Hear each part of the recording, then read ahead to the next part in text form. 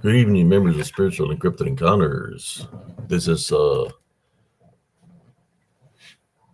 Abe CSRCS going live here late at night on Spiritual Encrypted Encounters on YouTube, Facebook, Restream, and my showreel TikToks under Abe CS895. Hope everybody's having early morning, great evening, you know, whether they're stuck in dreams or in La La Land.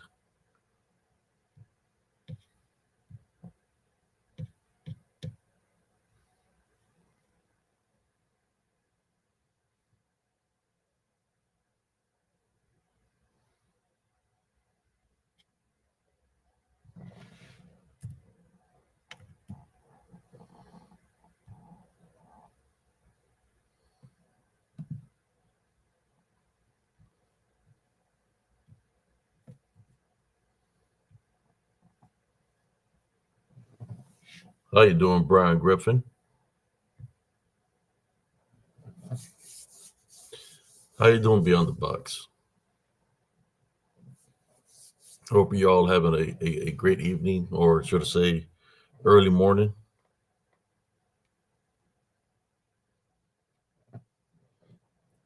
I'm going to share this live feed to the groups that I share to.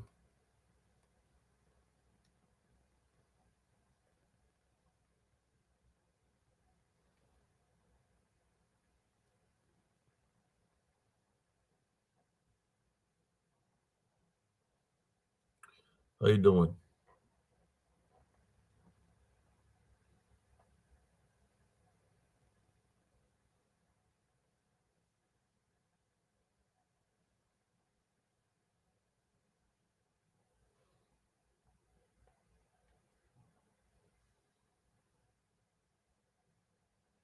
Let me share this real quick to the live feed brothers and sisters.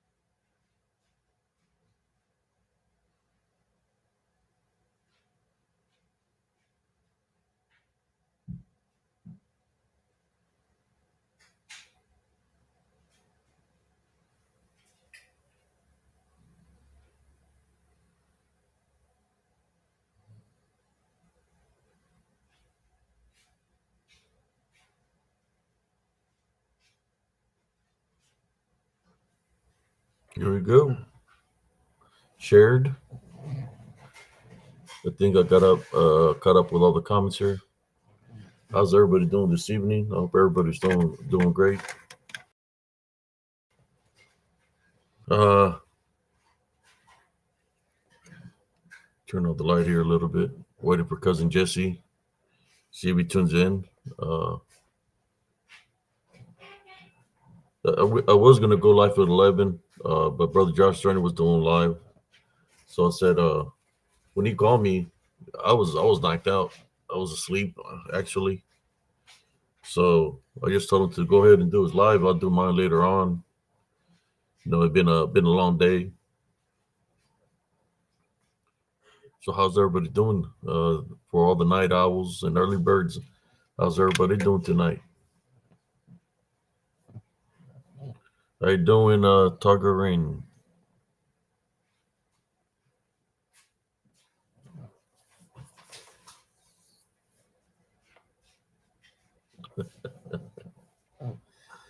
Uh,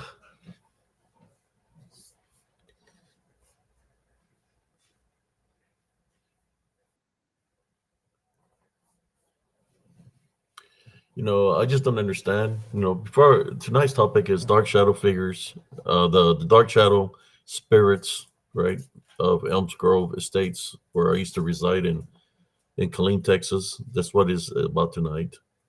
Uh, oh, there's cousin Jesse. Let me bring him in here. Welcome, cousin Jesse. How you Welcome, doing? cousin. I'm doing okay. How's everybody? Who is here? Let me see. Scroll all the way down. Hi, Brian Griffin. Hi, Beyond the Box. Hi, Detergent. Hi, Smurfy. Okay, I'm caught up. How's everybody doing tonight? Let me This start morning, off by asking. Let me start off by asking. Is there any crackling or smacking coming out of my sound? I can hear you loud right now. I know that they're the ones that Okay. listen. I went and bought a charger. Got my Bluetooth on. No problem.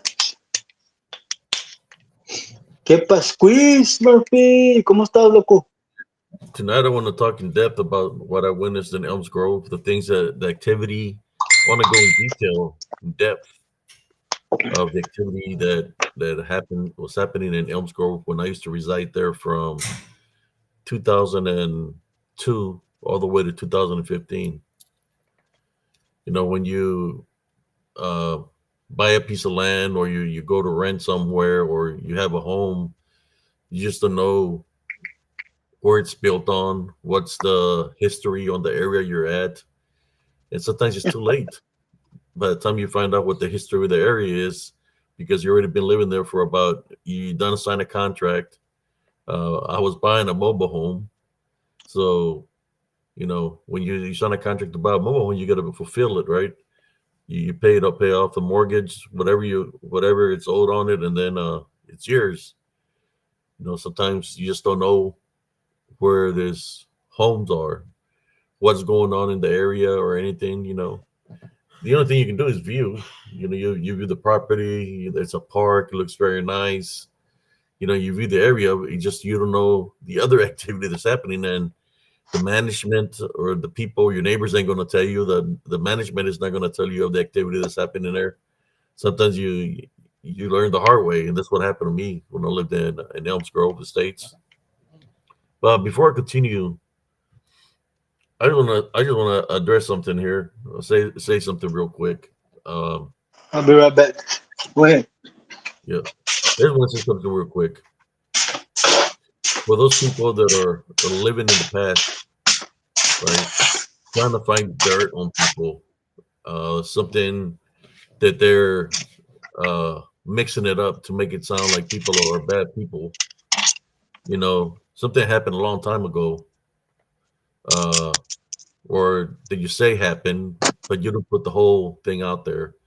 Uh, the only thing I can say is, uh, the things that y'all doing is ridiculous. I went in there to try to talk to you, and guess you didn't want to talk to me. Uh, so I figured I can talk to y'all so we can stop this nonsense that's going on where y'all come in here and attack us as spiritual encrypted encounters, and then we have to defend ourselves, right? But you're not going to change y'all's ways.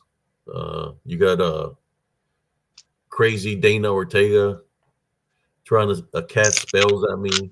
Uh, the only thing I can say about you, Pinche Bruja, is whatever you try to cast my way, it's going to get deflected and it's going to go back to you because I don't accept any form of negativity. And I do have a lot of evidence of how wicked these people are. I have evidence on everybody, and I will place my evidence soon. I'm just trying to see what kind of moves they're going to make, because they do have an option. The option is stop what they're doing, stop messing with people, and we all be cool. We can all get along in this community. I can do my thing, you can do your thing, but you choose the drama. I believe y'all choose the drama because Honestly, without that, your show will have zero views. You'll be irrelevant. And y'all gripping, you need you need my help to keep you afloat. You need brother Josh Turner's help to keep y'all afloat. You figure it's kind of like you're the little boat that's sinking, and you're trying to keep afloat by, I guess, trying to hang on their coattails of some sort. Uh, you're trying to copy what they do. You're trying to copy what we do here in Spiritual Encrypted Encounters. No, you talk about we have no views. Uh, you have zero views for a couple of days in the things that you put up there, like zero views. You say that you don't have no fake profiles. You got a ton of profiles, and we're going to prove that in the days to come or the weeks to come. We're going to prove that you are many of these fake profiles. But you're used to lying. I understand. You're used to lying because that's what you are, a liar. And anything that you put out there as evidence is trash because you're not putting everything. Just like when you come here and take certain little screenshots, you don't put everything that I'm saying, right? You just nick and pick. That's what you do. You're just trying to stay afloat because of us, right? No, I told brother just trying to. Well, how about we just leave these fools alone and just let them be? No matter, but y'all attack other people that we know, so then we come out to defend them, right? That's what we're supposed to be have to do is have each other's back. I went in there today, with my profile from Spiritual Encrypted Encounters, hoping that we could talk. He was going live, bringing out all this kind of evidence. I wanted to go live with him and speak about the situation between me and him, and we have the issue that we have, that maybe we can come to a resolution. But he chose not to put me on the show. I was placing comments as moderators or whatever. We're keeping from my comments to coming up on there. But I took a screenshot on SE News of exactly what I told him. I did not go in there with a troll account. I went in there with my account of Spiritual Encrypted Encounters. He talks about peace, about he wants peace, and he wants people to get along and all this stuff. No, that's not what you do. You always play the victim that people are targeting you. I went in there and I wanted to talk to you, and people started disrespecting me in your chat, especially crazy Dana Ortega. I don't know what the problem is. I guess I know what it is. She's a bruja. She knows where I'm affiliated is Jesus Christ, so she's gonna come at me every single time she gets an opportunity. She's gonna come up at me in a negative way. But I went there with my spiritual encrypted encounters to try to speak to this fella, so we can cut the bullshit, right? Cut the nonsense, the shenanigans. Well, that's not what he wants. He likes the shenanigans. He likes the bullshit. He likes the lies because that's what he is about. He's a liar, a piece of crap, and he's going to continue to do what he does. He's not going to change. The only thing I can say is another thing. You're making fun of me about PTSD. I'm a combat veteran. If you look at my records, I will show you my records of my percentages of what's wrong with me. I'm going to tell you right now, PTSD is not there. So you got that one wrong. Do I have PTSD? Well, I have been in a combat environment which we had to eliminate the Medina Republican Guard and other uh, guards that were there. So you figure that one out. But if you want to find out if I have PTSD, all you got to do is step up. I see when I showed up in your chat, it's kind of like your ass puckered, that you got scared. The only thing I can say, you better be scared if you continue to play the shenanigans that you're playing. Because we're not putting up with here in spiritual encrypted encounters, and enough is enough. Are you gonna this women that are pumping your head? They're gonna protect you if we get a hold of you, right? You know that they're not gonna be around for what's gonna happen to you, right? You know that. You say that I'm threatening you. So the only thing I'll tell you is stop trolling, leave me the hell alone. You leave me the hell alone, you ain't gonna hear from me ever again. Just leave me alone. But that's not what you're about. You like to play the games. I've been telling you for 11 years, and I think it's about time. 7 years is coming nearby. It's 7 times fold. So be careful what you wish for. In saying that, enough about Welcome, those really, my man. Welcome, enough Pablo. about those losers.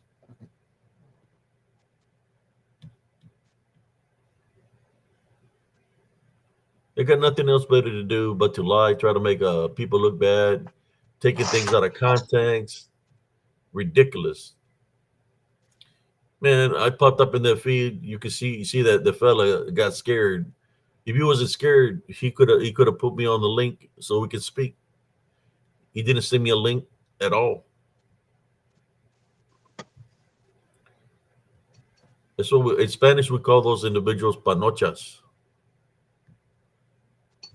You figure that out. You could tell the fear, and trust me, man. If you were to meet me in person, the fear that you had while you sitting in your seat is going to be a lot worse.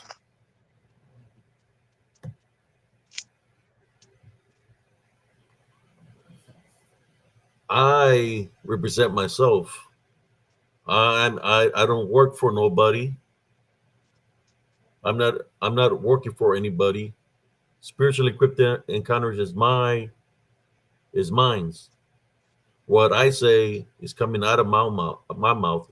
Nobody puts me up like you make the people that you put up to control people. That's what you do. I represent myself. Everything that comes out of my mouth, everything that I say is because of things that you and the people you're affiliated have done to me. So the only thing I'm doing is standing up for myself and telling you what's up. Now that I'm standing up for myself and telling you what's up, y'all get scared shitless. You should be. You should be scared. You should be scared. Said, hope you have eyes behind your back. What does it mean? Gordon Cobb, Damien Peterson. What does it mean? You have eyes behind your back. I hope this women are around you, escorting you like their security. That's all I can tell you. Take it however you want to take it. You done crossed too many boundaries, too many lines, and there's other people that you went crying to or whatever. I got the proof of what this guy has done, and if y'all want to see, check out SE News. I got the proof there that this guy is a piece of shit and a liar. And for those that are viewing right now, it's something that's happening with a troll that's the scum of the earth, a deadbeat dad, and only God knows what the hell else. But that's on him. All I say is leave my channel alone. You won't hear from me. Every time you or las pinche brujas that you have, the wicked ladies that you have, every time they say my name, put their name in their mouth, I will make a video and put y'all on blast. You Hey, guys better Jeremy, how take you doing, man? and you're the one behind everything, so you'll be my primary how should I say target. If I have to do something, I'm gonna come with you. Whether I have to get the law involved, I'll do whatever I have to do to bring you down. Then you wonder why you don't have your son.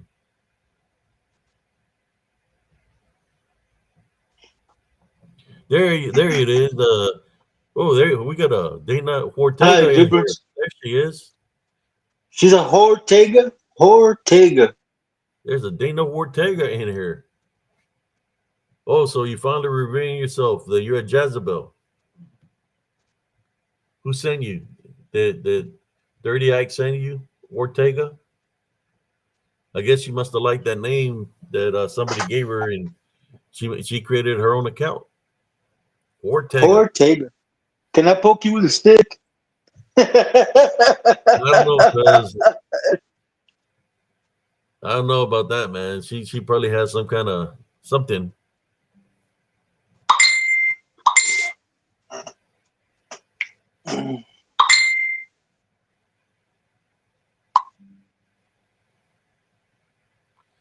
Uh, Exuberant, bring unhide Ortega.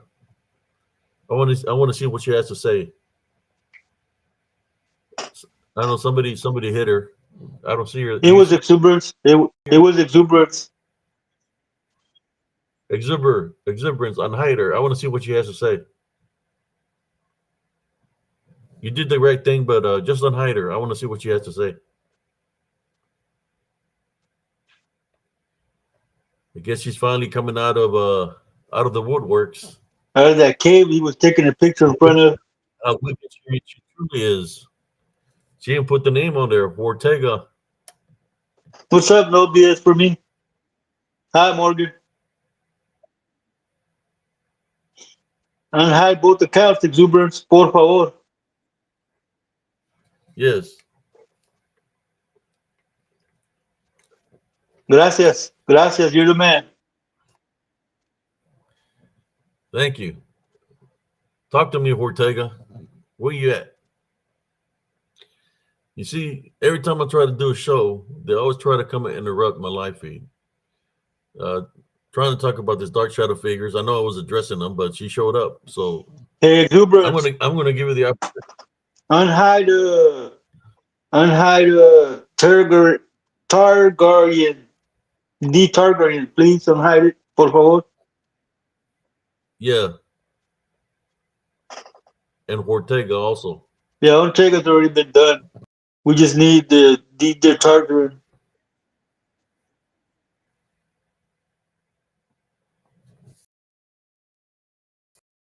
Now, can somebody say that on peace and all that, and then they just keep on doing the same thing, going after people?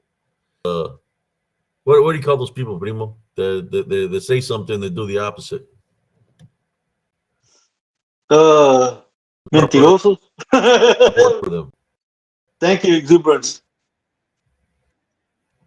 No, but there's a certain word for them. Certain word, like a Benedict Arnold, Yeah, or yeah, a traitor. it's like they say they want peace and all this, but the only thing that they dwell in is negativity. That's all they dwell in. They try to point the fingers at everybody else, but they're the ones that are causing the chaos that they're trying to cause, because that's what they're about. That's what the show is about. It's like having diarrhea. They should change the name to abnormal indigestion.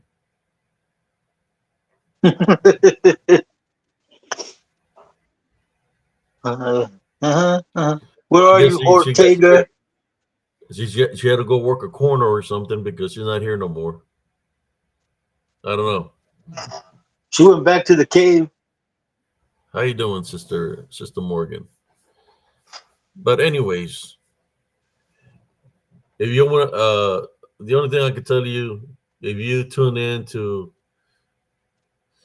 the show that I tuned in today, it was so freaking boring. They said that they're going to present something, some kind of evidence, and it was just a waste of time. That I even dozed off from the show. It was boring. The hosts are boring as hell. Uh, the all the people in that group is just, I don't know, they boring as hell. I don't even know whether they want to see something exciting. They want to see some real evidence, some real boots on the ground. Spiritual cryptid encounters is a place to be. I mean, they do come visit us with their fake profile all the time. Did they know what we're talking about? Because they come and take screenshots and little short clips that we talk about. And then that And bull crap they pulled last night by blocking all the mods. yeah, and they say that they hate us, but then they come visit us with their fake profiles. How is that? How does, if we were evil people like they say they are, or they say we are, then how come they come visiting us with fake profiles, targeting us, trolling us? Go ahead, cousin. It's because because this show and Josh's show helps them remain relevant in this community. Without us, there is no them. Bunch of celosos. They have no show to have to steal from this show and steal from that show to remain relevant. Ridiculous. The writers can't write anything original. You know, I don't see how they could say that people are targeting them when it's them. The only reason I went there today is because as many times for the past 5 years that he's trolled me with his troll account, at least I went there with my account of spiritual encrypted encounters, trying to talk to the guy to see if we can come to an understanding for him to.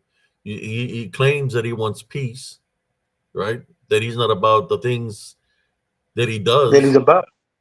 What he's I asked them to send me a link so we can speak, and they ignored me because when they say they want peace, that's not what they truly want. They want the opposite of peace, and they've been proving that daily. That Ironic. they're not about peace. They're not about a heavenly love foundation. That they want they just want to do what they do to stay relevant. But We'll get they have no content. They have nothing. we'll get to the nitty gritty here in a minute, Smurfy. Yeah, we'll get there to the nitty gritty. I just wanted to make that clear with these individuals. You say you have more evidence and all this crap. But like I said today, I didn't get nothing out of your show. Uh, the little bit that I've seen, but I do have evidence that I will place. If I have to make a video during the day, because I don't want to take away from the show, from the life feeds at night.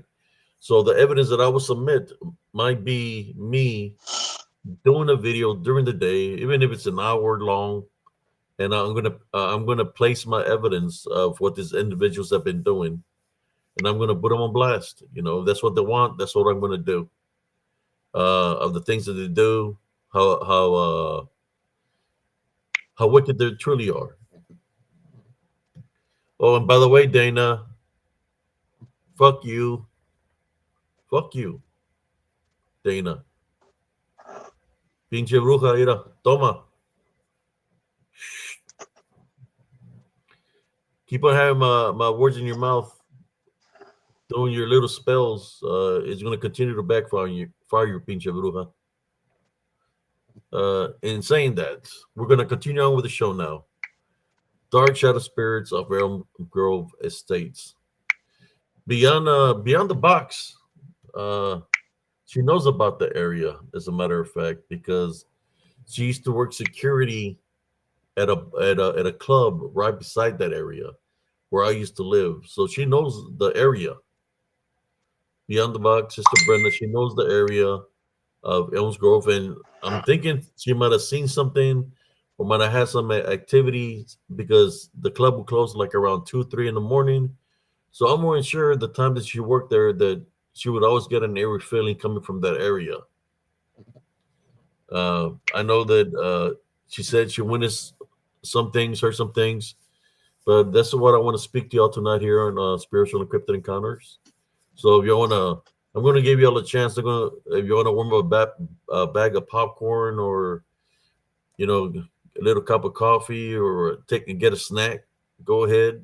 Uh, so I can share, talk about this Dark Shadow Spirits of Elms Grove and of what I witnessed when I stayed in Elms Grove from 2002 all the way to 2016.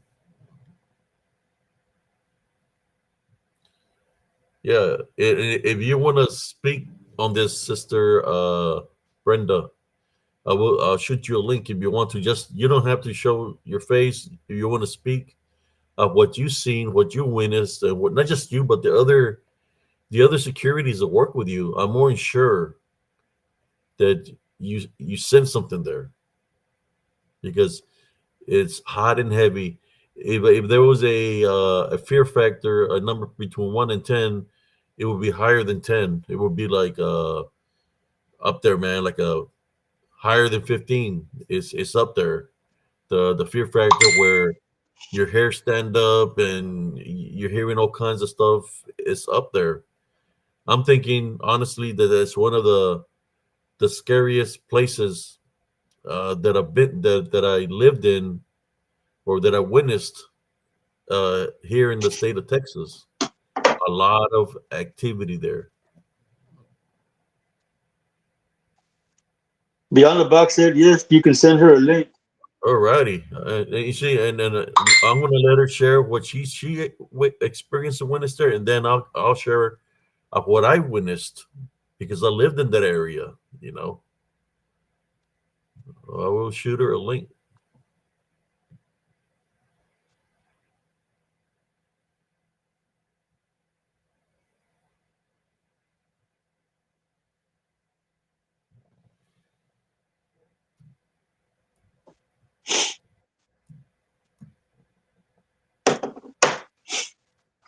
Hey man, I like the that color the selenite gets when it's been out in the full moon all night. It gets really, really white.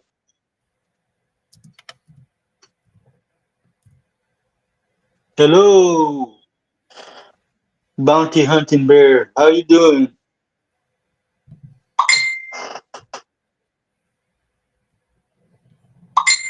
Okay, I sent it,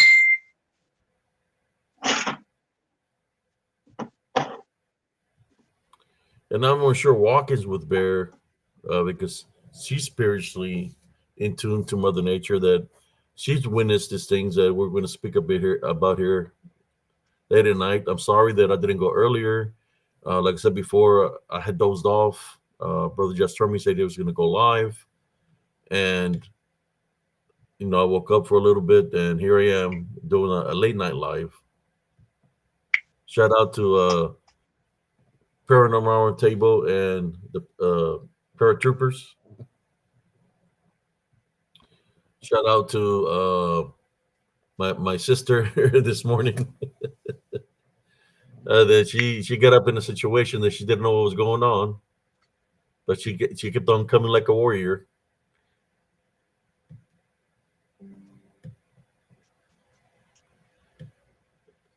There we go. I think she's here. Let me bring her in. I Uh, am here. Can you hear Good me early okay? morning, Sister Brenda. Good morning. Can you hear me all right? Yes, Okay, good. I don't have the camera on tonight because I kind of just got out of the that's shower okay. and I was That's going to get okay. ready for bed.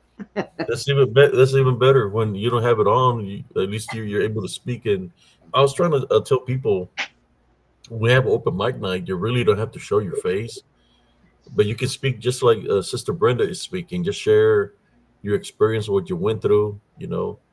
I believe once you share a story and you get comfortable sharing, you got to be comfortable with the environment, right? With the people you're sharing your story with, you know. Uh, Yeah, and right here, we are we are family for those that are here. And if anybody's going through something, we're here for y'all to pray for y'all, try to find a solution what you're going through, uh, and to help you overcome the trials, tribulations, or obstacles that you're going through life. That's what spiritual encrypted encounters is about. that's right. Uh, So you were talking about Elms Grove and yes. the shadow figures. Uh, I'll tell you, when I used to get off of work, well, we went in there kind of late. It was already dark, anyways. And we had to park behind the club, which was in between the club and the stream down there. And I would get out of the car and I would hear things and I would think, oh, it's just animals over there. And then usually by the end of the night, um, myself and a few others, we've been down there and we've just heard things walking around. We had our flashlights down there. We didn't see anything. Um, and I just used to get the creepiest feeling every time I got in or out of my car, like something was watching us. So it happened often. It happened all weekend, and Yep. I'll tell you, Do you remember the night that the vehicle drove from there and To the hit the Nickies. tanker at the Mickey's? Yes. Okay. So that night, for some reason, everybody in that club was off the chain. I mean, it was constant fighting, everything.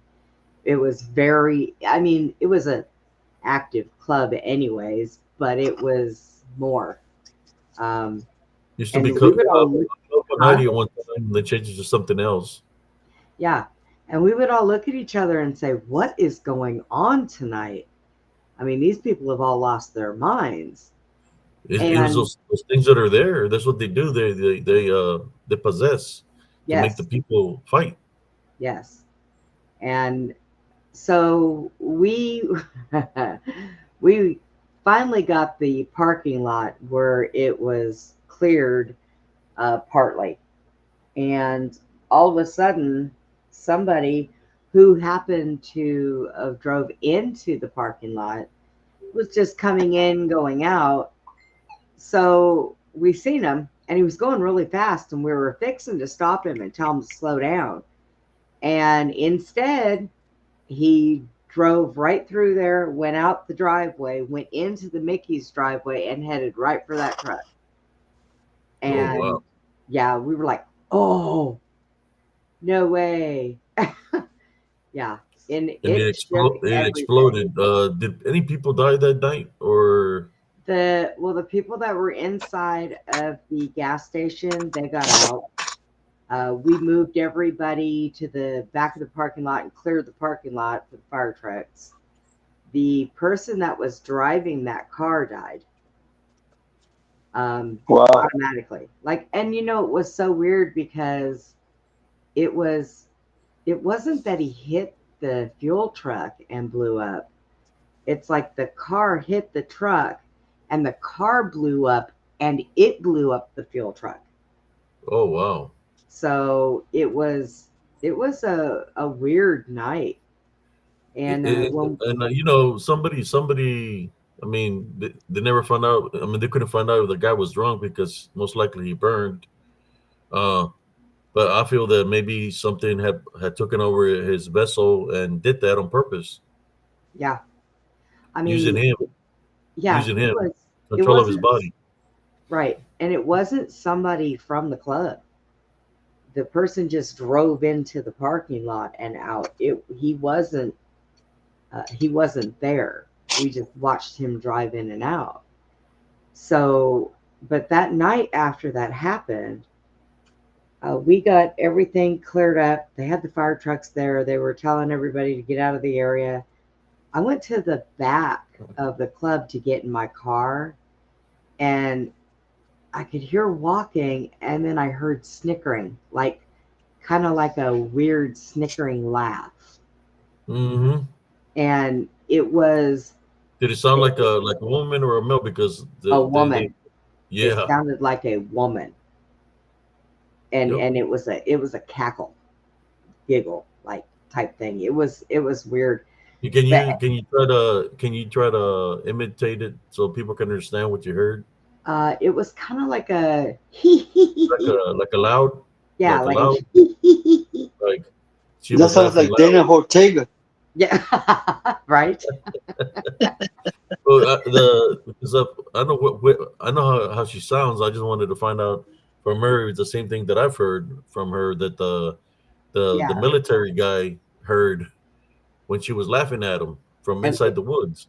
it was like a and I was like, oh, who is there? It was one of those giggles, like a wicked giggle, Like, more like yes, when I heard it, it reminded me right off the bat of a witch. yes. Yeah. It Yes, was what I said it was. it was. This It this was this it was like this a, laugh a was coming gotcha. from near the creek or Yes, nearby you. it was Because right by the creek. it echoes there. There's echo where it can sound very loud. It's kind of like a depression, but it sounds very loud. If if somebody laughs, the echo can carry, but it's coming from the woods because I've heard it before. I've Yes. heard it uh, by myself when with my nephew, and I've heard it with that soldier that was trying to go into the woods, and I was trying to get him not to go in there, where she laughed, you know, Right. and the laugh was like one of those laughs, like, "Yeah, go ahead and bring your ass in here, see what happens," you know, Yeah. And a wicked laugh. everybody kept saying, well, it's probably because that store was so small and they wanted to build the big ones and they couldn't build a big one there. I was like, that's not an insurance grab because that was one of the busiest stores because it was around the clubs, it was on veterans. There was the cab company was right behind it and all the cabs fueled up there. That store made money. I had friends that worked there. That was a money making little store. Yeah, So, but yeah, it was a weird place. You would see shadows every now and then. You would see, I had guys come back around the corner and saying, I think there's somebody back here down by the water because we heard them down there and we looked and it looked like there was somebody there. So we would go down there because they didn't need to be in there in the middle of the night, first of all. And so yeah. we would go down there. So you go there Yep. with your And look around flashlights. and not see a soul in sight. One night we Yeah, heard like distant voices. And I said, well, is that coming from the club? Because, the first thing I'm going to do is I'm going to try to debunk it. Okay. And I said, is that yeah. coming from the club? And we walked up and down and went back up by the club. And no, it wasn't coming from the club. So my partner looks at me and he says, go down there and see what you feel. And I said, all by myself? And he said, yeah, go ahead, chicken, you're armed. I'm like, okay. So I went down there and it was just a very creepy feeling. And I always wondered if there was people that passed away in those woods or was buried somewhere out there on that property because it had a lot of activity. To my understanding, Sister Brenda, when I found out after I did the show, uh, I spoke to this band that built the Killeen Yeah. Airport, the old one. They said that when they had dug up, they were building those projects at the airport, the golf course, and all that. But on the airport, they were digging up to put the pavement right for the where the airplanes could land, and when they were digging up there, did they find a massive native gravesite where they found the bodies, and they had like jewelry and stuff on them of the Yes. natives, and Yes. they were ordered to build over Yeah. it. So, to my understanding, what I was told by that individual and this other individual, uh, that I guess he's like used to be a general or something.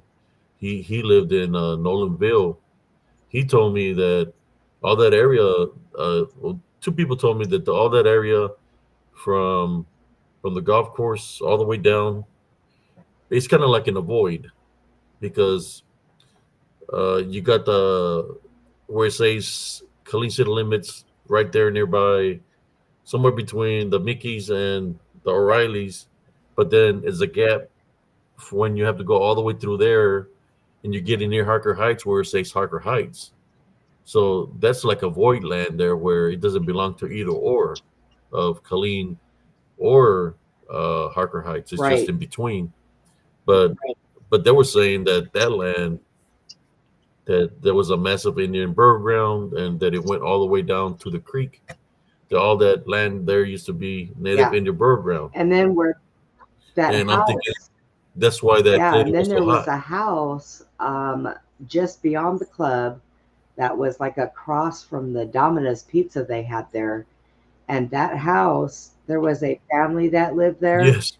and they had just had new gas lines put in. And boy, I'll tell you what, when that thing blew up, and that was a shame because the mother, the father, the grandmother, and one of the children was still in the house. The other child, I Yeah. believe it was It the blew up and daughter, caved had in. spent the night with somebody else that night. So, The gas Yep. line blew up, and the house there was a the old boys and girls club there where they have they have auctions now right across the Domino's. The house used to be in the left. They said that it blew. That happened first before the Mickey's. Yes. That blew up, and the house caved in. I remember when I heard the boom, and I went in there, and the house just caved in and stuff, and guess family members died. I don't know if they had died from a leak. I don't know how this house was built, but to my understanding, this house was like had gas like the lights and everything was for something dealing with gas, Yeah. like butane or something. I don't know. This to my understanding. I don't know if it's true or not. All I know, it blew up and it caved in, and all those Yeah, it individuals was died. propane. They had a big propane. Yeah, they Propane. had a There you big go. propane tank out there, and they had had a new one replaced, and it wasn't a bad house. It was kind of a really nice house, and it was the only house that was around on that side that was in that property all by itself, and it was a good sized property, and it went the behind of it went started those woods also back there. So Yeah, there's another house towards the very back of that yeah, property. Where they were there in the front, if you follow the road to the back, there was another house way deep in there. yeah, it was horrible. I know that the dispatcher from the cab company that was on the opposite side of the Mickey's, she said it shook that building, scared the daylights out of her. It was a pretty big explosion. So so was the tanker truck, because like I said, first the car blew up. I mean, we sat there and watched it. First the car blew up, and then the tanker blew up. It didn't crash into it like on the movies, how you'll see a car crash into a tanker and then it all blows up at the same time. Nope, that's not what happened there. So it was pretty bad. But I think that in that one, the only one that passed was the person driving the car. That was it. There was another incident that happened in the same area in between the house that blew up and the Mickey's. Was There was this Puerto Rican lady that would come to our house. That she lived like 2 blocks away, and she would always come and ask my sister Beatrice for or B for cigarettes at late at night, like 2 in the morning, right? So she came asking for cigarettes one night, and my sister said she didn't have any. So she just said to her, she said that she was gonna go get some cigarettes from the store. Then when she came through back, that she was going to give her a cigarette, and she said okay. So she cut through the woods, not through the path that's in the Elms Grove, but she literally cut through the Wow. woods. And as far as I know, what happened to her is because we heard the like something hit something, and then you hear the ambulance and all that. So we went to go check it out to see what happened. Well, the truck driver said that he was driving and that this woman came running out of the woods, ran into the street, and ran in front of the vehicle. Yeah. And he said that it looked like she was running away from something, and she ran into him. But now she's not here to say her story. It's just his story because she died. She got hit by a semi Wow. truck, I believe, that was going through that area, but she passed away. Yeah. It's Um, it's weird. I've tried to. I do believe that I have heard about the Indian burial grounds there. Um, Now, I'm kind of conflicted on those because a lot of the Indians that were buried on certain properties, I don't think that they were bad spirited. Um, like Susie has got an old Indian chief buried on her property, and her property's protected. And every now and then, when she walks her path to go down to the lake, she'll find arrowheads just laying there. And she'll collect the arrowheads and she takes them in, she cleans them off, and she keeps them. And she'll pick them all up and then she'll go out there a couple days later and there's more. And I said, I believe that that Indian chief is gifting you with those, and you're protected. I mean, a lot of good happens on her property. Plants grow excellent, everything, her animals are all happy. So I don't know if there is something that uses the energy from Indian spirits to make bad entities, if that makes sense. Well, yeah, well, the natives that used to live here in this all of Central Texas, the Tonkawans, Tonkawa, they were natives that they used to call them dirty Indians, and they worked with the Cav on the horse regiments. They were like their scouts. Welcome, Prima Beatrice. Literally, like if oh, my sister's there too. She experienced the same things that I experienced, but I just wanted to get her point of view of the things that Sister Brenda has seen because she worked right Yeah, by the area. Somebody asked earlier, is the area where she works right by where I used to live, and she will confirm that it's right yeah. beside it. And the store too. The store was right across the street from the club where the creek was. Elms Grove Estates is how far away from the location. If we would go instead of going to the Domino's, but we go straight and cut an angle from the club to the Yeah, through the woods, it's probably what like a good 200 feet yeah, away, 300 feet, somewhere yeah. around And there, and 400 feet. now it's the it has the O'Reilly's, I think it is, the whatever auto parts store that Yes, is, and that, a yeah, Dollar General or and that Family sits Dollar. in Yeah, between the club and the back part of Elms Grove and around by where the woods are. Yeah.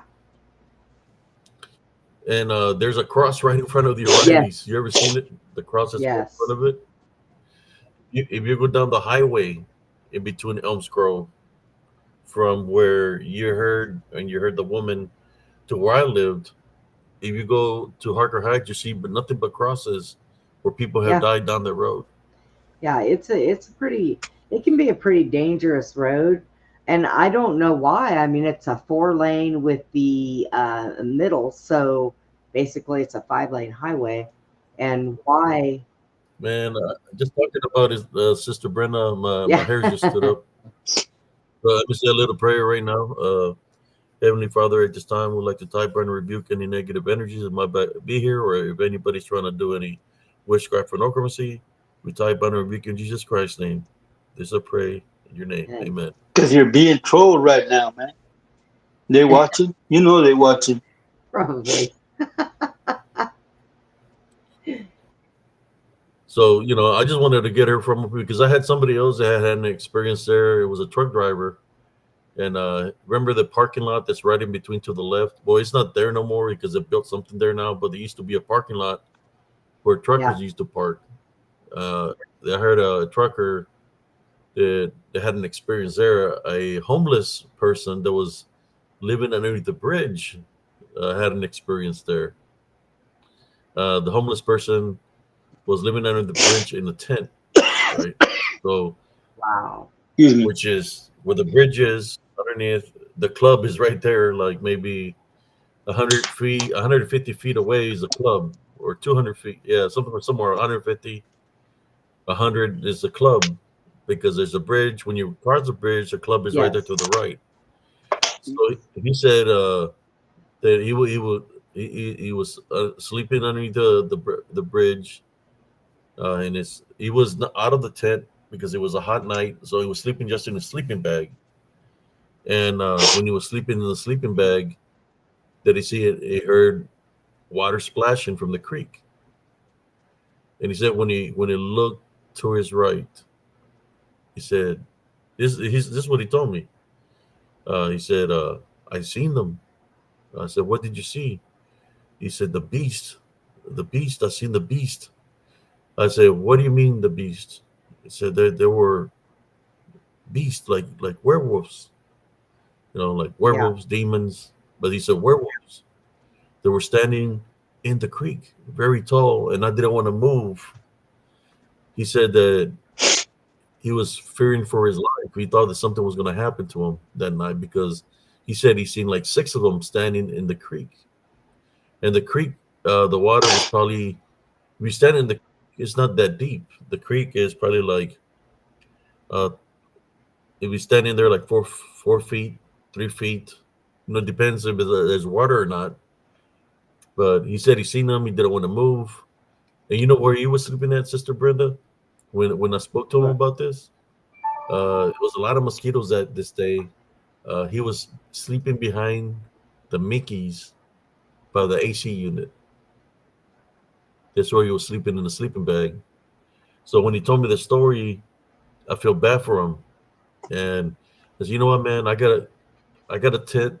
Like, you can set it up there by my house, man, and I'll give you some food or whatever, so you can get on your feet.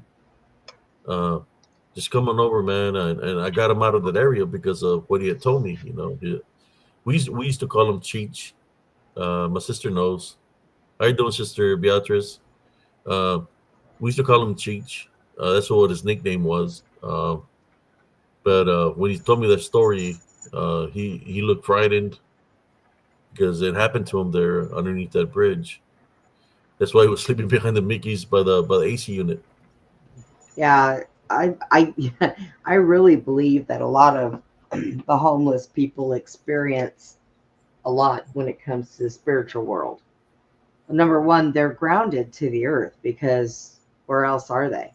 They're out there living on these streets and all of that. So I think Yep. that sometimes, they've got those spiritual openings because a lot of them are drinking or, And they're fasting in a yeah, sense of a way, right? Fasting because they're not eating how they're supposed to right, eat. So in the form of fasting, it's more what's around them because they're fasting in a sense of way because they're not eating how they're supposed to be eating. And I just wonder one thing, Sister Brenda, since we're talking about this, I wonder how many homeless have disappeared from the face of the earth of that might have been camping out underneath that bridge or in the creek. Think towards Harker Heights. There's another area. There's another bridge over there that takes the left to going towards the bingo, and there's an open space there where you can go fishing. I remember I found a tent down there, uh, which is on the other. You follow the creek around Elms Grove. Well, I found a tent there. There was a wallet with an ID in there that belonged to I guess, an ex-veteran, a military veteran. yeah, But there was nobody in there. There was food. There was all kinds of things, but the tent was by itself. He even had some catfish on the line, but he wasn't around nowhere. huh, So I don't know. I didn't stay to find out if he was going to show up or not. Uh, we had gone fishing, me and my son and my nephew, but I don't know whatever happened to the individual. I mean, who would leave their wallet unsecured like that? right. Yeah, I don't doubt that a lot of them disappear from that area. I think sometimes that may be what has moved a lot of them like out to Austin because you don't see a lot in that area anymore at all. Even downtown in our little ghetto, you don't see a whole lot of the homeless people anymore there either. They've kind of vanished. I don't know what's happened to them. I used to live in a little place downtown, and when I lived by myself, I got used to cooking big meals. And I would cook big meals, and I know I'm not going to eat it all, and the leftovers would be there too long. So I would put some stuff in on paper plates and in bags and take it to some of the homeless people that were over by the old HEB downtown and all that stuff. and they all just kind of have disappeared now.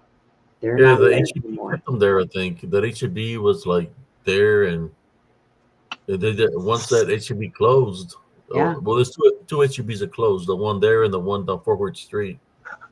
It's like yeah, I don't know where all these people moved to. Even the other store that was down Rancier, the feed store over there, IGA or something like that, that yes, closed down too. yeah, They used to have a was it an Albertson closed down, and then they had that other one in Harker Heights that closed down. But where the clubs are, there used to be a grocery store there. What was the name of it?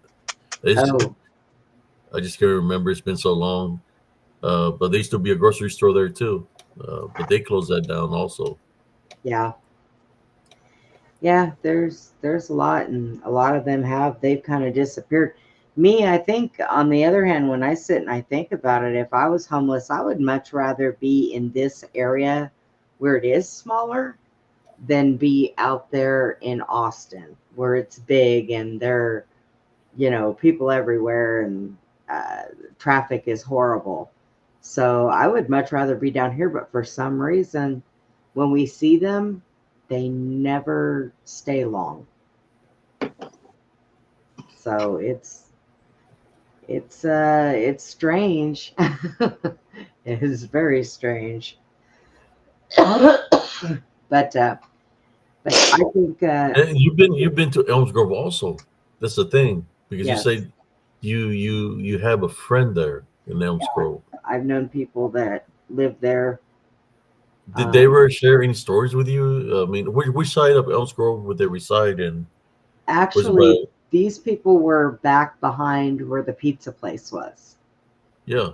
Yeah, that's where they lived. And they would get creeped out at night, and they would hear things and think that, there was coyotes or something out there because they had little dogs. They would take them out and walk them. So they would Hi, Mary. always say at night, Maybe I and might know them because I lived there for from uh 2002 all the way to 2015. let me think of what Lori's last name was. Hang on a minute. Lori, Hello, Maria D. Garcia. How you doing?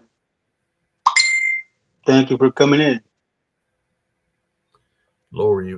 So they live in the first street to the left or to the right by where the To the park left, area like if was. you go in behind the pizza place, I believe it was like the first street that was on Yeah, the left. Lori Oh yeah, her name was Lori Quinn. Quinn. Quinn. Yeah. Sounds And familiar. and you go down that street. She lived down towards the end before you got into the uh, trees and all that stuff down in there. Yes. Um, yeah. So, and it was her, and she had some grandkids that would stay there on and off with her. Her daughter would stay with her sometimes. She had two daughters. Um, one was kind of handicapped, and the other one was just she was mean. But yeah, she lived down there. She actually just recently passed away not too long ago. So, Sorry to hear that.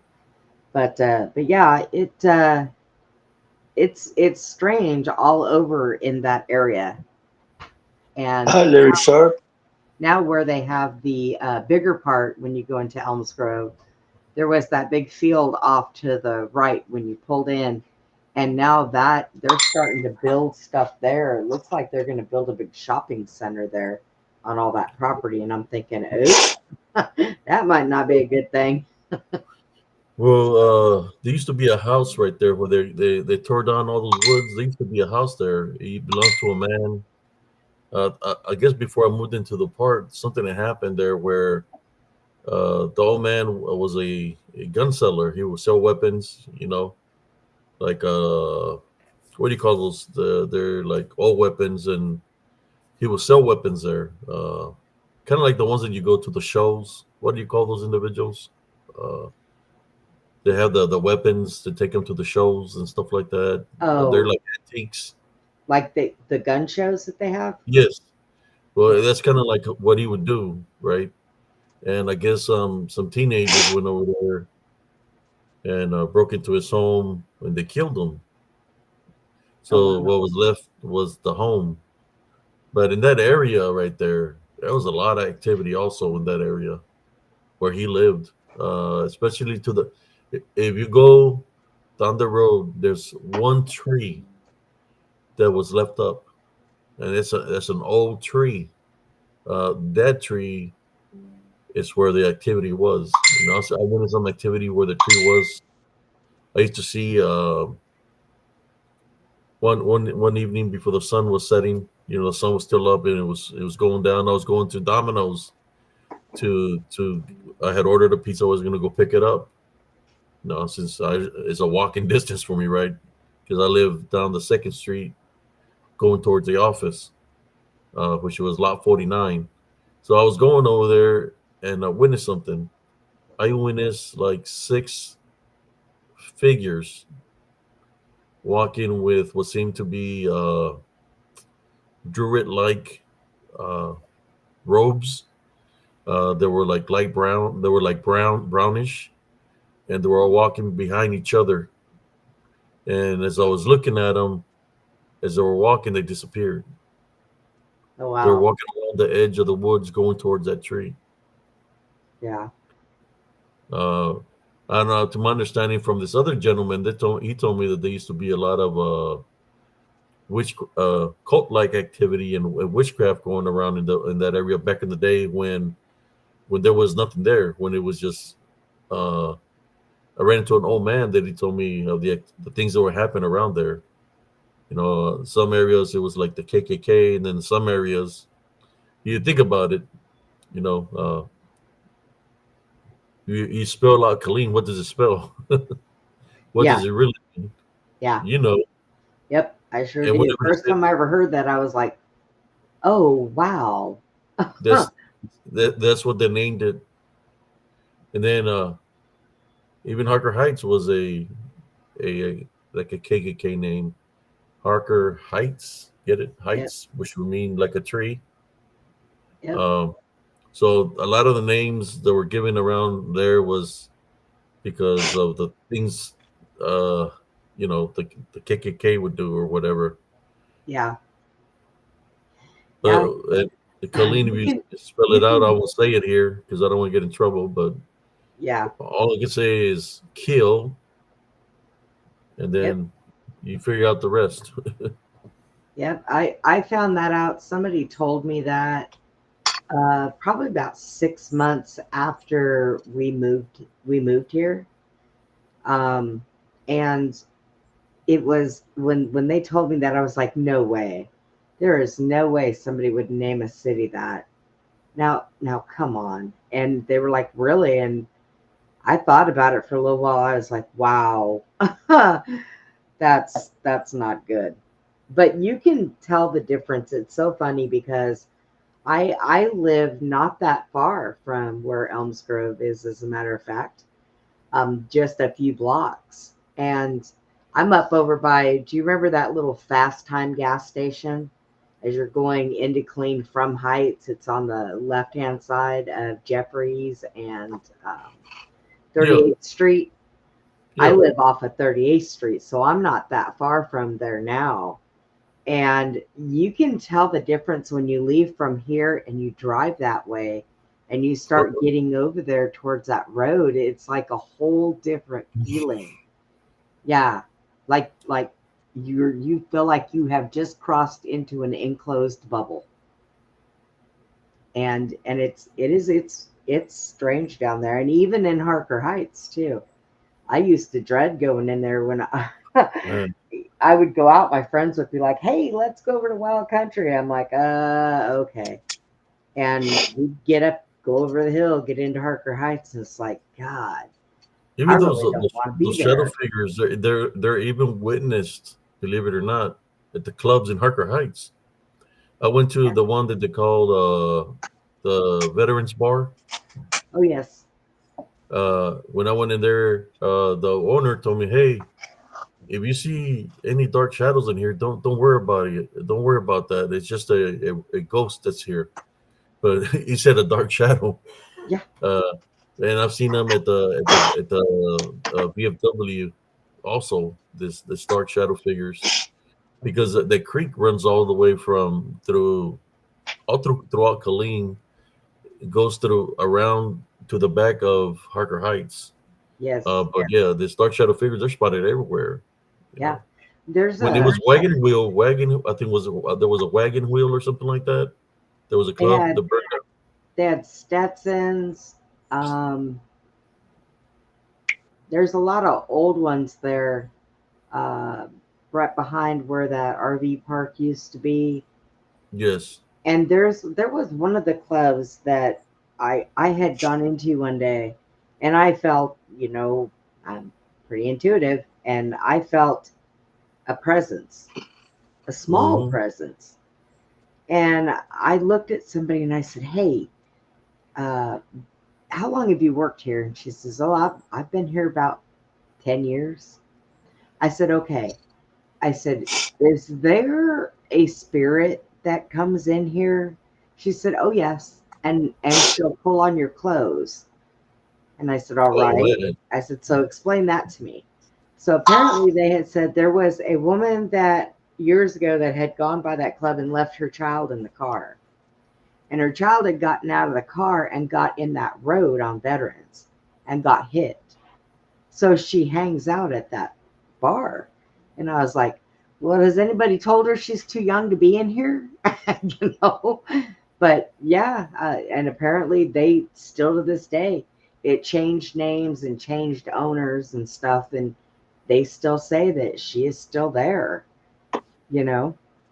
She doesn't really bother anybody, but when she wants attention, people have known her to either pat them on their leg or pull their clothes. And when that happens, they're looking around like, who just did that? And I thought, yeah, I said, I felt it when I went in there. I didn't see her around anywhere. Um, I was looking because I normally would see, but I felt her there. And a lot of times you have to be careful with kid spirits because sometimes demons will portray Yep. themselves as children because Yes. it's easier to, communicate with a child. But a lot of times, a child at first will hide, but a demon can hide from you also. They Yeah. hide, they don't They want to can be seen. imitate them. Mimic them. Yes, Mimic them. yes.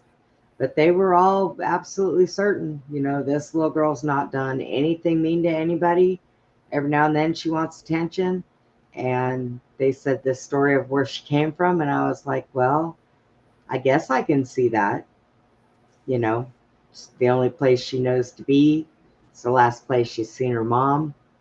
She may not know, you know. But yeah, it is Elms Grove, between Elms Grove and Harker Heights. It's a very interesting places to be. But you do, if you're a very intuitive person, A lot of you, activity there. yes, and you feel it. When you And cross some a of it's bridge dark. and grow in between those woods, Yes. you can And sense like, it right there. It's hot and heavy in that yes. area. And it just feels dark. It feels darker. Like, I don't care how much sun is out, you go into that area and it just feels dark. I mean, I don't know. Imagine being in the woods. Yeah. It's even darker, pitch dark, because there's a there's a path in Elms Grove that it's got a canopy like this where the trees cross over, so it's like a tunnel. Yes. So that area is hot and heavy. Yeah. Tunnel That's or where portal? like a portal. Yes, that's Yeah. where the hot spot is there in Elms Grove. Is the path where I encountered the six, but uh, we can get to that. I guess yeah, a lot of activity. The dark shadow spirits. Oh man, that I witnessed. It's weird because I know you're familiar with the mobile home park. So my street was the second street that goes down the hill. There's a hill that goes down Yes. towards the park. and the main office is there where the swimming pool is. Well, I used to live in Lot 49, and I had the view. At one time, they used to be down over there in the park, all over the place over there, but it flooded. The creek flooded real bad that it took the mobile homes with them. So they removed all those mobile homes from there, and they said it was they considered it a flood zone. So I had the Excuse me, view. y'all. To the park. I had the view to the park. Um, did somebody say something? Oh, I think it was. I had the view to the park. So at nighttime, my mobile home had a sliding door, and I was taking out the trash one day. I think it was like around 1:30 in the morning. I was taking out the trash, and I seen movement over there by the swing sets. There's poles and there's light poles down there, and I could see at least 6 or 7 shadows moving around. And I'm like looking at it. I said, man, what are this kids doing out there so late at night?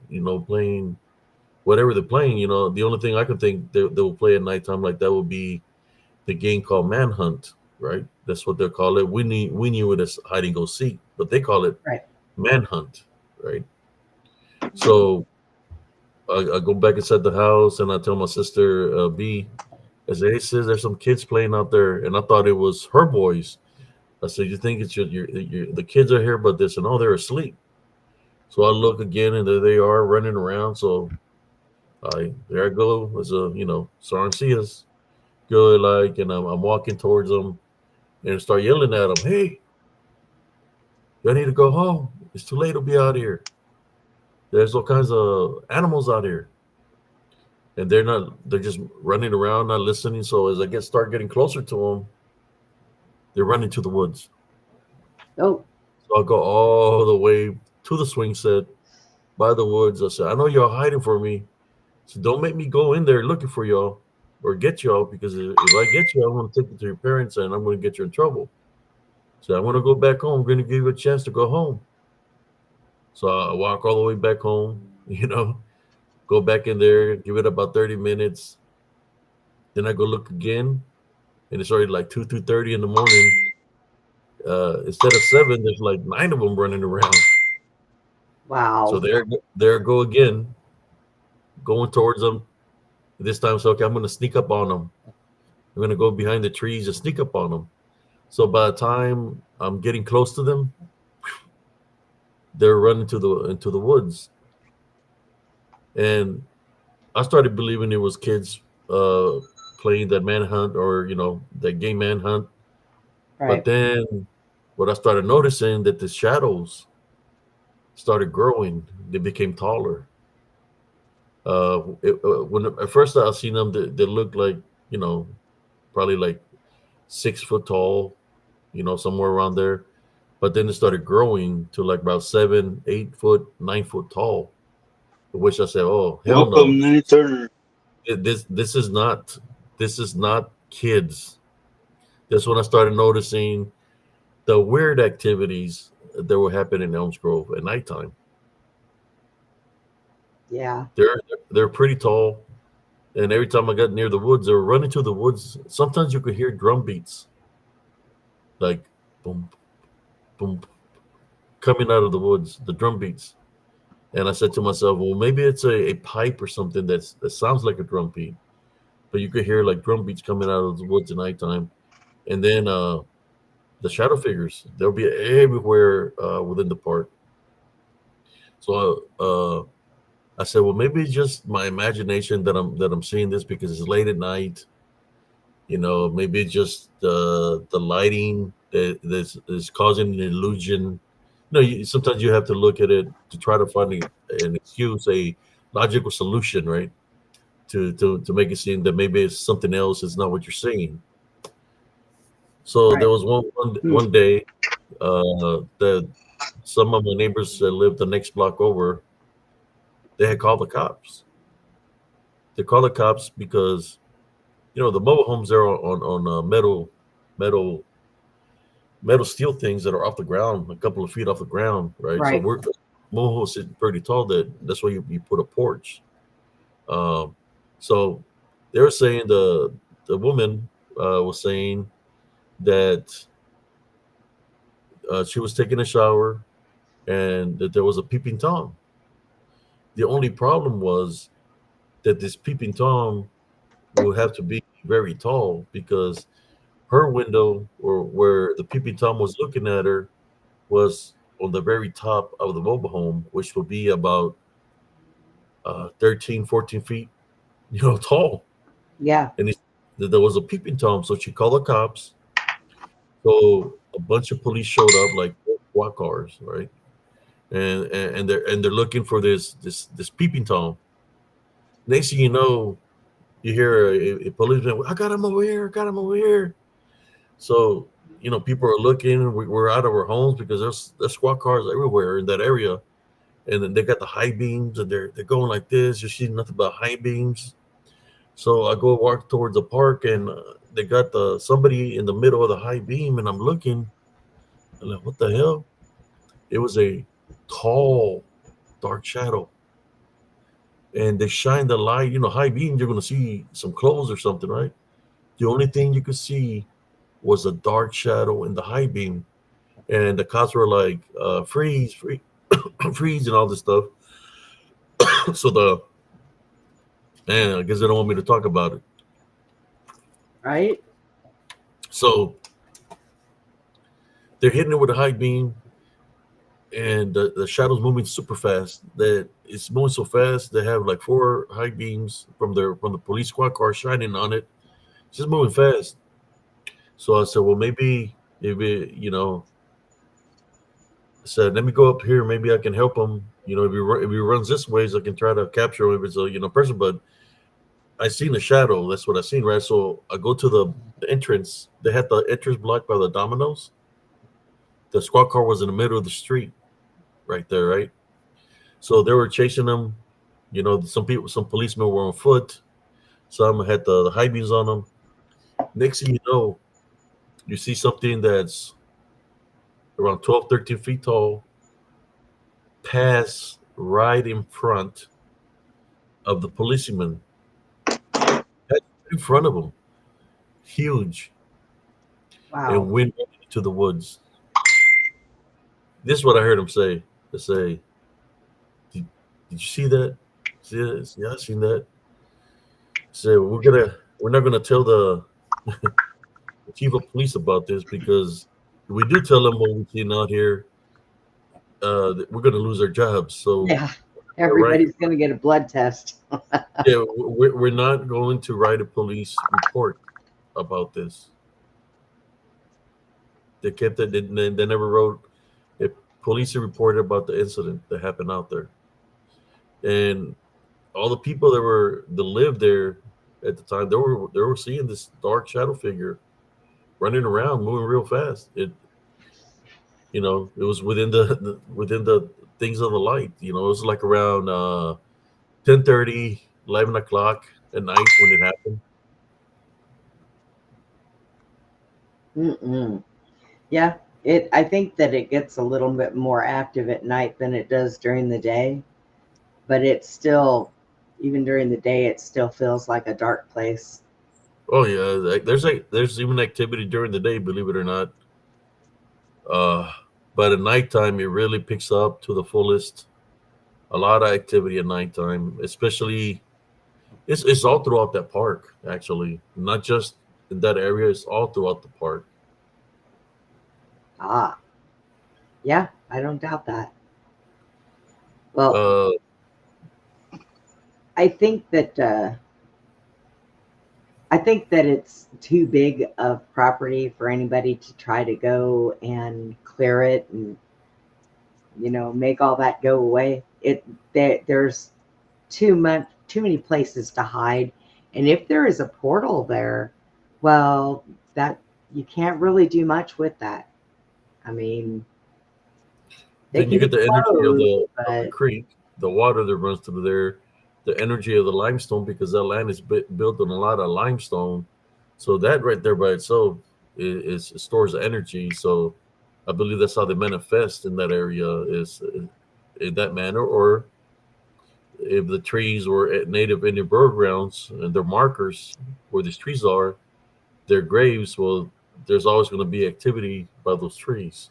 Yeah. It's pretty hot and heavy Yep. that you're able to see these shadow figures when you can see them elevated on the ground, where they're off the ground, and you can see them go into the trees, like literally go into. I got stories. Let me see anybody got any questions so we can continue this because I got more stories of.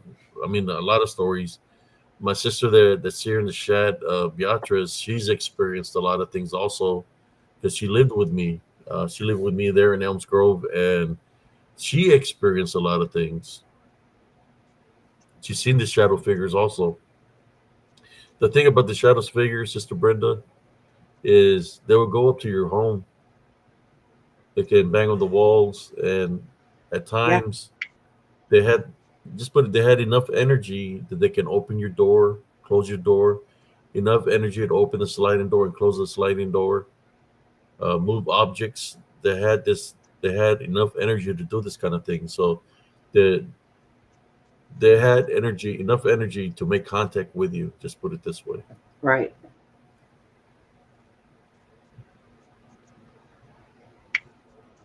If we persist, they never took place. Yeah, That's what it was. that's Temple PD for you. Not no offense, Sister Brenda, but uh, Temple PD, man. I mean, I don't blame them. They're trying. I mean, they probably were rookies or new, and they don't want to lose their jobs. Yeah. Absolutely. They don't want to lose their jobs, so they have to keep it professional.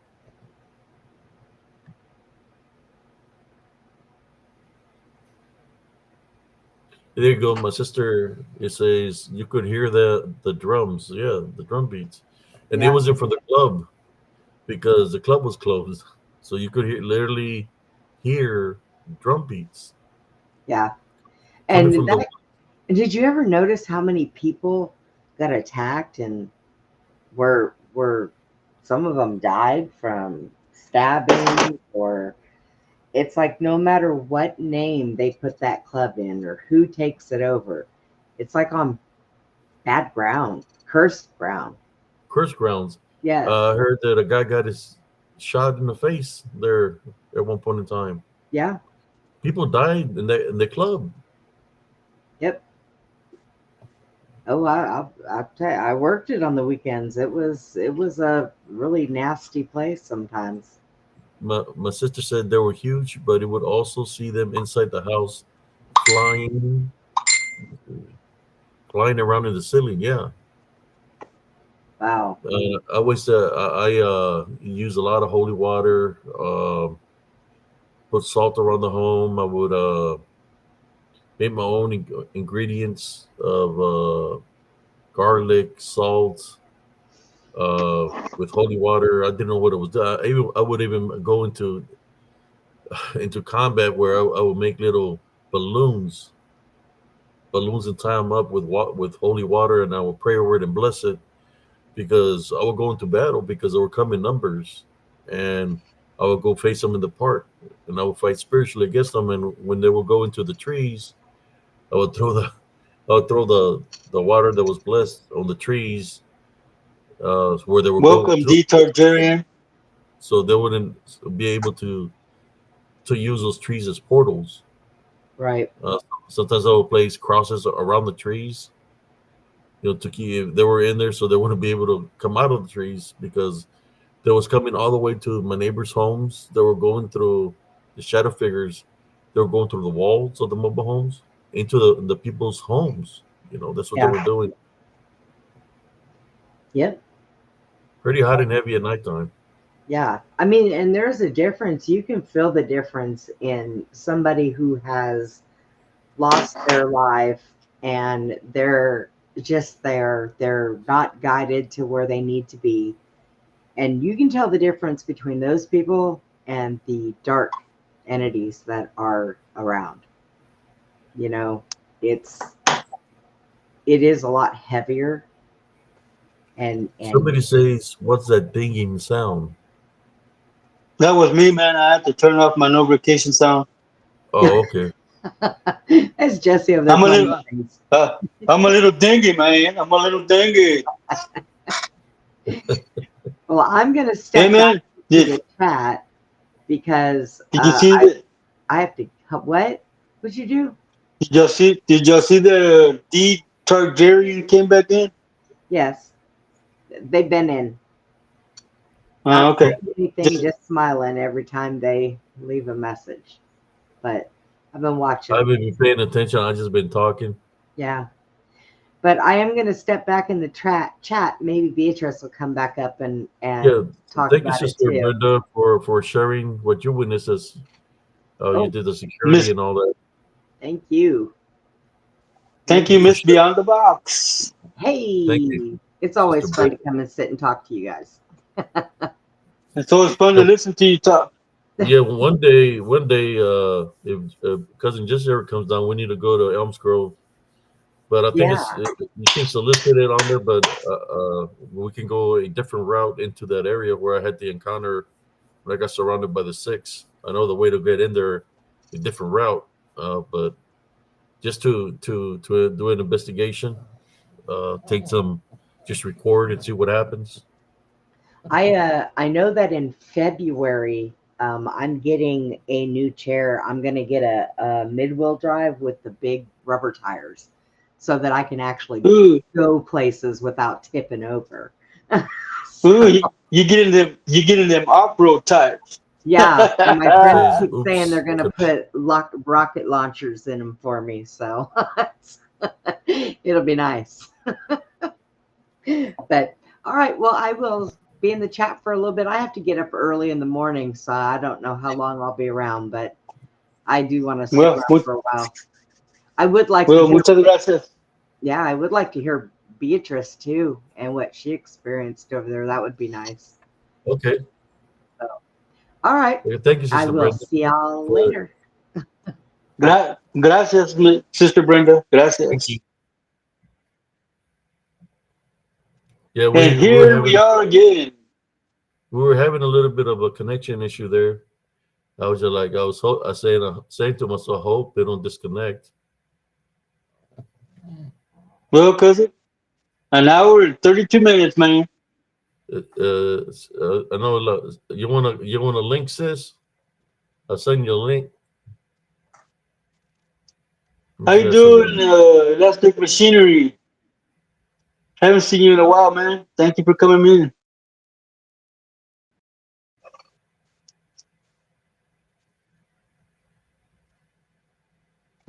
Walk with Bear.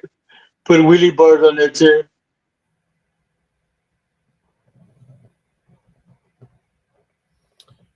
Yeah, Thank you, we're always Luke. Thank here you, Smurfy. on spiritual encrypted encounters for all those people that have problems sleeping, that are being troubled by succubus or incubus. We are here, spiritual encrypted encounters, to assist you spiritually to whatever you're going through. If you're having nightmares, night terrors, we're here to assist you spiritually at nighttime. If And you we'll have do it for free. and if you have any uninvited guests coming bother you in the middle of the night, we're here to assist you spiritually. That's what we do here at Spiritual Encrypted Encounters. Hi, Prima Ivy. Prima Beata says that she'll just get booted like she did this morning.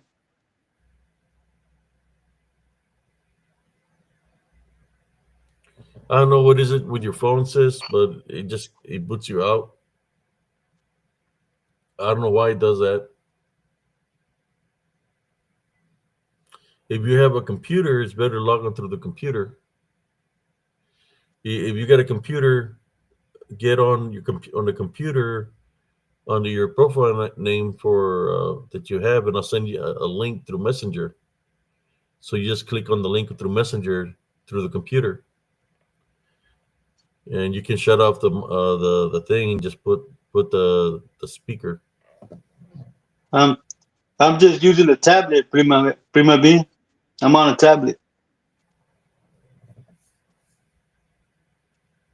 Yeah, I got insomnia anyway, Elastic Machinery, so sometimes I'm up, and sometimes I've been up too long and I'm not up.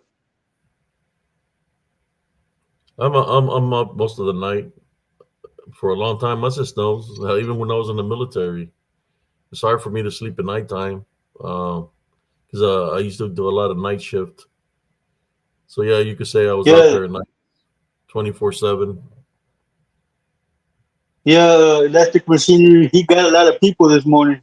I was laughing because I was like, they were in between a high five when he said, "No, I'm just kidding. I'm not going nowhere." Yeah, get on your tablet, Chris, and I'm gonna send you the link to Messenger and get on your tablet and hopefully you can stay on longer. Let me. I'm gonna send it through Messenger. What's up, brother? Hootie hoo, hootie hoo. Okay,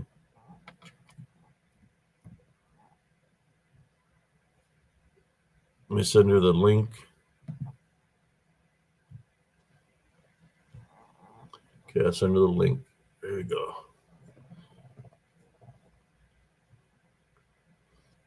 Yeah, I would do a lot of night shift when I was in the military, especially. Even the jobs that I would do would be nighttime from like 6 in the afternoon, 6 in the morning, 8 in the morning. Prima, I've never been more proud of you than this morning. Yeah, you're 100% girl. You go to bat. I was like, oh no, they riled her up. It's over.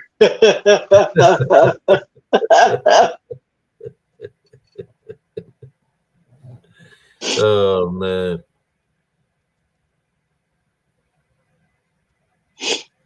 I was like, she wants to jump through that phone and scratch somebody's eyes but honestly, out.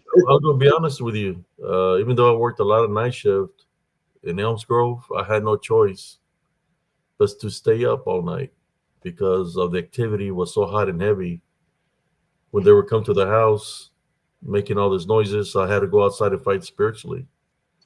It would happen daily in Elms Grove. People would ask me, how come just don't move? I said, I'm just trying to pay off a mobile home, and once I pay it off, I'm out of here. But yeah, my sister will say, "Hey, but things they're here again. They're pounding on the wall, or I see them pass by the window. There's something outside, and I will go out there and fight spiritually against them. This dark shadow figure." oh, Smurfy, no award, man. She didn't know what was going on. What you saw was actual. We don't have script writers in this show. It's all spur of the moment thing, man. She was literally ticked off, man. She had no idea what was going on. Yeah, we don't cut videos. We don't take pictures and take them out of context like certain individuals. We just speak from the heart. We speak in truth here in spiritual encrypted encounters. We're about the truth. I see certain groups trying hard to stay afloat, even though their chip is sinking, and they want to take things out of context and make up their own stuff on it, trying to paint people a certain way. That's not working because You just everybody good gets beyond the box. through the BS. So at night times, I wouldn't sleep. I couldn't sleep at nighttime.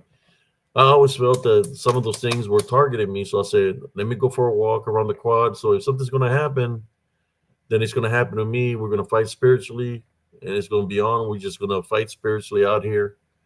But when I will go walk around the quad, which is around the embark, where the location you say is that they cut a lot of trees, I will walk that quad to do exercise at nighttime. I'll walk like uh, 10 to 20 miles a night, walking around the quad. And that's the area where I followed the shapeshifter skinwalker to. I witnessed a shapeshifter skinwalker in that area. So yes, a lot of activity there. I'm sorry, y'all.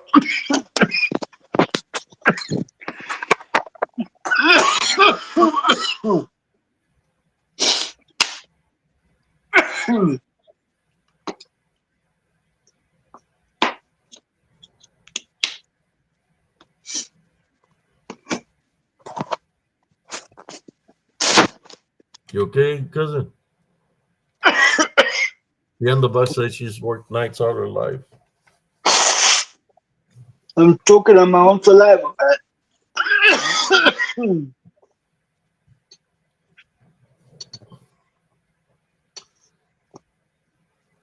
Damn oversized tonsils. I'm good beyond the bounds, Becky.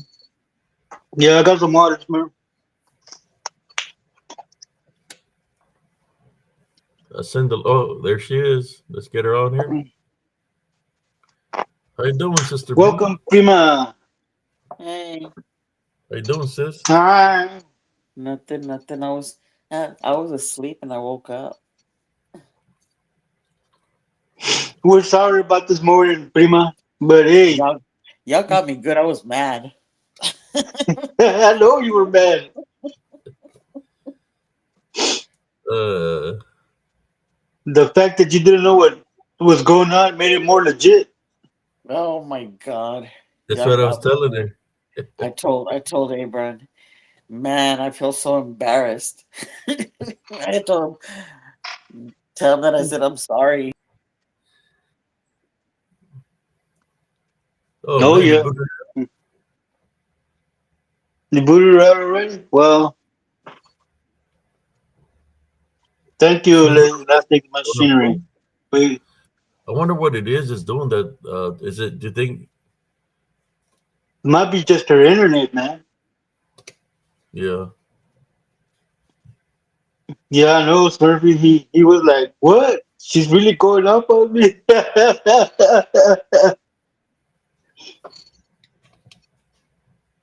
Oh, Sister B's always ready to throw down. You know the Ape sisters are wild, man. They're wild. They're fighters. If RMCs don't get you, they will. Oh yeah. Oh Yep, man. yep.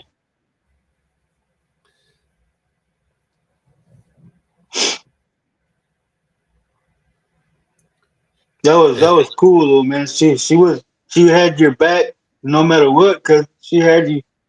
I've never been more proud of her, man. Pura familia, man. Pura familia. uh, let me send you another link. Let me try that. Let me try another link. Hey, you're in here, Lord. Welcome, man. I didn't see you pop in. Yeah, let me send another link because remember we were lagging. So let me send her another link. I'm gonna send you another link, sis. Yeah, Runner had your back too, man. He thought you were really gonna quit. He was gonna go do something to somebody, dude. All right, here we go. I'll send you a different link, sis, because I remember we were cutting in and out. Then we had an interruption, but I sent a different link to you. See if that'll solve the problem.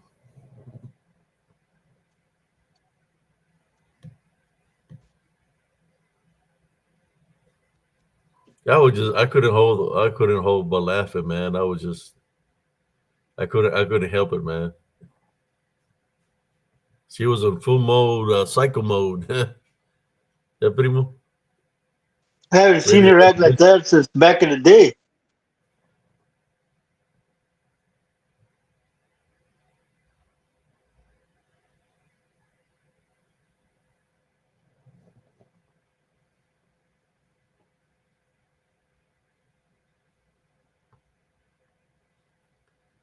Oh man, let me see. She jumped in here again real quick. Uh, like to say, that was one for the books.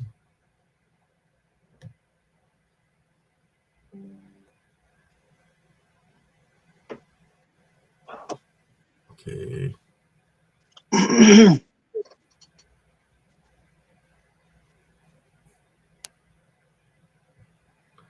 thank you, runner.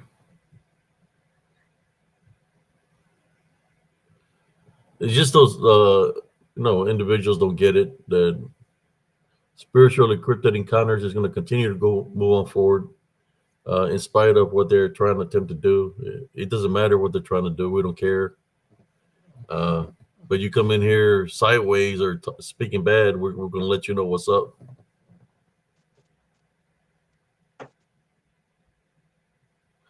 You'd have just left us alone a long time ago. There would be no jokes of anything. Wouldn't be roasting you in any kind of way. But it's like, to me, when you come for attention, trying to interrupt us, it's like you want us to roast you more. So I said to myself, well, let me roast them a little bit more, and you like that kind of stuff. What do you think, cousin? He likes to be roasted, He likes to get his nuggets roasted. but he's just doing it because he wants the attention to flip it over, to make it seem like he's being victimized. You know why he does that? I think he got donated $2 today during his life. I saw somebody send him was $2. I don't know if they send money somewhere else or not, but that's what he does it for.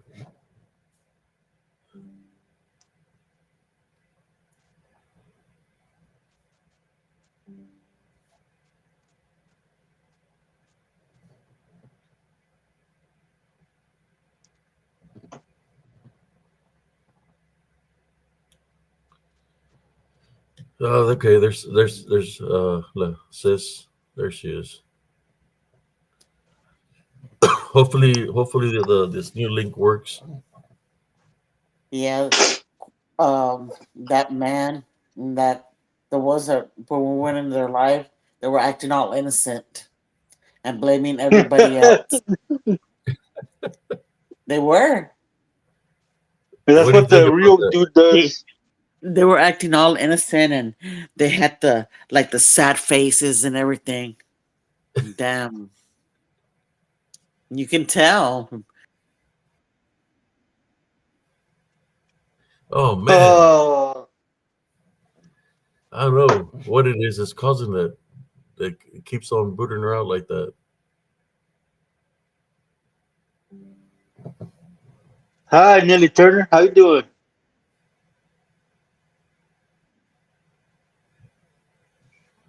Yeah, I don't know what's up with the phone or what is it that it does that it keeps on booting her out from when we're trying to do the lives. Let me try to get her in again. Is Yes, there? she is. I wonder if she's got something on that's causing Should that. should I should I like download the app? Yeah, yeah, yeah, What is it? Restream? yeah. It's restream. Hi, Download the app. Nelly. Yeah, download the app and make an account. That's what cousin just did, right? Cousin, you made an account. Yeah. And it says Sky Company on it. Restream. Live stream? No, I don't know. It's called Studio. No, Restream. Restream. And it has it looks like a snake. No, that's not it. Let me see if I can find it. But look, I haven't gotten booted. Or is it booting you out? Hasn't. Not yet. Okay. But yeah, they were acting all innocent and they were blaming everybody else. I felt like, They remind you of those false preachers, right? yep, yep. You can tell just by their vibe that they're up to no good. And listen, and I never who knew who exactly who they were. Nothing. I would just see the pictures or whatever, but I really didn't know who they were. But just by their vibe, there's just it's a bad vibe. It's I don't know. The darkness is like the you can feel the bad stuff around them, The bad juju especially that because especially that woman. oh yeah, you could tell she had this attitude Mhm. like she looked like she had shit on herself. She had the look on her face like she crapped on herself and she needed to go change her freaking calzones. But yeah, Who what's the kind of what was the face that you like? I don't She was are know. like, we talking about? Are we talking about Ortega? no, we're talking about the Dirty X co-host. She looked like she was pissed off Oh, being up there. she got kicked again, man. Yeah, Yes, the fella. Learning. You can sense the spirit of somebody, man. You just have to have your gifts attuned to negative. You can always tell by sensing the spirit.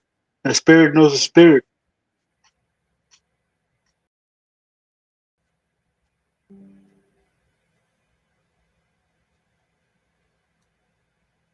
Oh man. Uh,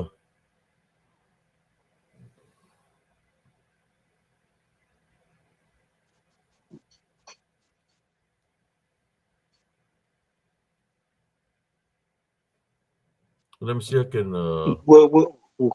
Oh, Can you send la carnala the link, primo, to download it? Do you got it? Download it. no, I don't have it, man. I took it off as soon as I made the account, man. Yeah, yeah. But how did you make the account through? Through You Restream. downloaded it? I went to Restream and through the Play Store. I went to typed in Restream and then it popped up and pushed the button and it took me straight to it.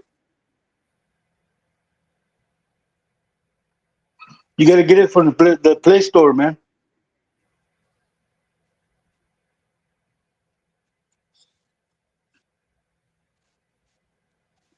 And I don't have the actress's number, so I can't send it to her. Send it through a messenger.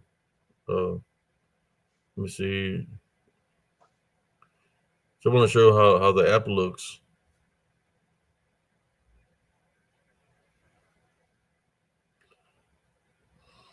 Mm, that's okay. We'll continue.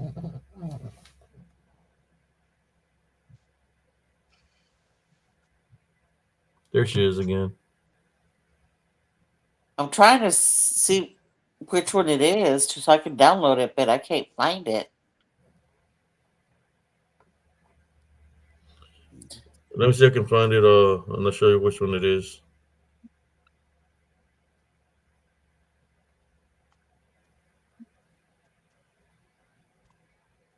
So I'm looking for it, but yeah. Yeah, I think I think it's the one that does say Sky Company on it, Beatrice. It has what? It says Restream and then it says Sky Company Entertainment. It's that one? Yeah, No, I it's think got an so. R. It's got an R. Restream IO official site now. I'm looking. Yeah, it's this one, Beatrice. It's got an R. If you Google it, Restream. Uh, if you Google it, it's got an R. Restream.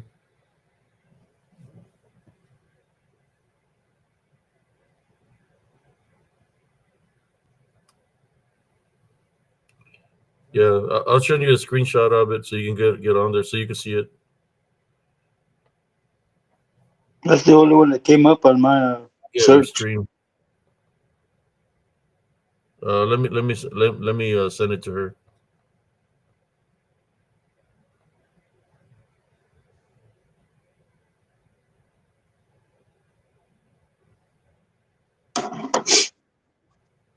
Here you go.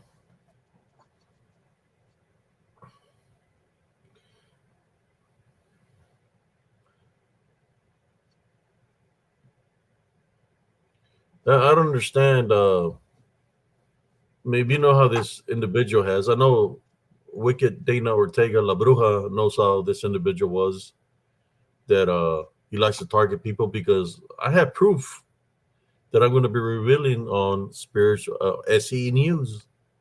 Uh, I got proof that Sister Dana Ortega uh, knew how Mike was. I have proof, and I'm going to reveal that in the days to come. And even then, that she knew how much of a dipshit he was or a hole he was, she still backed him up. She still backed him up, even though she knew that he was a shit starter. And I got the evidence to prove that.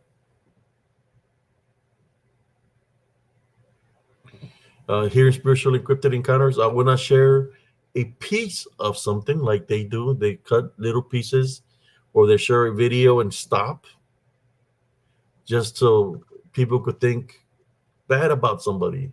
No, we got the full proof here. So, Mike, you're full of crap when you cut down, you don't play the whole video. That's all I got to say about you. I'm just waiting for my sister to see me. Yeah, I send her. Well, can you send her the link, Exuberance? If you got it. Well, the link I sent her from here is not. I don't know if she needs to make her account and make an account or something. But the link I've sent it to her numerous times and it keeps on not working. I think she needs to create her an account, right? That's what you did, Primo. Yep.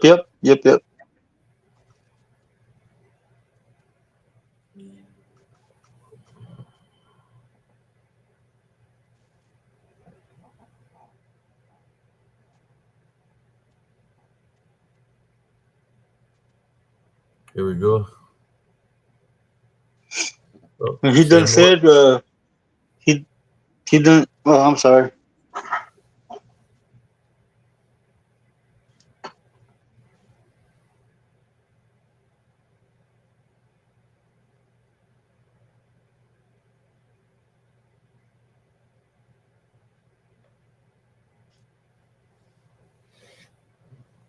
There we go.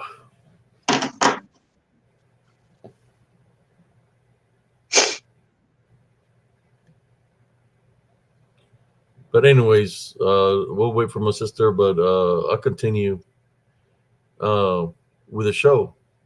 You know, I wanted her to share what she's seen when it's there. Hopefully, we can get it to where she can stay and not get booted out by the app.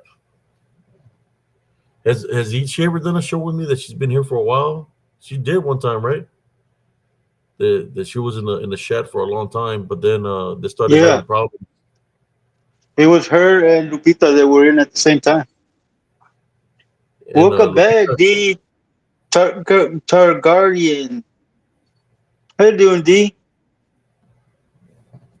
Would it be like D? What's up, who is it? Oh, D okay. Targaryen? So my sister, tell me what it is, because what it is what it was. What's up? Okay, I'll send her the link. Well, the link is already up there, but I can send her another link.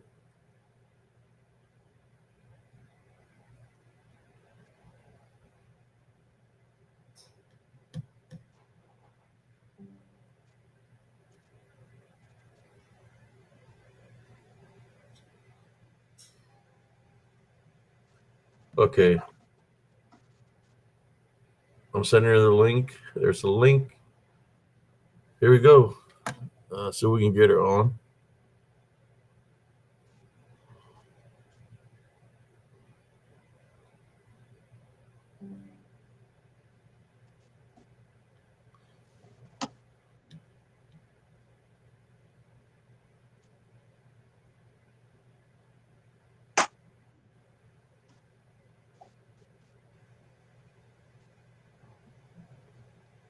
There you go. Send her a link. Hopefully she can come in now.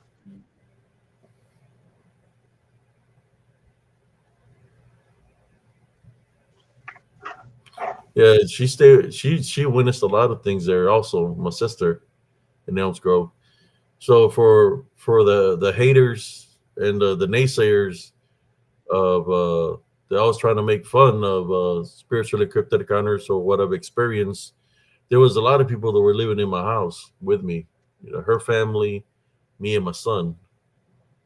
Since I was a single father raising my son. Okay, here we go. I think I did it. I downloaded it, but well, I Okay, did it through the Chrome. So let's see. did when you I downloaded made a. I okay, did. I made a profile. okay, there we go. So there you go, sis. Tell them some of the things that you witnessed. People don't understand that I wasn't the only one that was living there. Yeah, I was there for a while by myself, but when my sister came, she started experiencing things that, I mean, it was so bad that And then I was there for a while too by it's myself. just tell them that, remember, it was so bad that people thought that I was losing my mind. They even had a intervention for me. Yeah, but nah. Oh man, what happened? There's something wrong with something she's using on whatever she's using, man.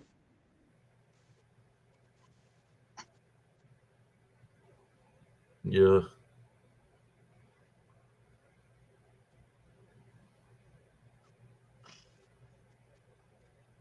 something is stopping her from.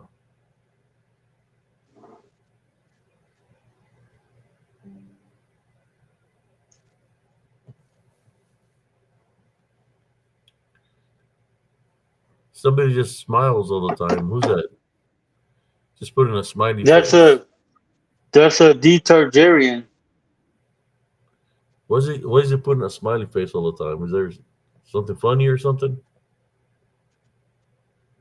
Primo, They don't say nothing. They just put smiley faces. primo, hey, pon atención. Esa, ya sabes quién. Yeah, yes, yes,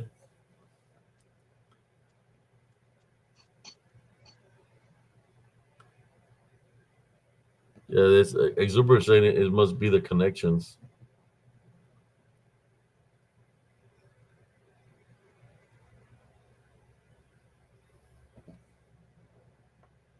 Madeline says she's seen her before and she's good. Okay.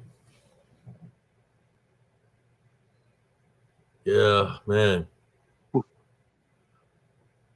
I really haven't had any problems with really people getting booted out like that. Uh, I don't know what's going on. Maybe something on her phone. Maybe Yeah, probably her screensaver. what's up with the screensaver? Yes, and some phones when the screen goes black, it shuts everything off. All the apps. Yeah, like well, on my phone, while I'm just listening to music on my Bluetooth, if the screen goes black, it turns off. Oh, I see. So she would have to leave it on, just so it can stay on.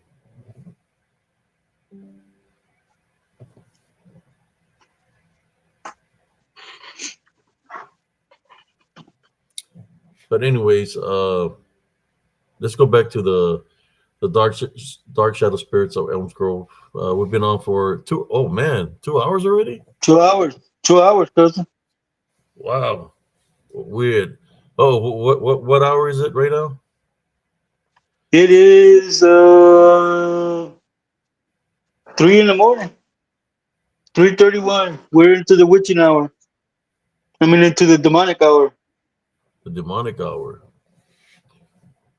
Um, yeah, that's a matter of fact. This is a time frame when activity will pick up the most there in Elms Grove between uh, uh one. Well, when the car got surrounded, it was after 2, so it was like 3 o'clock when I had an incident that happened. I had gone shoot some pool with my friend he was gonna bring me home.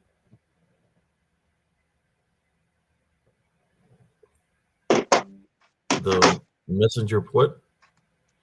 Abe, shake your messenger. No,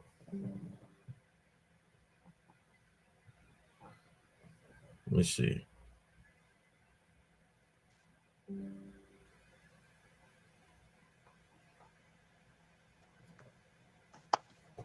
Okay.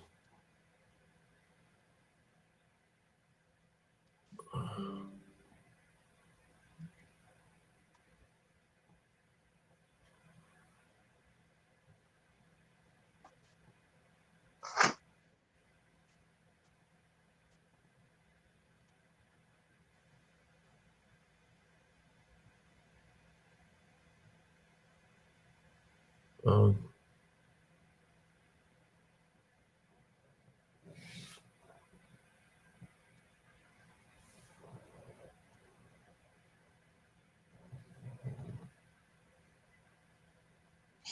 Yeah, elastic machinery, mine does the same.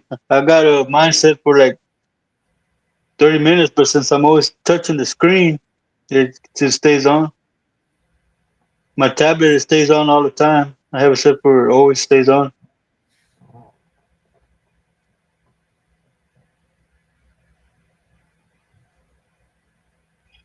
Hey, cousin, are we yeah. ever gonna ask elastic machinery? Is it true what they accused them of? What the accuse him of, primo? They accused them of stealing money. That's the machinery. Yeah, they accused them of stealing money, man. I was wondering if it was true or not. I'm not trying to gossip. I'm just trying to get at the truth because I think it's That's bullshit. I don't. machinery. Do you want to talk in your defense of what the court and the cob was saying? Yeah, man. They put you out like they said you were a thief. That's messed up, man. I don't think you're that kind of guy, man.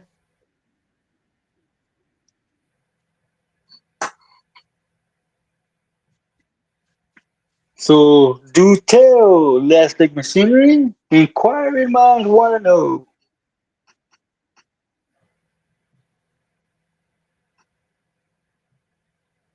But if you don't want to talk about it, bro, I can understand. Yeah, exuberance is going by fast. Yeah, I think so too, Madeline. I was just asking him if it's true or not. That way he can defend his honor.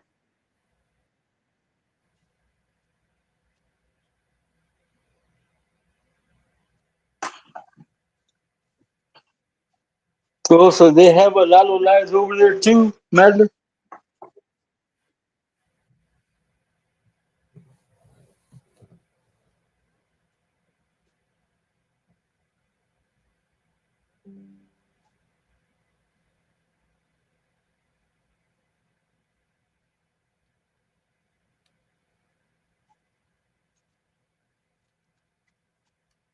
I'm not trying to put you on blast, elastic. Just if I offended you, I'm sorry, man.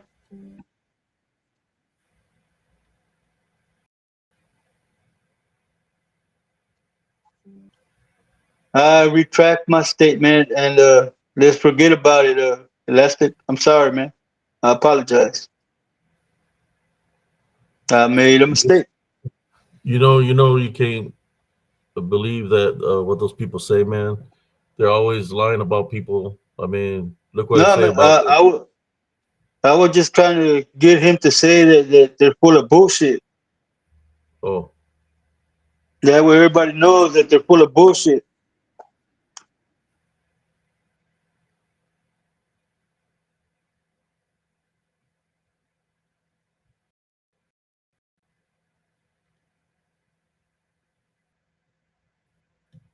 Oh, I'm sorry about your fiance, Elastic. I'm sorry, man.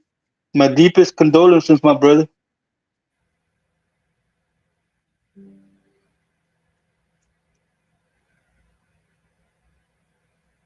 Sorry for your loss.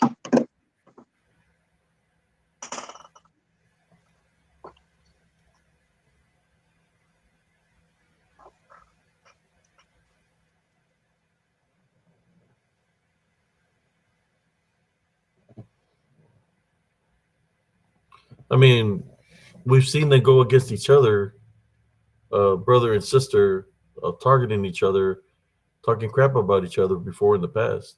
They're having their own wars of character assassination and pointing fingers at each other in the past, which I do have screenshots of certain conversation that I had with his sister. That she was the one that told me he was, I believe, placed it where she's saying that he's chicken's leghorn.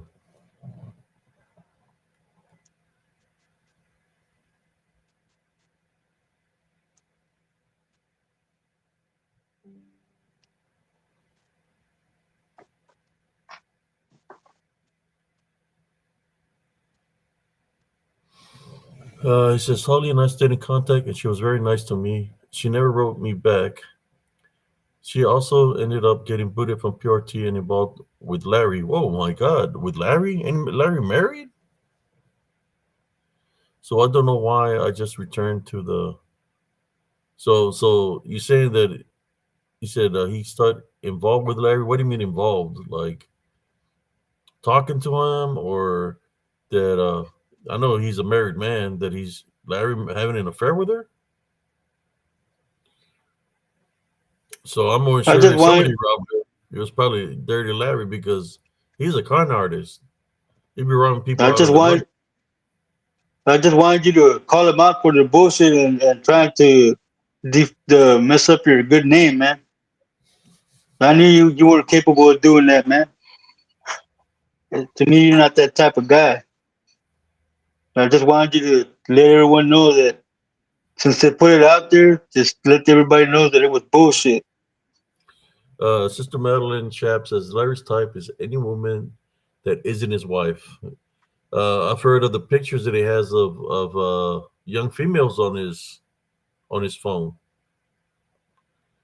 So we could say he's got a pervert, a pervert mind, or he's always talking about So, other women except his wife. so he's got an SPM complex. Some prefer minors. Well, no, that lady that he Holly. I don't know how old she is. She's I don't know. I don't know. I really don't know who she is, but I know that that she's affiliated with Larry. That's why she's over there with Larry. And I have a lot of conversations I had with Larry. I haven't even put him on blast yet. He just sometimes I don't like dealing in the past, right? But there's a reason that he's not on my friends list. The reason was because he was infiltrating, and they were trying to get me to be with them and not to be with backing up brother Josh Turner. But it's something I always go with my instincts, and my instincts was telling me that these guys were playing a game, because I would see the messages they would send me. So that's why I deleted them off my friends list. Him, uh, Big Titty Cuffington, and I can't remember the other guy from Germany. That they were all in cahoots. They were in cahoots. So if there's somebody that said that they've been watching me a long time, would be, I believe, that the guy from maybe Germany. I don't know. I really don't care, but yeah, it's not cool. It's not cool when somebody try. I mean, look what they said. They said I got PTSD. I mean, I can be sorry and see us. If they want to see real PTSD, well, they're more than welcome to come visit me here in Temple, Texas. They can see the other side of me.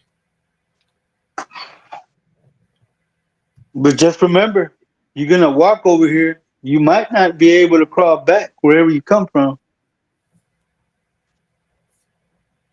And Dana Ortega, Dana, stop, Ortega, Dana Ortega.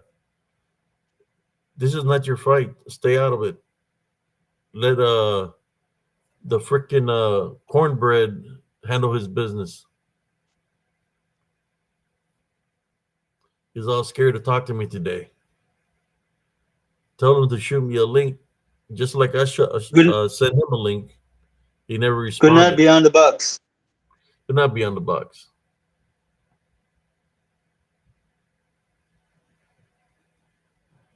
She has a good husband and two cool girls. I really need to find out what happened to her. I wish Larry would have messaged me if he's all worried about Holly, laughing my ass off.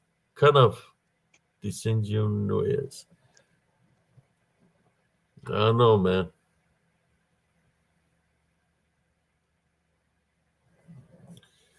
Yeah, he was a character, man.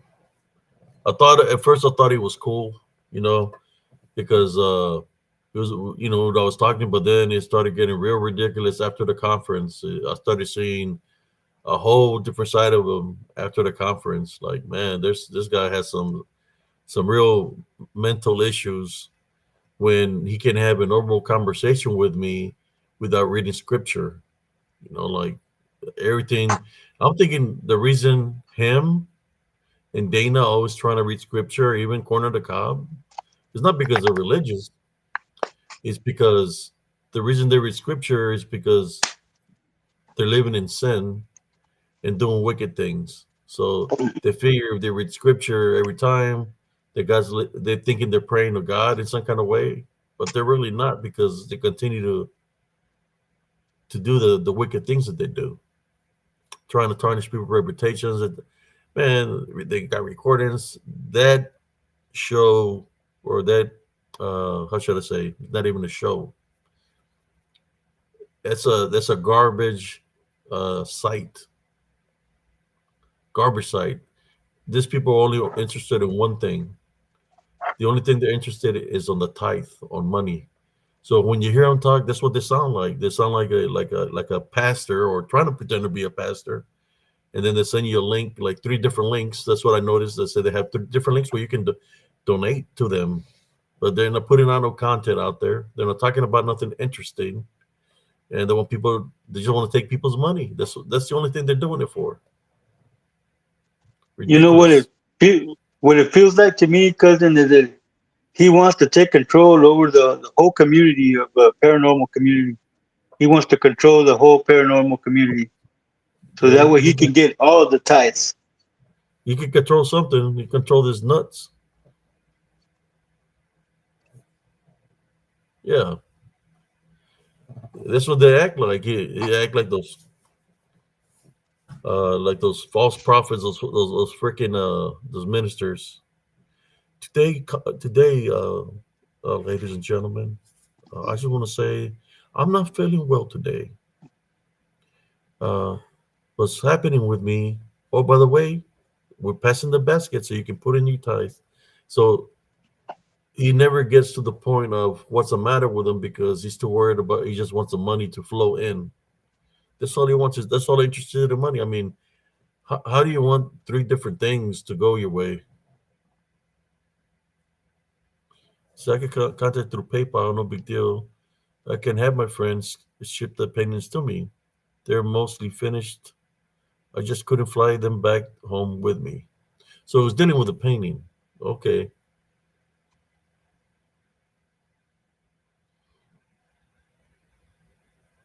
So I'm here to clear my name. Uh, what the hell? Uh, Dirty Ike, I got a question for you. Was I around when you had relations with Sister Melissa and you created your son? Was I around when the CPS or whoever went to your house and took your son? How can you want to blame me for what you're going through when I wasn't even around? I didn't know about the situation. I didn't know nothing about what you were going through. It was afterwards because you kept on saying that you're fighting something about your son.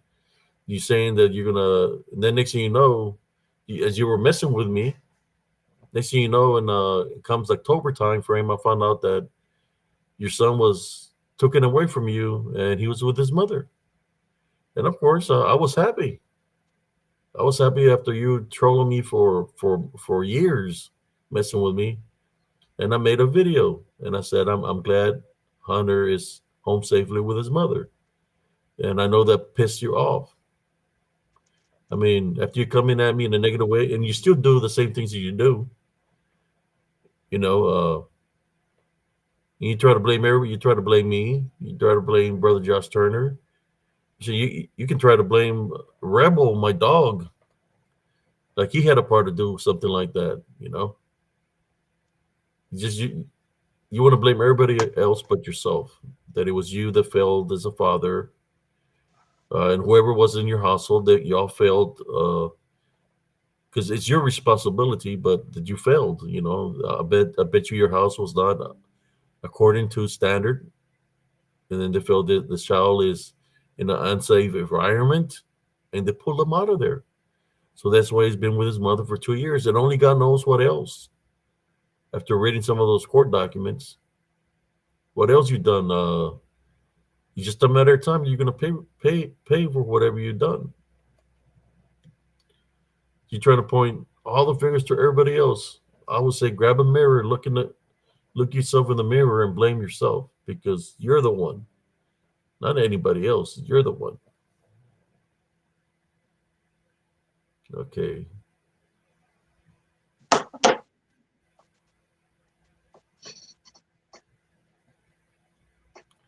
Say no problem at all, Jesse. Thank you for giving me the floor. Well, here in Spiritual Encrypted Encounters, Lasting Machinery, we're not like other groups that just want to stay focused on what they've staged. What I mean by staged, when they cut a video a certain way, but they don't play it all the way, or they can take something that I'm saying and take it out of context. That's what they do. Here at Spiritual Encrypted Encounters, we do open mic night. And open mic night can be anytime, right? If you have something to say, I'll give you the platform here at Spiritual Encrypted Encounters because your truth needs to be heard. That is anybody's stories, their truth of their stories or experiences have to be heard because sharing is caring. And we care here on Spiritual Encrypted Encounters. I never ask anybody for a dime, for a single penny. I don't put no links out there. Flood my chat with links of to donate money to me. I don't ask nobody for a single penny because that's what Spiritual Encrypted Encounters is built on. It's Spiritual Encrypted Encounters is built off on a heavenly love foundation. That's what we do. This works, and we try to help our people spiritually. So I'm sorry, Elastic Machinery. I apologize to you, what you've been through, or I apologize to anybody that's been being targeted by this group of idiots. Nobody I deserves just to be didn't. treated that way. I just didn't want you to carry that jacket, man. That you were a thief, man. Because that I've only had contact with you briefly, but you don't seem like you're that kind of person, man. And to go around with that jacket in this community, then a lot of people will just boot you. So I'm just trying to help you clear that name up, man. Keep it, keep it golden, brother. Keep it golden.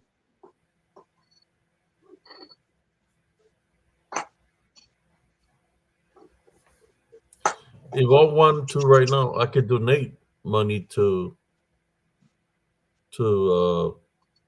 I could do things that'll probably piss off that individual.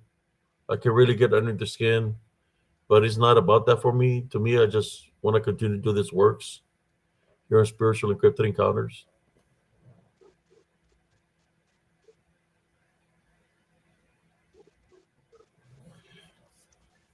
Why would I want to raise somebody's son? I mean, come on, man. I'm at that my age. I really don't want to raise no more children. I'm almost 60 years old.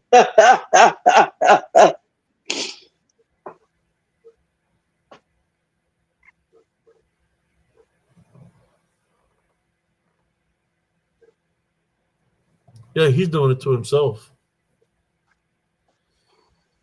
He's mad because he don't got him, so he feels that he don't have to give him any money or support him.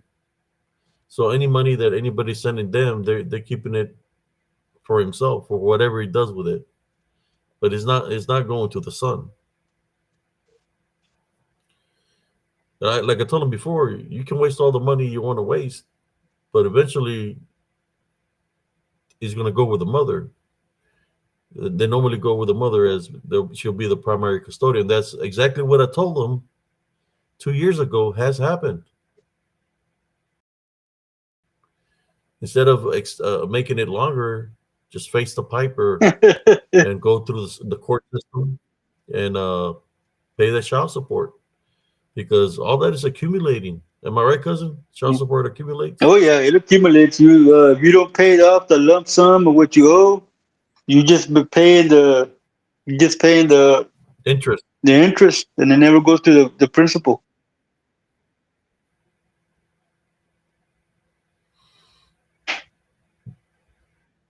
I like what you Then he said. says that he was the job. He didn't have the job that I had.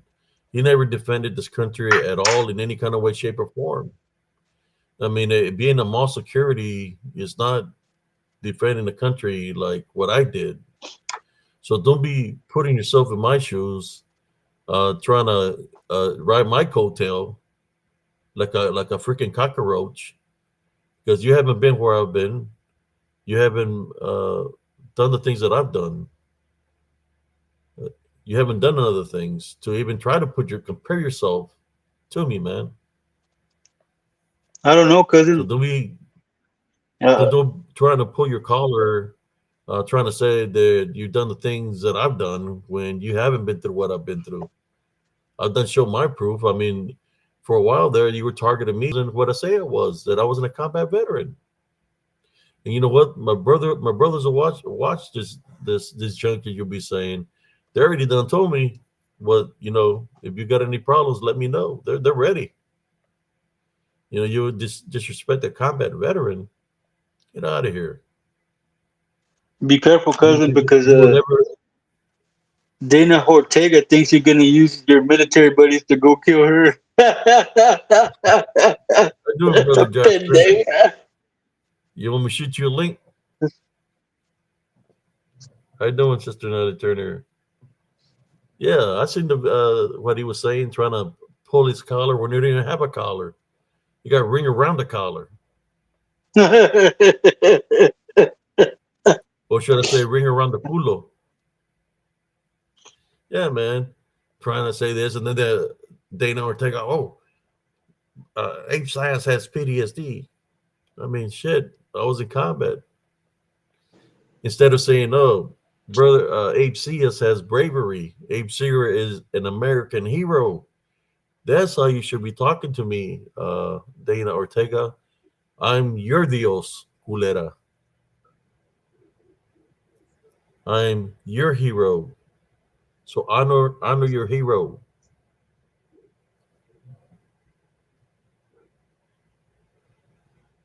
No, but she's gonna go. She's gonna go off over there and talk to her different kind of gods that she has, and try to wish bad upon me like she always does. She got some serious issues.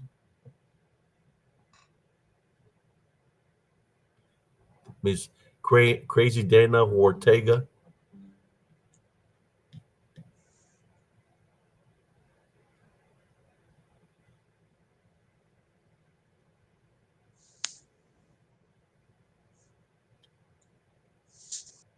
Let me send a link real quick.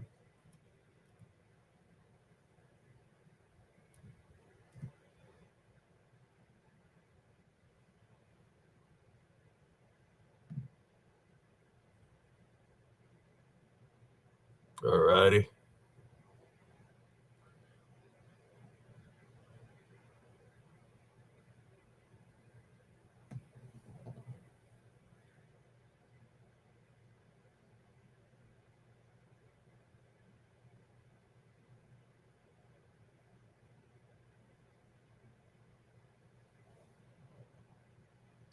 Yeah, they're sick people, sick individuals, and Dana Ortega is behind that too because she's one of them that be talking bad about her and bad about brother Anthony.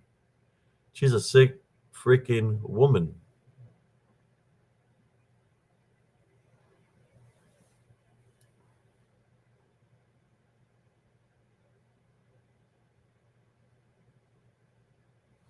The only reason everybody blasts your ass, Mike, because you continue to troll people and continue to mess with people.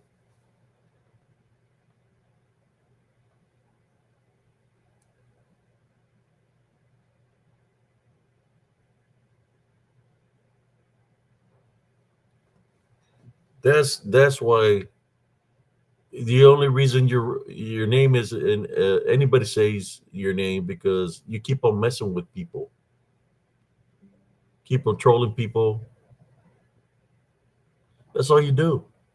You and your your little clan of or little brujas and brujos or whatever the hell you got over there. That's all y'all do. Got no content.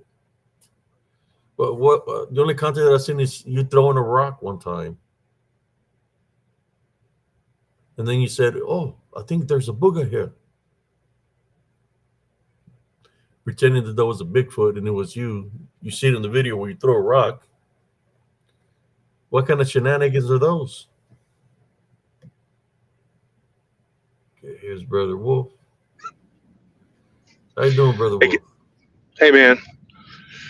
So, what you're talking about, and I think that we have given these people so much oxygen, so much time, Yeah. and unfortunately, people don't understand. Like, I had to say what I had to say in a separate live on YouTube, and that's all I'm going to do.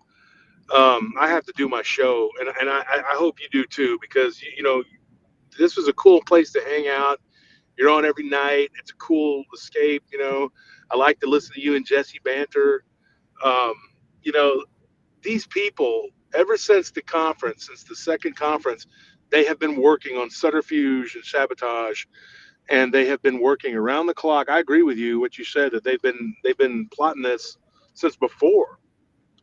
Because I remember Ike saying um, that Hellbent Holler was trying to enter in an alliance with him to destroy me. He kept going around telling everybody that he wanted them to enter into an alliance, against PRT. And I kept hearing these rumors, and he kept telling me that it was this person, that person, whatever. And that goes back to when he was working with Kirk Reed. And so I just took him at his word. I was like, really? They told you that? Because I mean, the guy just bold faced lies. He doesn't care. He has no like. I mean, he doesn't give a shit. Like, he sat up there on that show tonight, and he totally just spouted out lies. But you got to look at his audience, though. You got the crazy roofer, you got Dana. I mean, you got all of these horrible ass people who've been scheming and plotting, and all they do is lie. So yeah, they're gonna get all together and congregate into a little pack of liars and say the most ridiculous, asinine shit they could think of. One of the things that really disturbed me about him is he's crying about us teasing about his mother or whatever. Hey, look, man, that's something that your sister said. All he did was play the clip where I said, fuck yeah, that's what she said. That is what she said, Ike. She can, Chucky Doll can try to deny it. Y'all can join forces and hold hands, whatever. But the bottom line is this: those two are waging war on each other, and they're trying to get other people to do it by proxy because they're cowards, dude. They don't want to fight their own war. And Mike, I don't know what you did or you didn't do to your children, but once again, I'm going to reiterate this. I had nothing to do with them being taken away. I don't know how that would even work. How would I even achieve that? Like, they made these fake. Well, how's this for a conspiracy? And it was some Photoshop shit that they said that Krista from Blondes and Booze and Nelly had said. Oh, do you think they know that we're lying or some bullshit? Like, even if you were lying, nobody's that stupid to sit there and type something like that. And so, you know, they do this sophomoric silly shit. And then when you don't fall for it, then they amp it up and they amp it up. Then when you finally have had enough and you lash out, then they record it. They look, they go and run and tell everybody, look at how crazy and unhinged he is. Oh my God. And some of the people are, dumb enough to fall for it, or they're just too damn busy to care. And they're like, oh yeah, oh, that guy's crazy. Let's stay away from him. Yeah, I can understand that they would, because we have been driven to our wits' end with these people. And I really hope that they do sue the shit out of me so I can turn around and sue the ever loving shit out of them and win, because not if I win, but when we win, they will have to answer for a lot of shit, because that's probably going to open up criminal charges on them for all of the shit they've done. They've tried to pin felonies on us. Him and Janice tried to pin felonies on me and my nephews. And then they tried to pin felonies on Krista and Nellie. And then he says he's got recordings of this person and that person. Good, you little shit. Let's hear it. When he was saying what he was saying today on there, I was like, why? I want him to keep going. I was like, hell yeah, play the recording, play the whole thing. I play the parts that you're talking shit too. Let's see what you have to say. I don't give a shit what I said or didn't say about whoever I said. If I said something about you, Abe, I'll say it right now. Um, I'm yeah, not worried me and about it, you man, are. because of the Yeah, situation. We were arguing amongst each other because people were making us do that. But I'm not worried about that. I don't care. That's yeah, me heat. neither. It's called heat of the He think moment. he You thinks know. I'm, because you were upset with me and Bettina because we had made a peace with this guy because as a last ditch effort to try to save, you know, the sanity of our community. I said, okay, I'm going to make peace with this guy. I'm going to let it go. Of course, Mike, he threw Dark Waters and DDoS under the bus completely. He told me and Bettina, and I had Anthony and Tony. We were all listening. We were all there, and he just said the most horrible shit about those guys and made it out like they were the ones doing it and they were responsible, which I knew wasn't totally true because the whole thing started with him. I mean, it started with him. And of course, this thing may not have ever gone as far as it did if Chucky Doll hadn't reached out and said, with a fake account, these McKees, they love those fake accounts. She's like, I'm Apple White, Applegate, whatever the hell it is. It says, hey, reach out to me. And then she's the one that told us that Damon Peterson, of course, Joe Doyle had already figured it out, was him. Now, if we go to court, man, all of this shit's going to come out, dude, and it's going to make him look real bad. I know you're listening, Mike, and I hope and pray that you have the balls to try to do that because it will totally smash and destroy any more illusions you have with this bullshit lying conspiracy that only you and those in your silly little echo chamber are going to listen to or Man, believe. just by looking at his face, you could tell he's full of shit, man. I When mean, I the, showed the up on guy, the live feed, and said send me a link so we can talk, he didn't want to deal with me. no. He won't. He's not going to come onto our channels, and he's not going to let us come onto his channels. They blocked me immediately. Kool-Aid was like, "Oh, we got a vision," and then her lard ass blocked me real quick. Yeah, you Kool-Aid, you big fat liar. You're the one that tried to pass off a Harry Potter story to me, which made you a bitter blob. That's why you're so mad and salty, you know. Dude, I could literally just go on Rumble and rip apart every single thing they were talking about and doing. I wrote 2 or 3 messages on there. I never watched their show, but tonight I went over there because I wanted to see what all the hoopla was about. I said, let's see what this guy's got. I hope he plays every damn recording he's ever got of me. Because the longer he does that and the more smear he uses it and uses it out of context, that's more that I can use. So I hope your lawyers told you that once you start playing that recording, it doesn't matter, regardless. If you use it for personal gain, which you did, you received donations tonight, Mike. Yeah, he put Um, three links yeah, out there for yep, money. you received donations from playing my voice. You owe me now, and so tomorrow I'll be going straight to my lawyers, and I'm going to let them know, and we'll figure out how we're going to play this I because seen you know. he had donations on the. I think it was a Mhm. $2 donation. He got donations from that, so you're benefiting from uh, slander and libel. I mean, you've been using well, your not voice. libel, but slander. Yeah.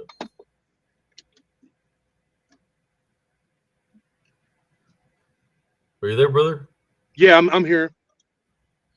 I had to sit here and do something because I'm doing my job right now. I'm working at the same time, so I got to do a couple things before I head out. But the thing is, this guy, like Mike, I hope you're listening. I'm telling you right now, you're treading on some seriously bad water because not only have you divided this community with your bullshit and your little war with your sister, who now I guess y'all are buddy buddy or whatever. I don't give a shit. Y'all fight, then you come together, then you fight, then you come together.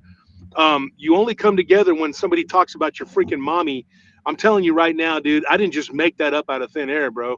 I'm gonna tell you right now, dude. If anybody should be answering for that, it's your own family, not me.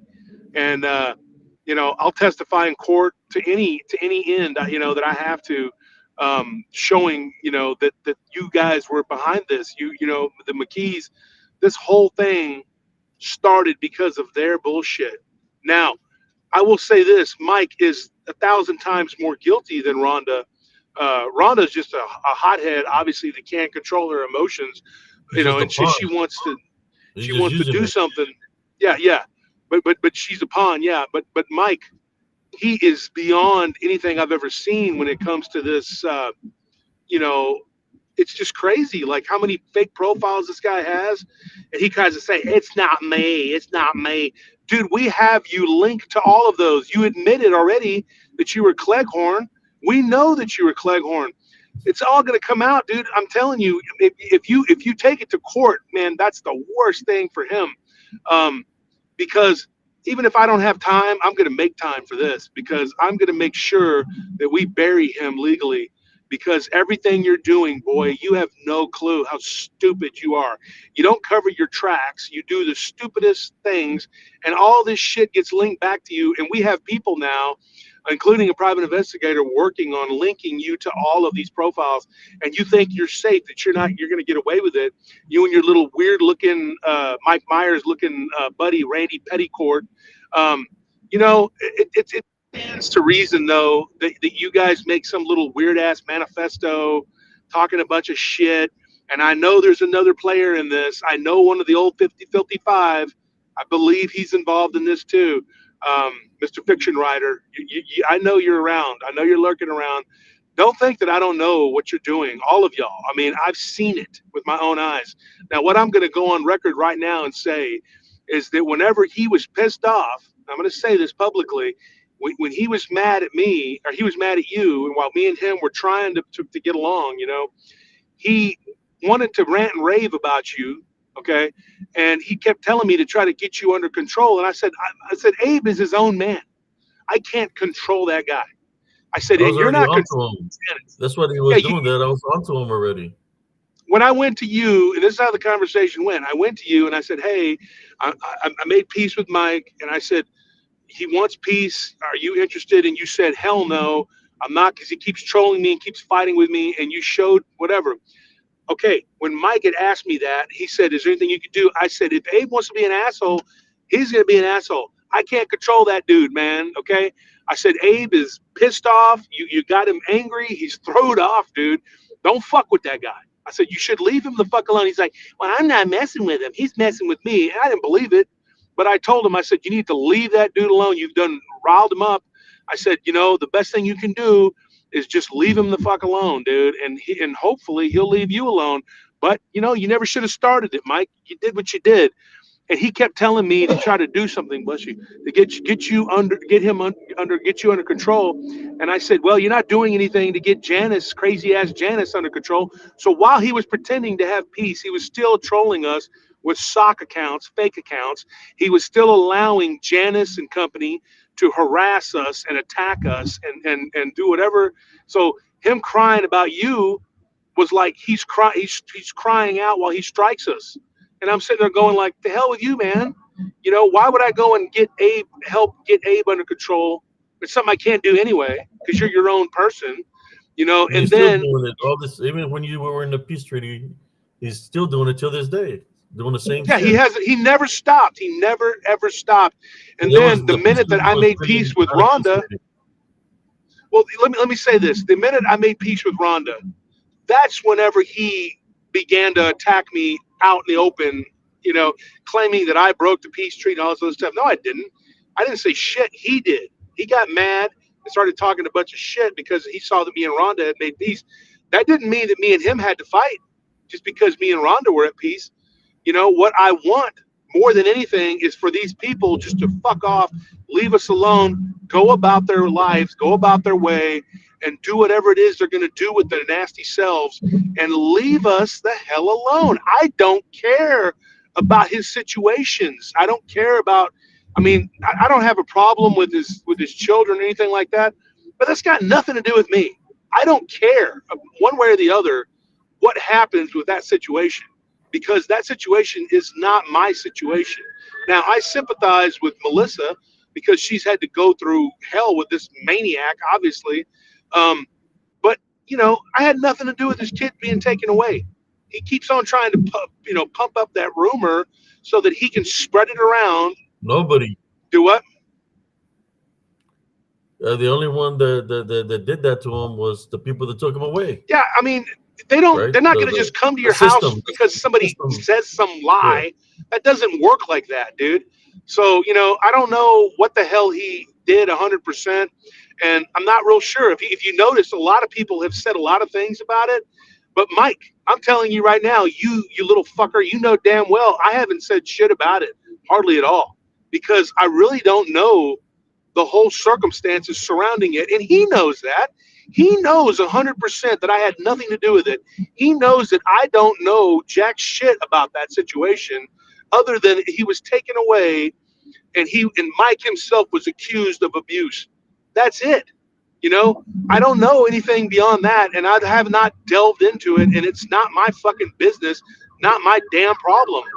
But he has made up an I entire think scenario to where people are rallying behind his lie that somehow I'm responsible for his child being taken away. And he's even got these other morons that have posted stuff trying to act like I hurt a child or I did something to a child. I didn't do shit to no child. Okay.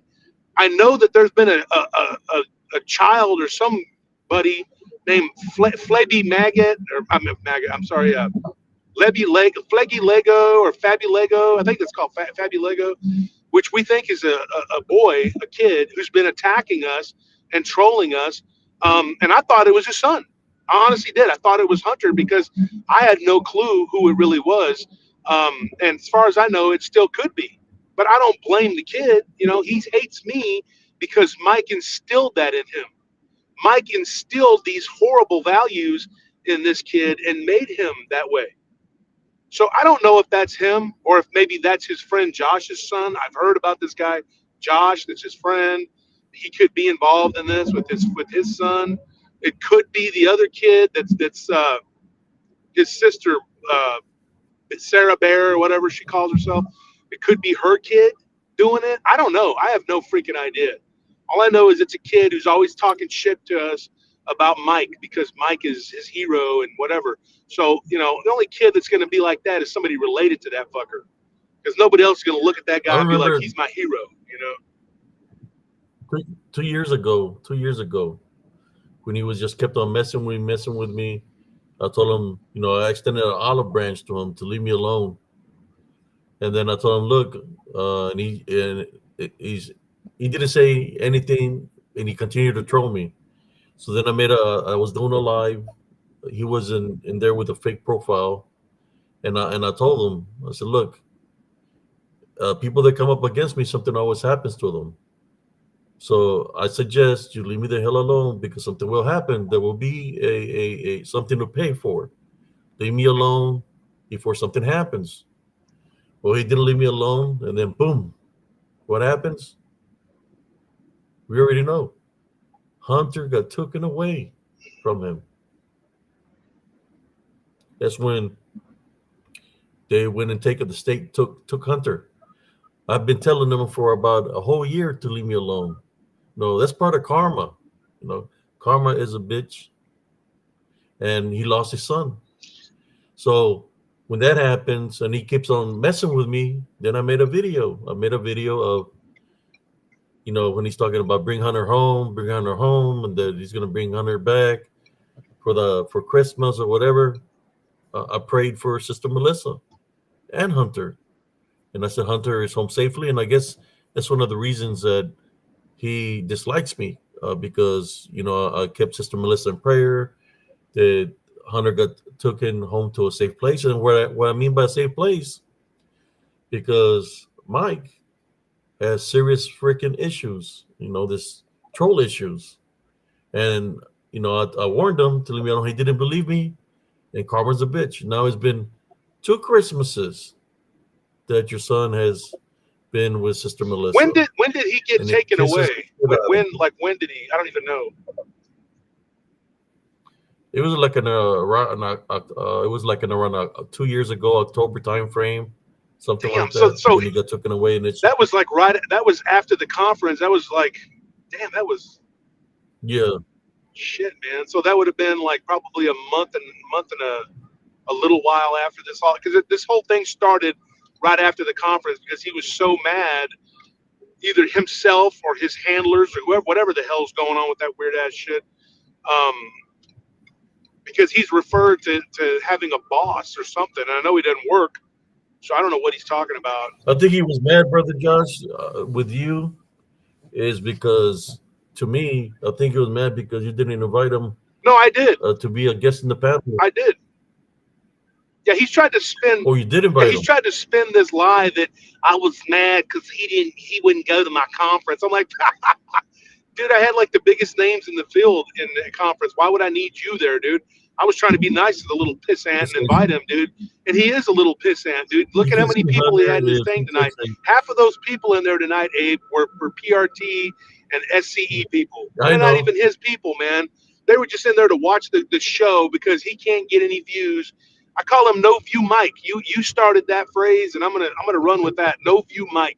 No, you might. Nobody watches his bullshit, man. You know, it's like he Oh puts on a man. play and only mama comes and watches. Oh, that's my baby over there with the no teeth and the oyster mouth and the play. Yeah, that's you, Mike. You're nothing, dude. You are the biggest loser. Imagine, Mike, all the support you would have had if you would have been straight up with us and stopped the bullshit. You would have had a lot of support from a lot of people. Yeah, he probably could have grew his And, channel into and the something. people, yeah, you would have had a lot of support. I would have supported you. I mean, shit. I had joined when you invited me to go abnormal investigation group on Facebook. I went there. You invited me. I went there, but I didn't know that you were gonna fuck with me. Yeah, You think know, about this though, you told guys. Think me, about this, Abe. You wonder what his motivation is. Now, Rhonda and them have said that they think his motivation is just because he's always been like that, since he was a kid. And this isn't talking shit on Rhonda. This is what she told us. Like he's always been this way, a troublemaker, quarrelsome person, and around their town. And this goes back to the conversation we had about the incest and everything else. She said, that he's known, he has a real bad reputation, and he's always fighting with people, and he doesn't have any friends over there, and the neighbors don't like him. He apparently borrows things and destroys them and doesn't give them back. And I don't know. There's all this crap that was said, and even Kaylee, she made posts, talking bad about her dad. You can tell that she's not a very happy child. She seems like she's very distraught, and it looks like he's just got this control over the people around him. You can tell there's no jovial happiness. Like my household's filled with happiness. Like we laugh and joke and shit. Well, hell yeah, everybody argues and has disagreements, but dude, for the most part, I mean, we have a good time. We laugh and get along, and it's not until someone else's shitty yeah, energy comes and messes with you've come and you've eaten dinner with us, and you see how much fun and we have a good time. This is how we live. But these people, it's like the opposite. It's like this nasty um, undercurrent, like of just, it seems like angst and resentment there. I don't know. Like I'm just guessing, but it seems horrible. Like I don't know how those people can exist the way they are. And they seem like they're very obsessed with one another, like fighting Rhonda, and Rhonda and them are obsessed with Mike. And it's like I feel bad for Rhonda, that she has to go through this with her brother. But by the same token, she always backs him up when it push comes to shove. When it comes to, copping to the mom thing, she's like, "Oh no, yeah, let's get and mom will love me if I say I didn't do this, And in fact, said it. no, I mean, the, the things, brother Josh, the things of how they live their lives, and if they are doing the things that they're doing amongst each other, and they're living in sin, that by itself, is opening a spiritual opening for them to be demonized, right? So if they're hating me because I bring the spiritual aspect I mean, of it, and I bring Jesus Christ into the picture, talking about forgiveness and about a heavenly love foundation, they despise that because what they love is living in sin. yeah, they're lovers of evil. When he played that clip of me tonight, and it was like I said that Rhonda, whatever said that, and I was, who cares? Who gives a shit, Mike? He's like, there you have it, folks. Like that's all, folks. Like, who cares? Who gives a flying shit, dude? Yeah, I talk shit about Rhonda. So what, dude? And Rhonda should be mature enough to already know what she did to warrant that. She should already be mature enough to know that I had already said that because I told her. She already knows all of this. So I don't know why. I even said it on Rumble. I don't know why she's acting like it was some big shock, unless Mike is lying about her reaction to it. Um, yeah, I've said things about people, but it depends on the situation. You know, put it in the right context. He takes things out of context, like he did with the engine He thing. always Yeah, does that's what he that. does. Yeah. He thrives on that shit. And you notice he didn't play more of that clip. He cut it real quick right there because he knew exactly where to stop that thing. He didn't. It wasn't a clip that they Yeah. cut. It Yeah. was something that he had. It was a recording he had, and he knew exactly where to stop it. So he stopped it before it caught him up saying a bunch of shit that he knew would get him in some shit. So he stopped it right there. And so I was like, that's why I said on there, I said, hey, play the rest of it. Keep playing it. Play everything you got, Mike, because I promise you, at the end of the day, all it's going to do is work for a case for me to sue you. Now, you don't have anything, but you do have a show. And I will own that as soon as you keep on with this bullshit. Keep playing clips of me. All right. Keep doing it because that's going to make me the owner of App Shit Invested indigestion, whatever the hell you're called. That's what's going to happen. You're not gonna even have that little shitty channel of yours that gets 30 people in there, unless you're talking about me or Abe. Then you might get a few of our people to go in there and listen to what kind of smack talk you're talking. You've turned your channel into a big steaming pile of shit. It's a joke, and it is like an off-brand WWE cryptid style. That's all it is. Nobody listens to you. Nobody watches you except that little echo chamber of weirdo fuckers, Fat Titty Girl Clough, and then what's his name, Big Nose Gibbon Roofer, Stupid Larry, and Dana, Demonic Dana. They're like a pack of garbage pail kids. Do you remember those cards? You open them up, Demonic Dana. Yeah. Yeah, big nose Lion Larry, and then you got freaking Fat Titty Clough, gorilla ass face. I mean, just look at these people. Look So at them. it's kind of like I got a question for them right now, brother Josh. How does it feel continue to fail at what you're all trying to do? Don't you get tired of being defeated daily? The all the attempts that you try to do is a failure because everybody knows what you're all about.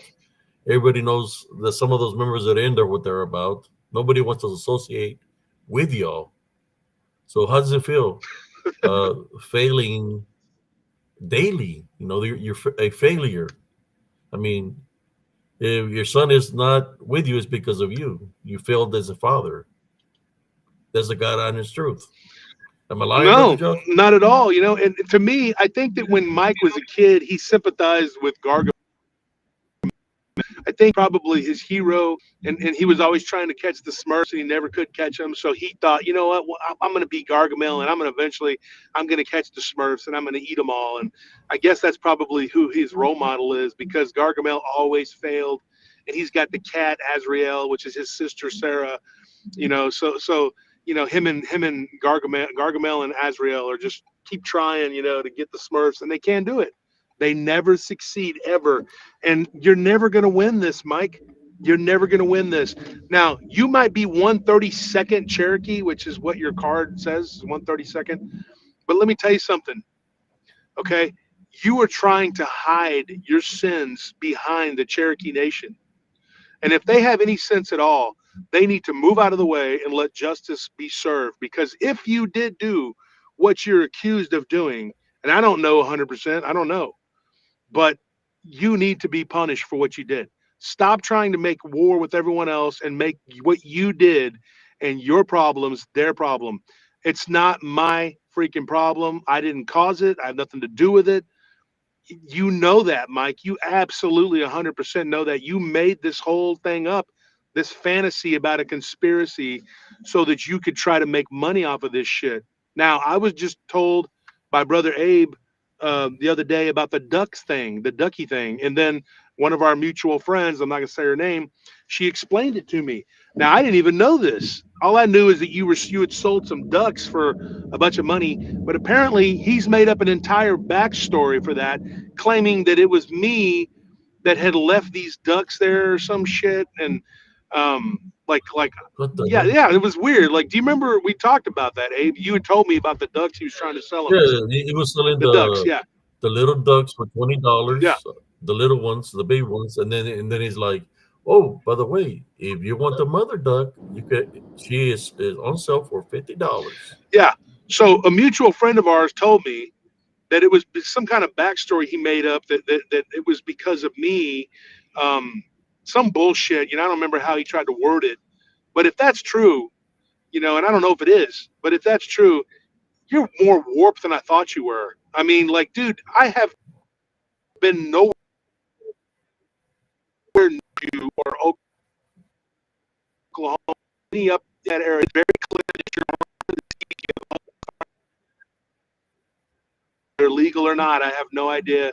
Knowing how you are, I wonder, but I'm not gonna accuse you of that because I know the things that you've said in private. You've said some crazy stuff, and I know that you have used your fake accounts to kind of tell on yourself too. Kind of like how serial killers, they like to talk about their crimes but not come out and admit it. That's kind of what he strikes me as. He's getting high right now. He's a Yeah, psycho. he's getting high right now, and after 4 o'clock, around 4:30, that's when he shows up. He's all like freaked out and shit. Got the stuff in his system. Well, if you look at his Yeah, patterns, he got mental issues, man. if you look at his patterns, dude, like he sleeps all day.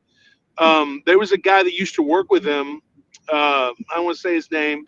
He popped up and said some bullshit the other day in one of their little groups or whatever, and I was like, yeah, right. The guy was just talking to hear himself talk.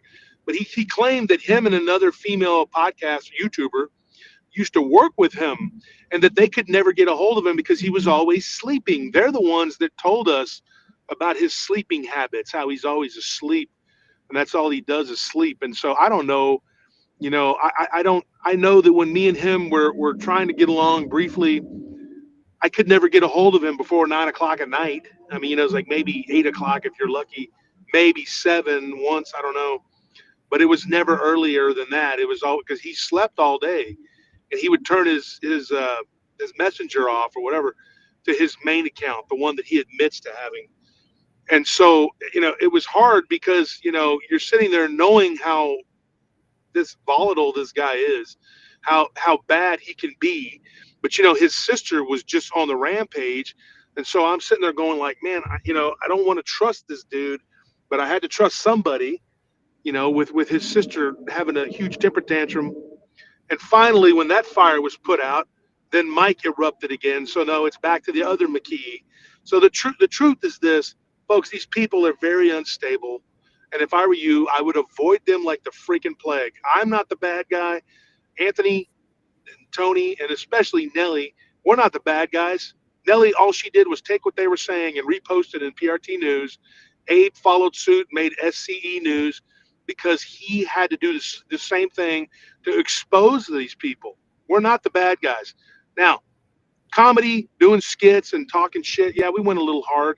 I mean, so what, dude? I don't give a flipping shit, dude. And I don't care if you recorded me, and I don't care if you replay it.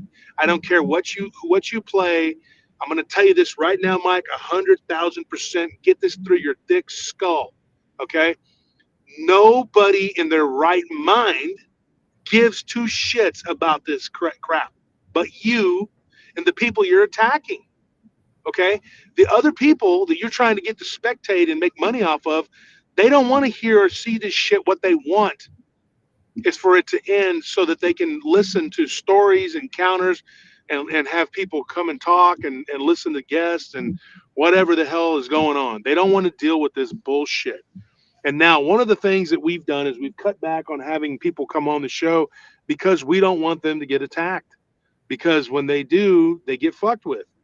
Now, I know it was Mike that left a comment about when Chris Kramer was on. I know it was him using one of his fake accounts.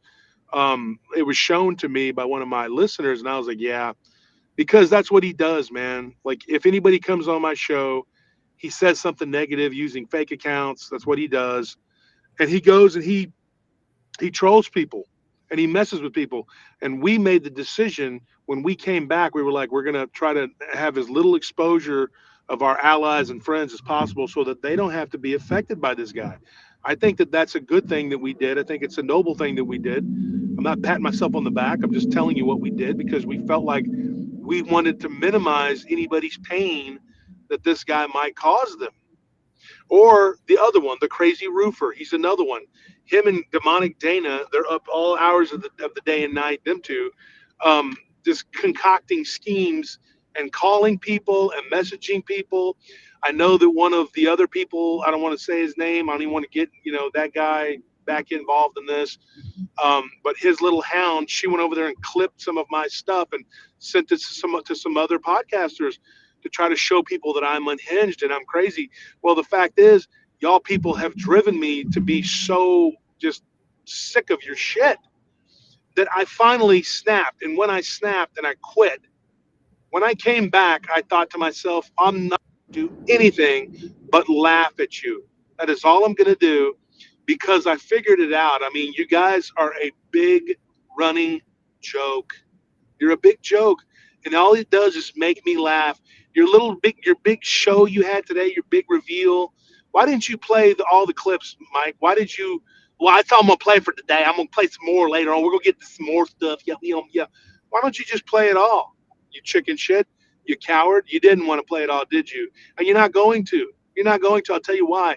Because it incriminates you too, man. That's why. Because you don't want people to know the kind of shit you were saying. But me personally, I don't give a shit what you put about me. I don't care who I talked about or why. Um, I really don't give a damn. I don't give a crap, dude. So you do what you want. You say what you want to say. Um, but at the end of the day, the bottom line is this: your show is failing. All your bullshit shenanigans are failing. Maybe you can build an alliance with your sister. I don't know what it's going to do for you. But the bottom line, it's your sister. Thank God that I have a sister that I don't get along with, but she doesn't attack me and I don't attack her. We just ignore each other. We don't deal with each other, and that's it. We just mind our own business to each other. But you and your I think family I are think so I think warped. you should just get a job, man. Work like 2, 3 jobs and stop messing with people. He'll never do that. Never ever do that, I because know. he's a born grifter. One thing his sister did say, and she was right about it, he's a lazy grifter. Like, she actually works. He doesn't work. So, like I said, too, Rhonda, if you're listening, I don't hate you. I don't hate you, but I'm not your friend, and we'll never be friends, because you're not, I can't trust you.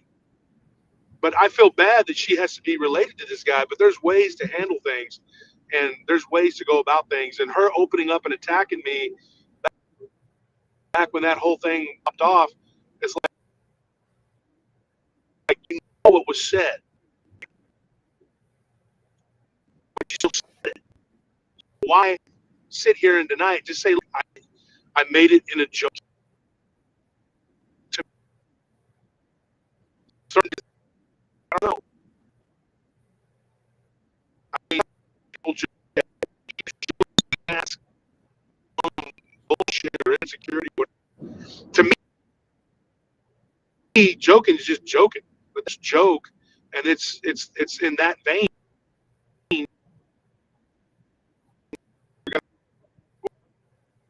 I don't know. I mean, is it true? And Rhonda was like, well, I don't, she's like, I don't know. It's a rumor.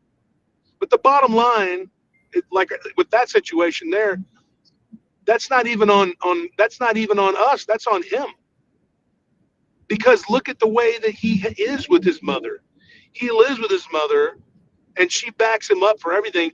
When he pulled that shenanigan, hold on, can you hear me? Okay, Yes, so I can we're hear you right now. going through a bad area. So whenever that shit happened, where we all had that show with the Doyles, with Helbin Holler and Jerry and Ella Williams and Bettina, we all did that show together. Um, you know, he threw that rock and he faked. He was faking Bigfoot evidence, obviously. But what's crazy about that is he tried to get his mommy to get on the phone with me and talk me out of coming after him. What the And hell? yeah, dude, I'm telling you, she really did that. She did that. She absolutely did that. She and we got him. We got her because I had still had the thing recording. She was on there like pleading with me, and so he wanted to go after you and Bettina, and he was going to leave me alone. But then I looked in the comments section, and it was him, his fake profiles in there, talking shit and laughing and making a big joke. And I knew it was him. And there's no way in hell I was going to agree to a peace where you and Bettina got thrown under the bus and I got away and, well, he's not going to mess with me now. He's going to mess with y'all. And I'm going to sit there and watch that happen. Now, a person with no morals would have just said, that's it. I'm not going to do anything. I'm just going to let him hang. But I'm not that guy. And I'm not going to let my friends get beat up. And I could be angry at Bettina for leaving the fight. But Mike's got his hands full with us. So he let her walk so he could just fight with us. And so Bettina had to, get away for her own mental health. I mean, they drove her to the point where she freaking quit. And make no mistake, that's why it happened. That's why she quit, folks. But these people, if he thinks that he's going to do that to me or you, he's out of his ever-loving corn cobbing eating mind. Because that ain't going to happen, bro. I'm telling you right now, dude, when you were joking around this morning, I couldn't believe that you were saying that. And I was like, so finally I said, this is ridiculous. I was like, you're quitting? But you had me going, but then you said, nah, I'm not, I'm just saying that, I whatever. was messing up. Yeah. I didn't even know you were joking around like that, but I was just like, holy shit, man, this is where we're at now. So So even if that happened, I was I just would still never quit, ever. giving them a taste of their own medicine. Giving them what they expect, right? So Yeah. I was what they thought that so they can think that they won and stuff like that. But then you see how it went. But yeah, no man. If I didn't surrender when I was in the front lines fighting the Medina Republican Guard, I ain't gonna definitely not surrender to no bent out of shape, uh, corner cop eating hillbilly. I mean, hell no. Yeah. I don't know You what know, and he's got you control. know, Or he got no control over nothing. and I want to say something else too. Like what they said about your mother, and they attacked my mom too. Yeah. They seem to think that it's okay, open season, just talk about people's family. But when the favor is returned, you know, Yeah. they They don't could like. not handle it. Boy, they flipped out and they went ape shit bananas. Let me tell you something, and this is for you, Dana. No, I am not afraid of Abe. I am not afraid of any man. I am not We're afraid friends. of any. She just wants us to argue and fight. She's trying to stir up, an argument between you and I, and that's what they want more than anything. But it ain't out of fear. I love Abe. He's like my brother, and you're not going to turn me against him. And I know Abe is smart enough not to fall for your traps to try to turn him against me. But no, it has nothing to do with fear, Dana. Not at all. I'm not afraid of anybody at all. Like I've said before, I'm 6'4" and I'm 360 pounds and I'm trained. I don't fear anybody. I've been in hundreds of fights, but it's not about that. The thing is, we can't fight this guy on an even footing the way that you would like to. He's a You have puss. to fight him He's a, in his yeah. little He's a realm. puss. Yeah, He's a he's a puss. He pussy, won't. He won't big face old us. pussy, man. He won't sign a waiver. We don't need to sign a waiver. Just freaking handle business. You started a lot of stuff. Man up for it, or apologize, and He's go never about going your to do business. that. Never. Yours alone. Yeah, and he's not going to leave you alone. He's going to keep trolling and doing what he does, So he's and getting women to eventually it's fight all his going to be fights tied now. back to him. A lot of women to fight his fights for him, like a little bitch. Yep. And if you look at Larry and Clough, I mean, in my opinion, they act like women. Except they act like chismosa, like gossiping old washerwomen, dude, up there talking all this shit. Tonight, I saw in the chat, I saw Larry in there lying, saying things that weren't true. I saw Dana lying, saying things that weren't true. I didn't see Cluffy. He's still trying to pretend like he's not on Mike's team, but we know you are, you little fat gorilla face. We know you are. Don't act. Stop acting. And of course, Mike, he decided not to drop all this crap about Maddie and Anthony because Maddie went to the police and talked to them about him and his harassment. We've talked to the police, what they can do and what they can't, we don't know, but at least it's documented. So when the shit pops off and he actually is stupid enough and crazy enough, because we know he is, to, in my opinion, to come out and try to actually bring a lawsuit against me because he doesn't want to work. So he probably thinks he's going to make money off of getting a lawsuit against me. I'm going to tell you right now, dude, I will take whatever it is that you have Okay, whatever little crap you might have, and your mom too, all of y'all, because you're all involved in this, and we can implicate all of you in this. The real conspiracy is what they have done, what they have done, not us. That's the fake conspiracy that they make believe happened. No, the real conspiracy is all you guys over there talking and talking all your shit, and trying to gather people together and galvanizing people to try to hurt us, to try to do things to us, to disrupt our show, to try to cut off our money supply, to try to besmirch us with our reputations, trying to drag us through the mud, whatever. And I could go on Rumble tomorrow and get 400 or 500 people to sit there and listen to me rant and rave about this lunatic. But what does it fucking matter at the end of the day? Okay, at the end of the day, they're just gonna keep going, and it's gonna give them more fuel to do what they do. But don't sit there and cry about your mom when you started the shit with me about my mom. You started the shit with Abe about his mom. Don't sit there and cry. Our moms are gone. You know, you still got your mommy right there with you. She can coddle you and give you breast milk or whatever it is that she does. You know, whatever, whatever the hell it is, weird ass situation y'all got going on where you sleep in the same bed together or whatever weird shit y'all have that's going on there. I don't know, but you know, it is what it is. Okay, you still have your mom. That's why you're talking shit, you know. But it's a sick thing to watch this man sit up there and spin lies and tell everybody that we're lying and that his son was kidnapped by us, you know.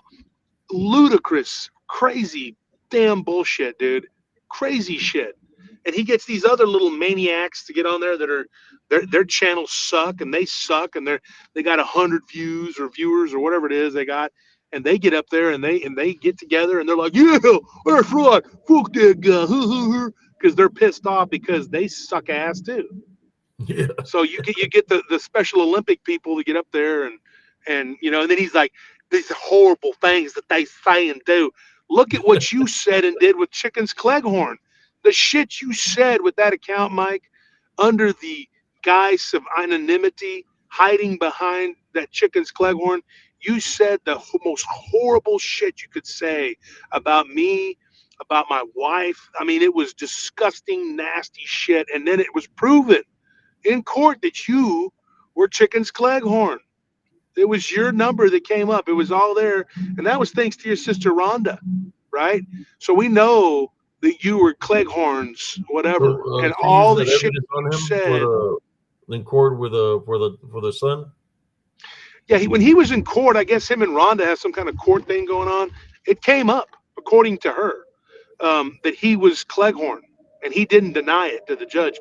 So Yep. we know that you were. That's another thing.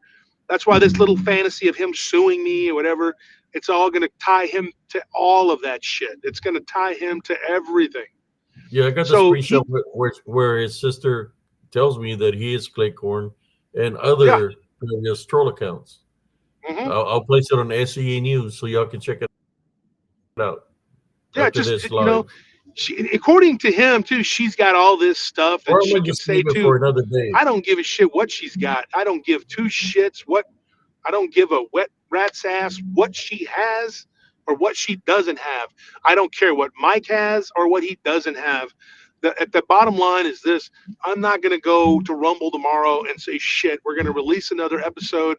I'm going to go on with my life, and I'm going to continue with my businesses. I'm going to continue to do what I got to do to put food on the table and make a living. And I'm going to do what I got to do with the show and keep growing it. I love the subject that we have, paranormal. This has been a freaking ongoing nightmare. But when you know, one thing I learned, Abe, my uncle, God rest his soul, Uncle Frank, he was my uncle on my mom's side, on my Hispanic side, and he always told me, he's like, dude, even in Vietnam, mijo, he told me this. He said, I made the best of it. He goes, I was walking through hell. He goes, but I never lost my sense of humor. And up to the day he died, Uncle Frank never lost his sense of humor. That guy always laughed. He conquered and laughed at the elements. He didn't care. And you know what? I don't care. I don't care. And I'm going to channel that strength that my family put in my blood, in my sangre. And I'm going to laugh at these people all the way to the finish line because I honestly don't give a shit anymore what these Yeah. people do or what they say because it doesn't freaking matter. Nobody cares other than to laugh at these people. And I'm even wasting my breath talking about it, but in a way, Yeah, I'm people kind of people been trying to laughing appeal at to the them. man. I mean, they've been laughing hard at them because they're a laughing stock. They have nothing to offer, nothing to show, nothing of Nothing. kind of evidence. Nobody wants to hear. If somebody wants to hear some gossip, they'll go by the Inquirer or something. Yeah. But yeah, they don't have nothing to offer. Just you know what we need to do? Send them over there to Maury Popovich so they can put the lie detector on his ass. Maury Povich. Yeah. Yeah. But the truth comes out. It's like, you are Cleghorn. You are Fred Baines. You are 50,000 other profiles like Scooby Doo when you take the mask off and it's him, you know? The only Yeah, reason I'm even talking and wasting my breath on this they're gonna is be for like, "Did you. you sleep with your brother?" The results say you are lying. Yeah. And the things he said, you talk about disgusting, the things he said about Lowell, you know? I mean, it's like that's Rhonda's husband. Like, he made these horrible posts. Folks, go look at his Facebook, and if he's still got it up, and look at the horrible nastiness that he posts. And then he wants to sit up there and act all pious and innocent, like he couldn't believe the disgusting things that were being said. Like, look at the disgusting things on your own Facebook, dude. Like, you're a vile person, in my opinion. It's very vile. And so I don't post things like that on my Facebook, you gross ass dude. I mean, he sits there and he plays this role like Jimmy Swaggart, and these people are like, oh my gosh, Yeah, those people aren't Christians. Oh my gosh. Shut up, dude. Shut your freaking pie hole. You know, just, the bottom line is this. He could have shut up. He could have shut up any time and it would have been over. But he couldn't do that. He could not do that. He has to have the last word, which is what he'll do. He'll cut this up into pieces and say a bunch of crazy shit and do whatever and just keep on and keep on trolling. Every waking minute is being wasted on trolling. Mike, I have things that go on in my day from the time I wake up until the time I go to sleep. I'm working. I got things I got to do. And this takes up a very small amount of my time. But I don't even like that it takes up that small amount of my time. And out of morbid curiosity, I went over there and listened to his bullshit today. And I could only listen to a few minutes. I didn't listen to very much of it. I listened to the recording part and, wasn't much else. He's just, it's so sickening the way he sits there and lies and these people believe it. I mean, it is so damn ridiculous, dude, that they believe this fucking guy. Like, if it, and it's only because of willful ignorance and their own hatred for us. They hate us. They hate PRT, and they hate you, and they hate us. So they go over there and they'll listen to somebody spew the most ridiculous lies that they could conjure up in their pea brain he because of says that. they're gonna tell him they're gonna say Michael, the results are in. You are your mom's silver bullet. Silver bullet. Hmm. He is the silver bullet. Yeah. And he That's calls his us nickname. trolls. We don't Silver bullet. troll. Abe, one thing you did, the same thing I did. You went over there tonight and you used your regular account, just like I did, just like Nelly did.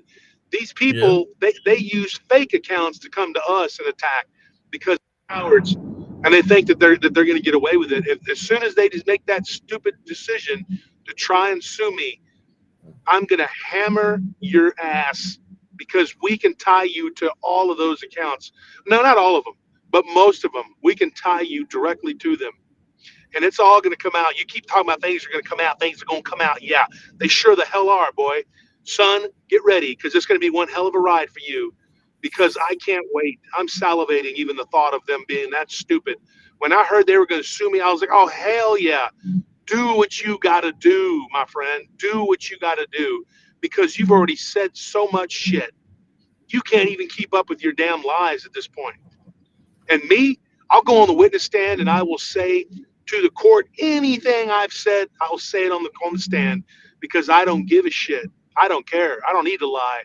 When we started hitting them with asking questions, they just blocked us and deleted us because they knew damn well that their bullshit is just a bunch of bullshit, and we're telling the truth. They know that. They know that that's the way it is. And so tomorrow, I'm not going to even talk about these people.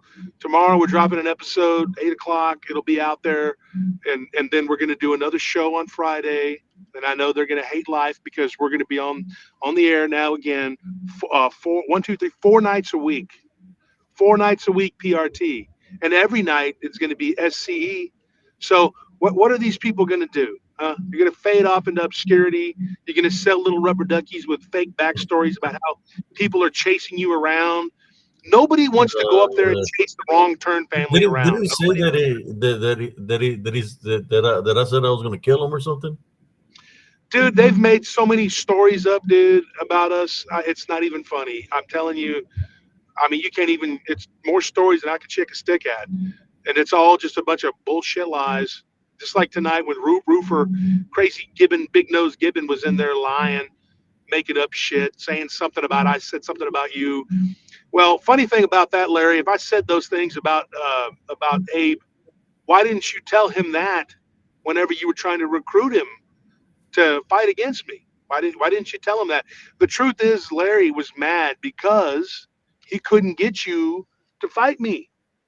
He couldn't get you to come against me, and so he started in with his bullshit with you. Because He did the same thing to help I already Waller. knew something was fishy with him. That's with David with Texas and all that, and something wasn't right. That's why I just paying attention to everything. That's when I find out There's that definitely they something were not right playing about all of you. them. They were playing you, and they were playing me, Yeah, trying to play me. trying to. Yeah, they're mad because they couldn't do it. That's what it is. I mean, they've tried everything under the sun and nothing is working. At this point, it's like Ella Williams said. She said they're just throwing shit at the wall and seeing what sticks, and not much is sticking. I mean, you know, we did an impromptu show tonight, okay? And I'm telling you this. I'm going to tell you this right now, people over there on that other side. We got 400 and how many? I don't know how many people we had in there. 440 something people at 1 or 2 in the morning on a Tuesday night. So if that doesn't tell you that this is ball game, then I don't know what is going to tell you that that's the game. The game is over. It's the fourth quarter. The fat lady has sung. Now he's going to try and throw a Hail Mary to try and Oh, sue us. Go ahead, you stupid ass. Go ahead. I wanted to show a picture or something real quick. Brother Josh Turner, see if I can find it. Uh, man,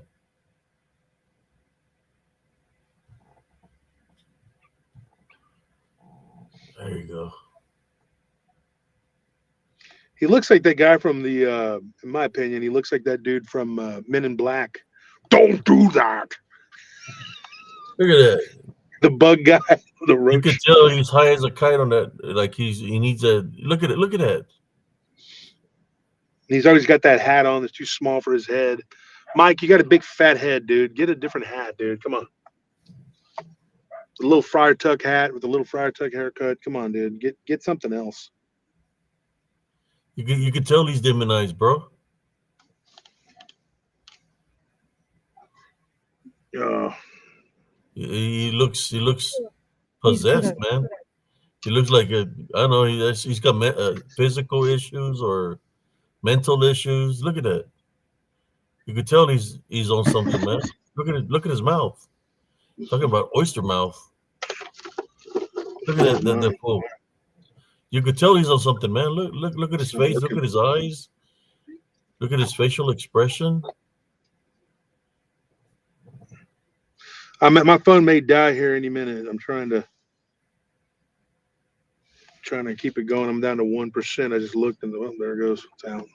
Uh, uh, look at this guy. This is the guy we're dealing with. trying to come up against us in a negative way. You need to take care of yourself, buddy. It looks like you're close to having a heart attack or something.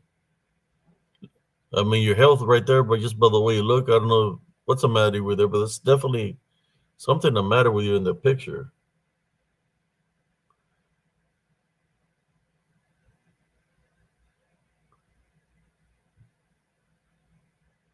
Yeah, I just wanted to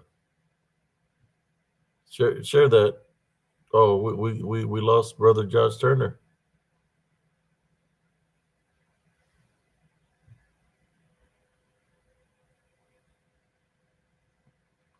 Yeah, there's definitely something wrong with him, man.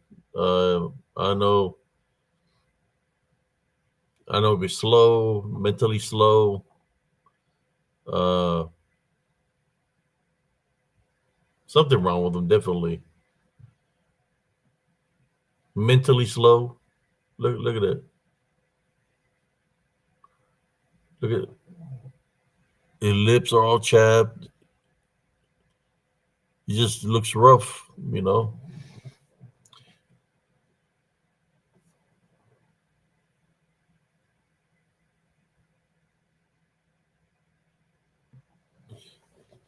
That's what we're talking about right here. When we talk about corner the cob, Damien Peterson, uh, Chicken Cleckhorn, Billy the Kid, and all the other profiles that he uses. There's a fool that's been trolling me for a while now. He wouldn't have a chance with Sorensias. Look at that, just ridiculous.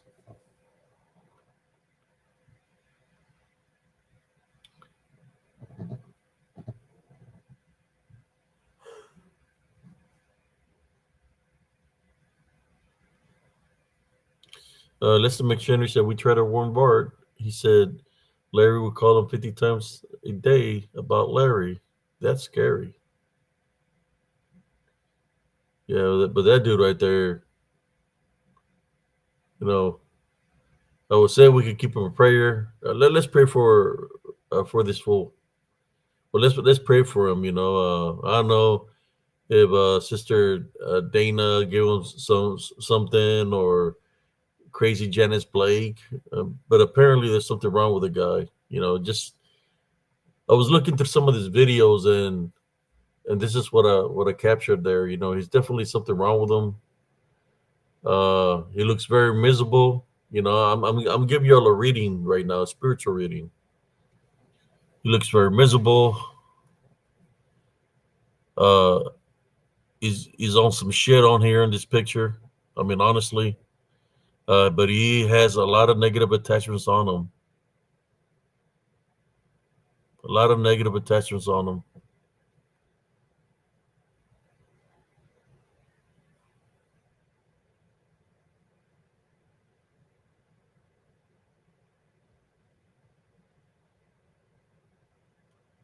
I just wanted to share this picture of him. You know, he's a poor guy. I try to help him out, but you know, when you're being demonized like that, you don't want to accept. You know, the demons keep him bonded. Now I'm trying to free him from the bondage, but the demons are keeping him away from me. That's why they didn't allow me on the show tonight. I was trying to talk to him. I was going to tie bind and rebuke the demons out of him tonight if he would allow me on the show, but the demons are keeping him away from me. Then Dana Ortega, that's right there by him, wants him to continue to be bonded. I want to set him free. You know, I want to set him free from the negative attachments that he has.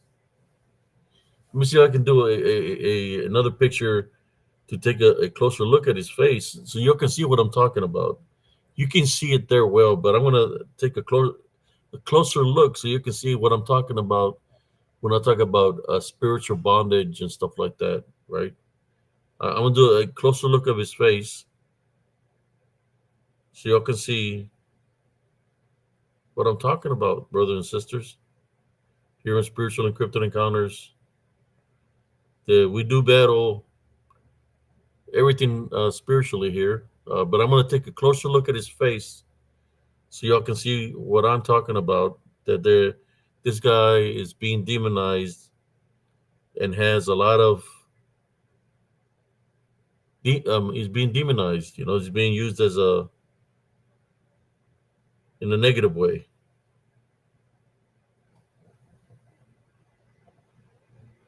So I'm gonna share this picture right now, and I'm gonna a closer look at how he looking. Yeah, I was looking. I was listening to a video, and I said, man, there's something there. And I said, this guy is being demonized. He's being demonized. He's being bonded. They don't even know what the hell he's saying. So here we go. I'm gonna go back in there, see if we can see it. Because I sent another picture. Nope, that's not. Okay, here we go. Let's see if we can see it now. Now that's a closer look at it.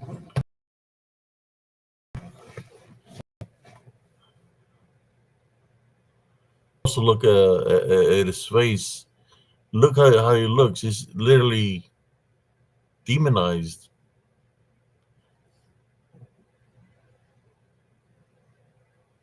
Look at that.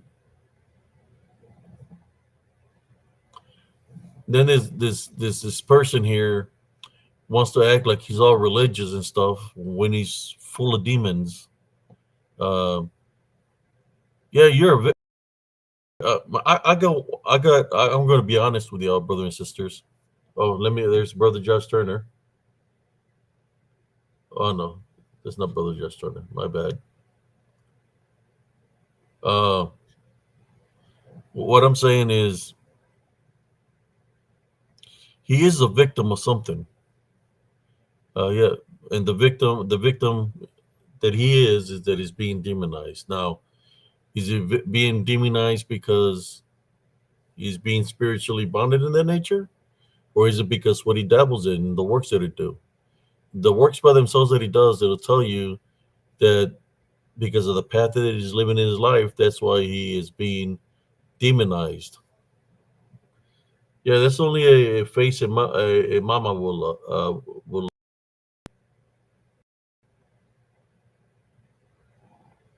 Uh, Look at his eyes, his mouth. You know, only God knows how much wrong he's done. You know, sooner or later, the truth will be revealed, and he will pay accordingly to his actions to mankind and to whoever he's uh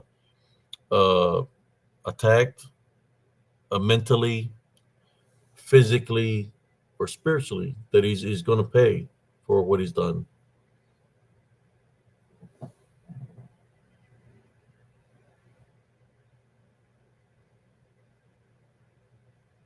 Yeah, I know I don't want to scare y'all anymore with this picture, but yeah, I just had to show the picture, brothers and sisters. You know, I listen to podcasts. I'm a listener, but sometimes if you pay attention, you're able to catch activity within the podcast, and sometimes the person that's in the podcast, something happens to them. So that's a happening of negativity that afflicted them. Just like the video where I'm making a video and you see so we're talking about dark shadows, right? I know we went off a topic a lot, um, but I think I have a video of what I'm speaking of. That sometimes when you're doing a show and you're doing a show that there's things that want to interfere in your live feed, so they interrupt your live feed. So right there, I'm just showing you a picture of him that he was doing the live feed. He was talking a certain way. Then all of a sudden, his whole demeanor changed and looked different, which to me, it looked like he's being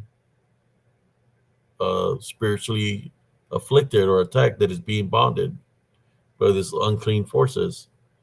Not unless, he's just looks that way, but that's what I see.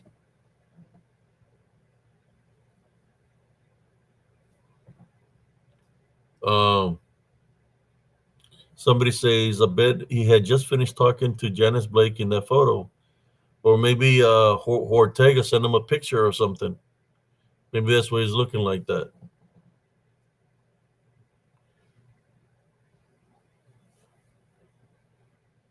I just had to share that with you.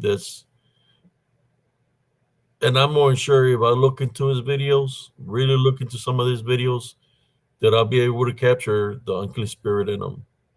But I don't want nothing being transferred this way. So we tie bind and rebuke any unclean spirits, any form of witchcraft and necromancy at this time. You're not allowed to affect any of the people here in the panel. You're not to affect any of the viewers. We tie bind and rebuke in Jesus Christ's name. Be gone as we call upon the heavenly angels to do a clean sweep of our heavenly foundation and our homes as we place spiritual heavenly crosses on the doors and on the doorways, on the windows. And like I said, we take authority and we tie bind and rebuke in Jesus Christ's name.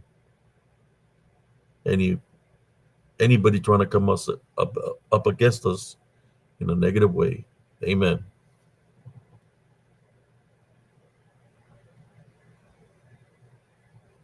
Elastic Machinery said, "I see it, Abe. Yeah."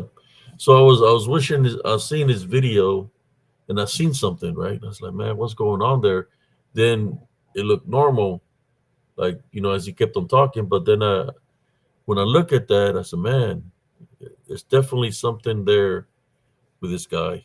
That he's got so many spiritual openings because all he focuses on is negativity. That all the doorways and all the windows, when we talk about uh, fear, anger, vengeance, believing in other things, then living the sins that he's living in. There is no just by the works that he does, there is no heavenly angels around him because of what he does. Uh, there's no relationship between him and Jesus Christ. Just like Dana Ortega, there's no relationship in that way with him because of the works that they do. They just want to dwell in negativity. The reason to dwell in negativity, brothers and sisters, is because they want to see people are going to get upset, which is a spiritual opening. They want to see if people are going to try to come at them in a negative way, trying to fight them. That could be a spiritual opening, right? If they're dabbling in the dark art. So the only way to handle these individuals is through prayer, through Jesus Christ. Just like I pray right now, and I type out and rebuke in Jesus Christ. That's the way we handle these individuals. So basically, they're playing, trying to play chess or checkers with us, right? Because they're coming at us a negative way. Me, I just deflect them, but I'm going to speak what I have to say to them. I don't care if they throw a fit. I don't care if they get mad. I don't care what words come out of Dana's mouth. Boom, I deflect those words and it goes right back to her. That's what she's obsessed. That's what she's obsessed and pissed off, because she's tried that before, brothers and sisters. When she used to send me messages and we speak through Messenger, right? Through the messages. She would try to do witchcraft and necromancy to me like about 3 years ago. I've been knowing Dana Ortega for a long time. But 3 years ago, I noticed a pattern of certain things that she would say that I felt she was indirectly trying to wish bad towards me, like witchcraft. So that's one of the reasons I distant away myself from her. So that's why she targets me and gets pissed off because every attempt that she tried to do brujeria, witchcraft, she failed. And she continues to fail. That's why she hates me and talks so bad about me. And I booted her out my friends list.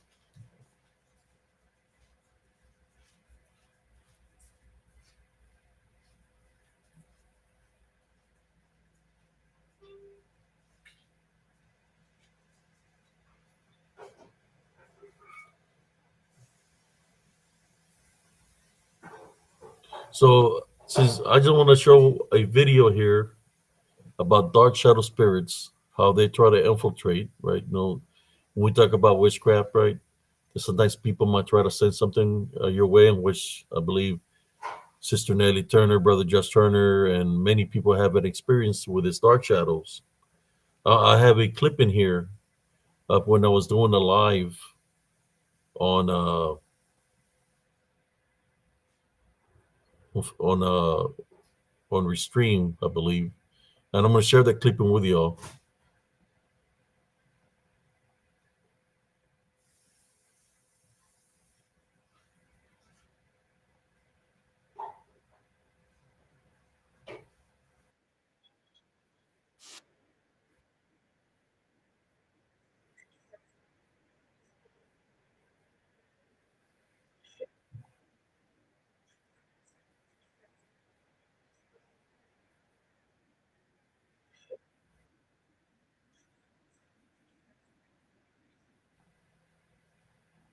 Okay, I'm trying to find the channel so I can share this with y'all. Okay,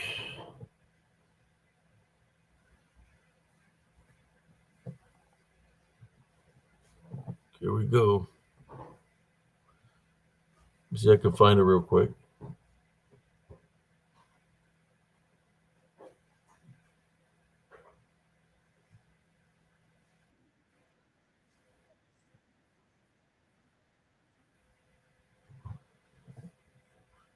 Okay, let me go to y'all. Let me share this real quick so y'all can see what I'm talking about.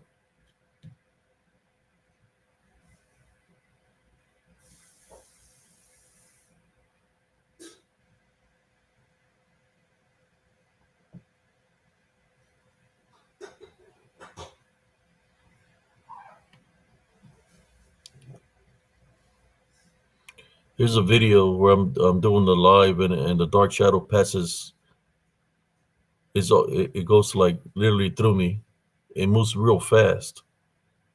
I'm gonna play so y'all can see, so y'all can hear what I'm saying on this video real quick. Let me catch up to the comments real quick. So I'm gonna go to that and push the play so y'all can hear what I'm saying, brothers and sisters. Where is it at?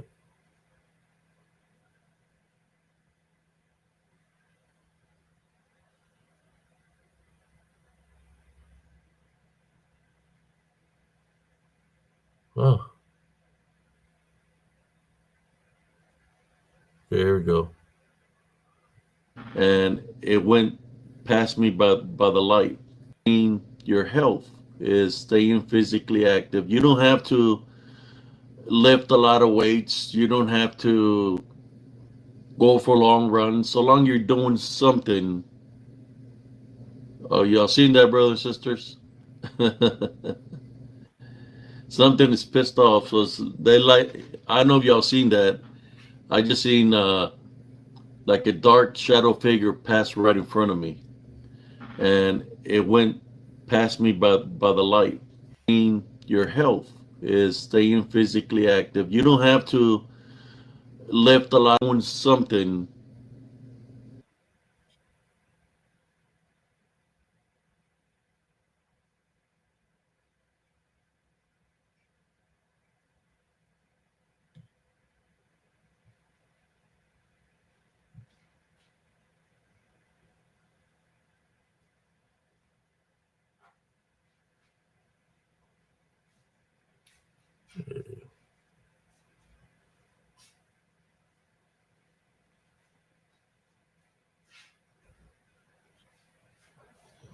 Yeah, that shadow figure just passed real fast right in front of me.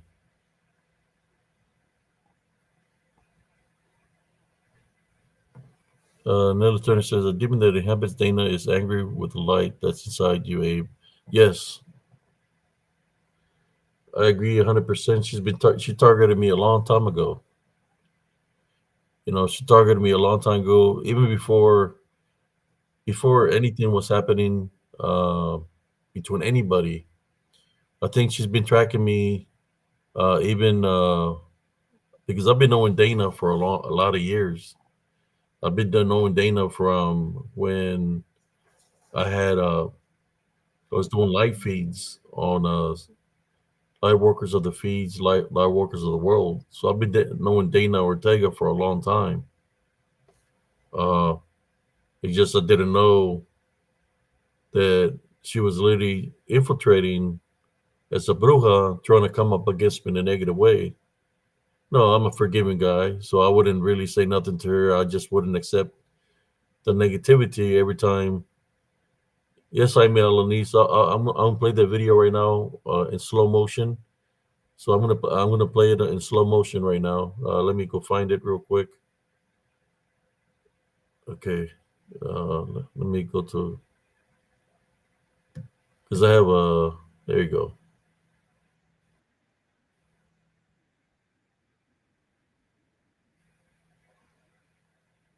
It's a slow motion. Let me see.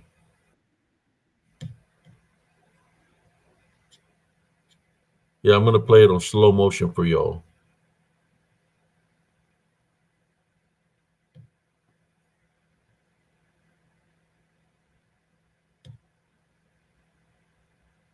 Okay, go to y'all. Make this bigger.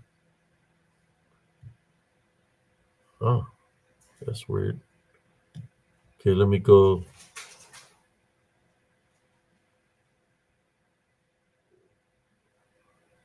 Make it bigger here.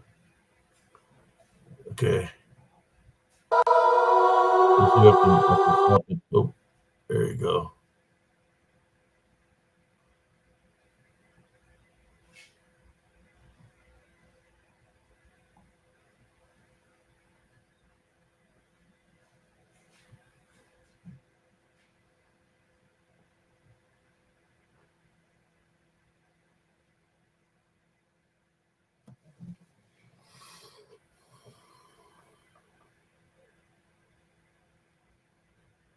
Right there is a good picture because you can feel the negative energy right there. Just by looking at it, I can sense it because it got captured in camera. Let me see. I can back it up a little bit.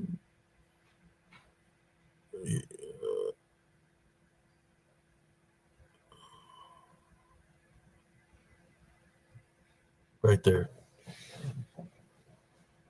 Boom.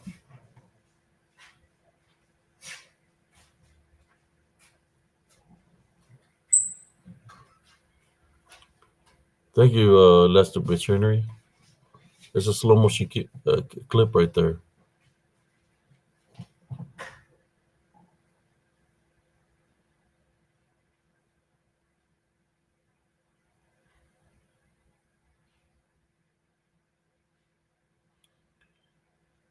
Yeah, it goes from right from my left to right. Yes, but uh, I can play it slow motion, but I stopped it there so you could see how these dark energies that they engulf. They bring all their negativity. You know, they were trying to disturb. It was trying to disturb the live I was doing because I was talking about something good. I was talking about working out to stay active and stuff like that. So it got pissed off and it decided to come and try to target me.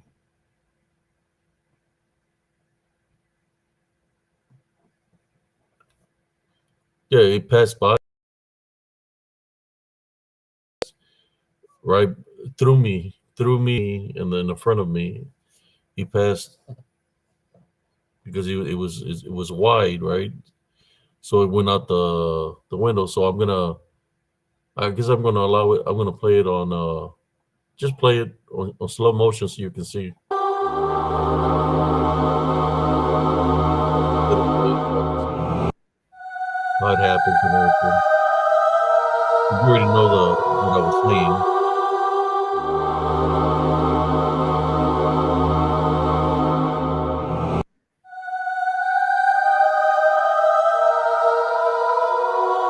Yeah, it passed me.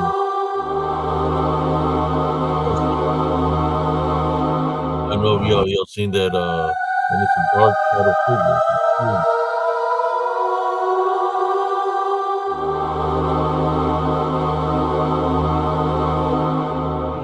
Right in front of me, going out with my wall, the wall where the window was, or is, should I say. It's moving real fast.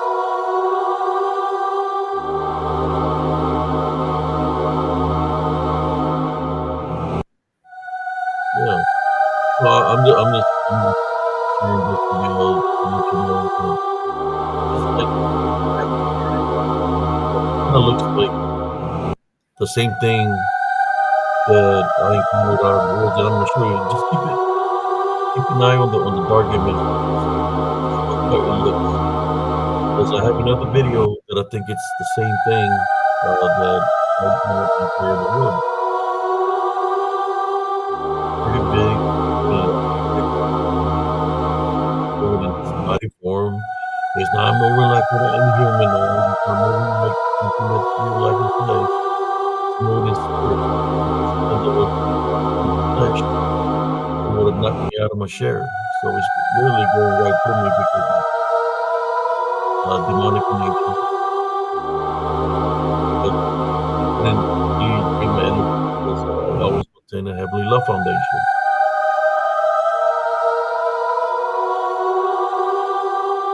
Well, there's trouble in the house. I was in my bedroom when I did this video. This video is in my bedroom.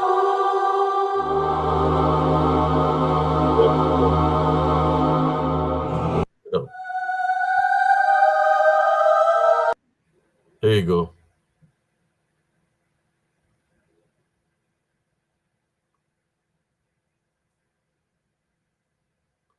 I'm sorry. I didn't know it was the audio was on, guys. Like I was saying, pay attention to the image, how big it is. Yeah, my is muted. Rebel doesn't go into my bedroom. Rebel sleeps out here in the living room.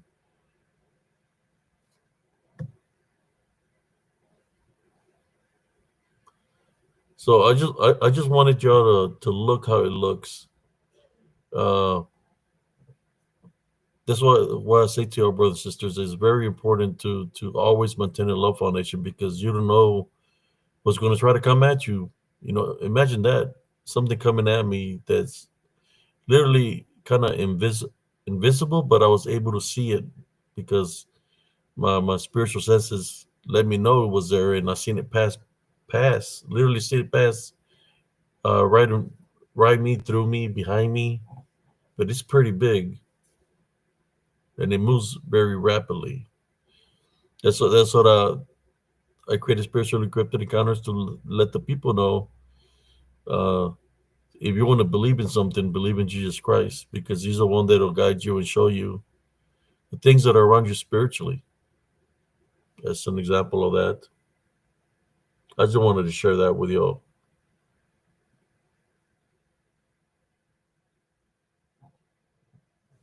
Yeah. And of course, y'all seen the other one where I'm out there in the woods and it's huge and it passes right beside me, but it's moving at a high rate of speed. I know. Yeah, I don't know if the last time man Trainer was here or he's seen that one. I mean, I can find it if y'all want to see it. But the reason I wanted you to pay attention to the shadow figure, how big it was, is because when I did the one during the day, it was just as dark as it was there at nighttime. It was as dark during the day. Let me see if I can find that video real quick.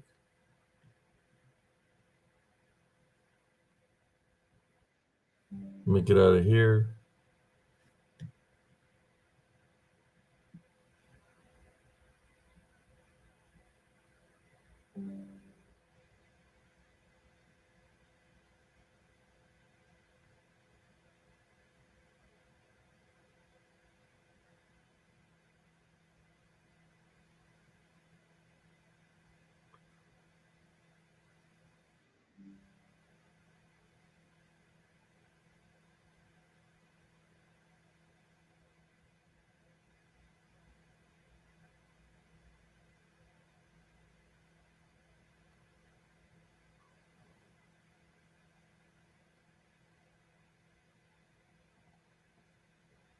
Here you go. This.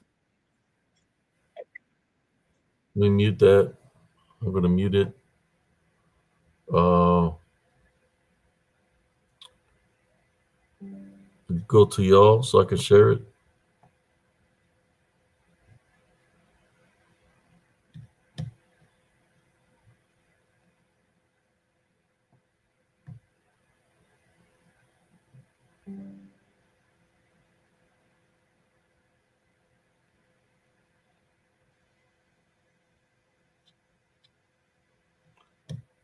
Okay, let me make this. This is big there. Let me go make it big where it's at so y'all can see it better. There you go.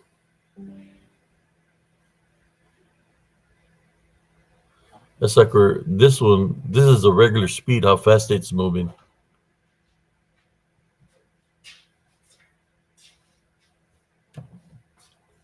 That's the regular speed, and it's during the day.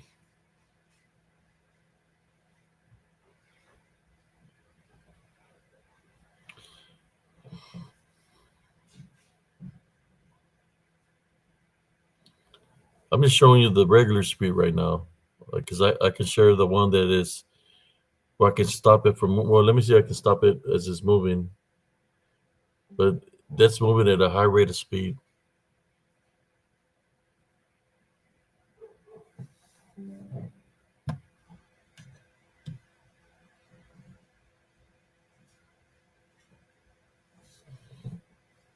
Let me see. I can slow down the speed so y'all can see it. Here we go.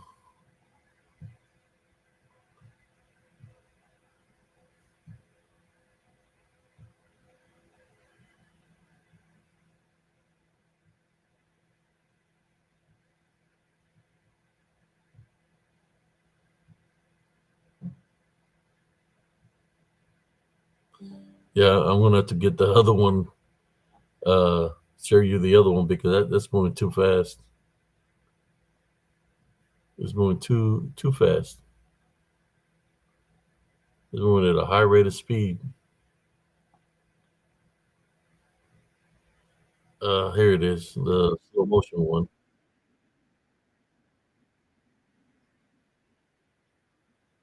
It was moving too fast.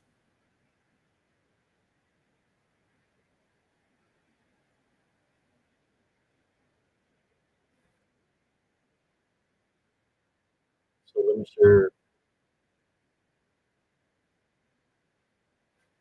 I lowered the speed on this one. You can do right there. I'm gonna go to y'all. So see the over here is big enough. Yeah, it's big enough. So I'm gonna lower the stop it to it, see how it looks.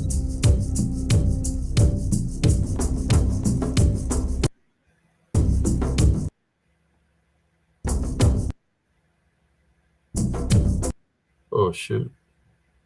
Okay, I lowered the volume. Oh,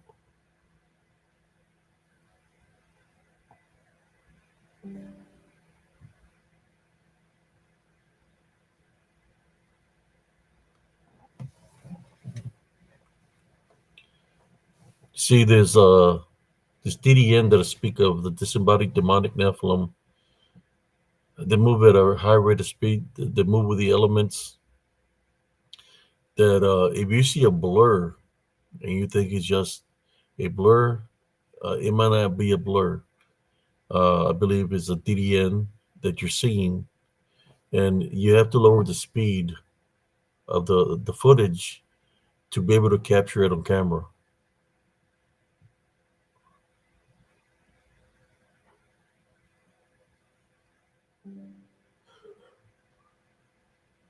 I'll let it play for a little bit. Get back to there.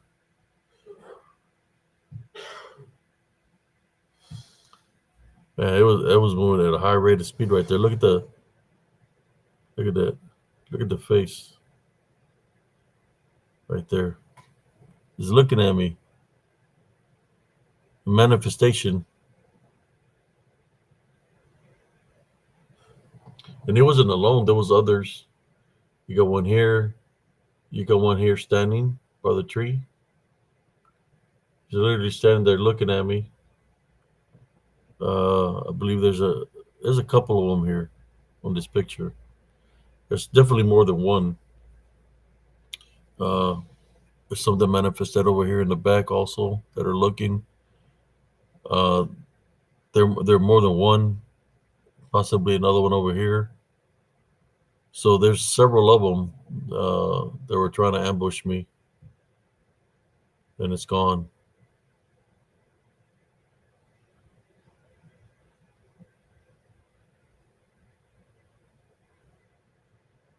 Look at that.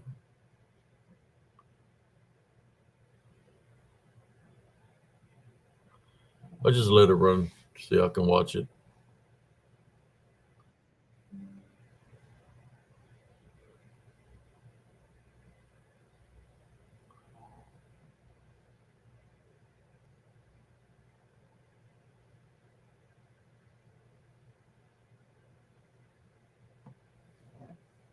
Yeah, yeah, that's massive, man. They're massive.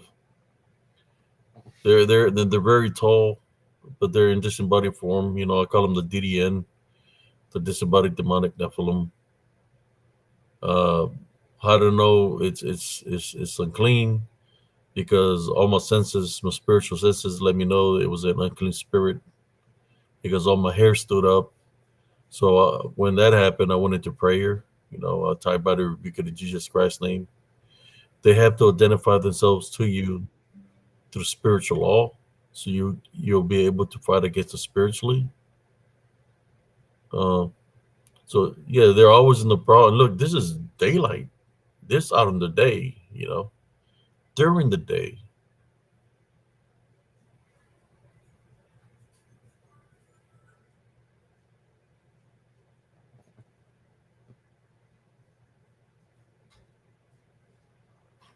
Yeah, they're always in groups. It's always more than one, you know.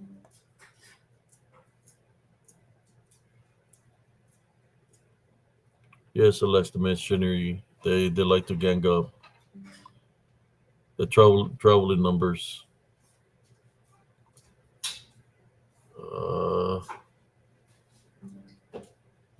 Yeah, we stop sharing it.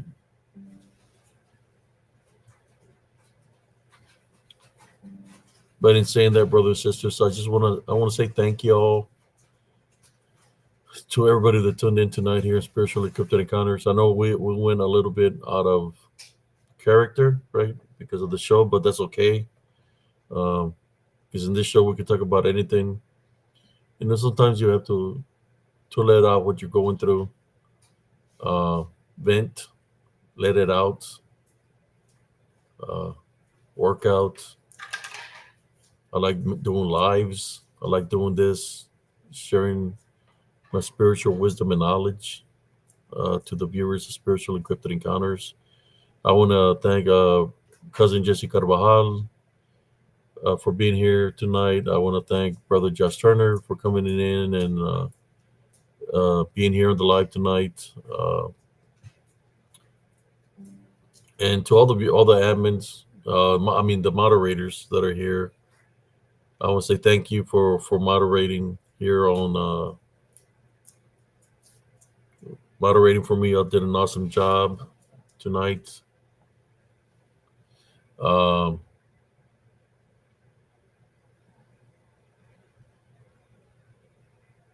yes, just thank you for everything. You know, sometimes you have to let things out and joke around about it, right? Vent, joke around. I like hitting the weights personally. You know, if something's bothering me, I want to make that the negative into a positive, right? So I lift the weights.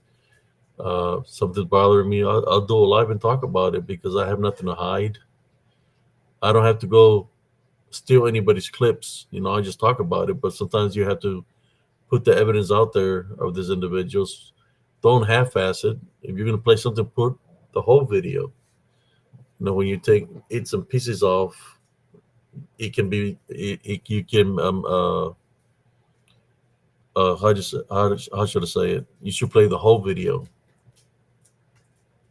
because people take things out of context.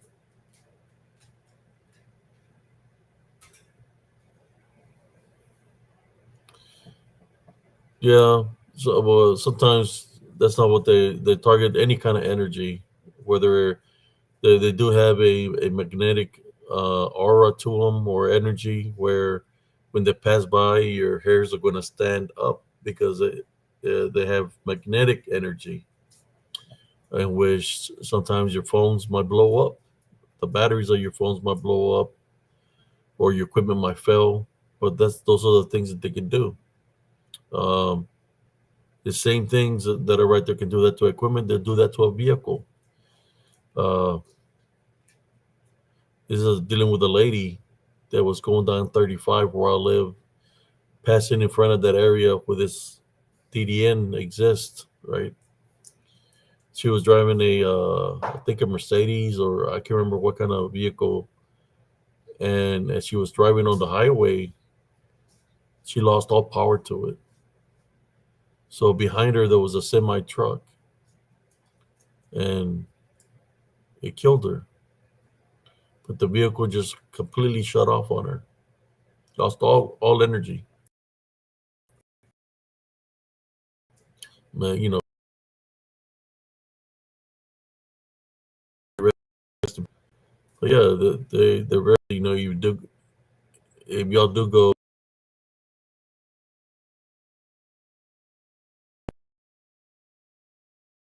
there and investigate. Uh,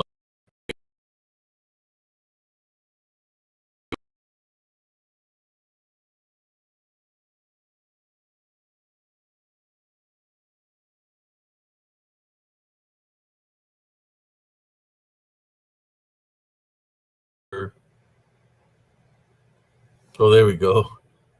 I think I had lost the connection, brother and sisters. In saying that,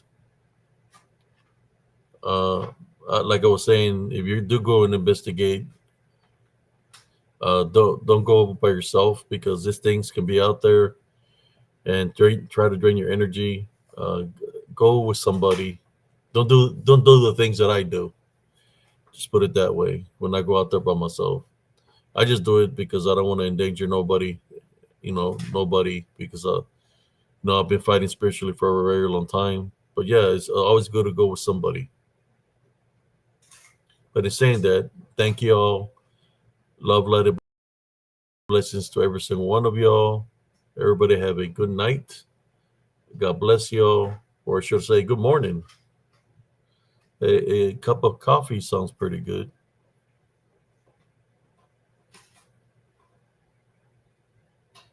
Yeah, what moved the curtain was my dog, Rebel. Uh, Rebel, let me call Rebel. You want a treat? Rebel? Let me show you Rebel.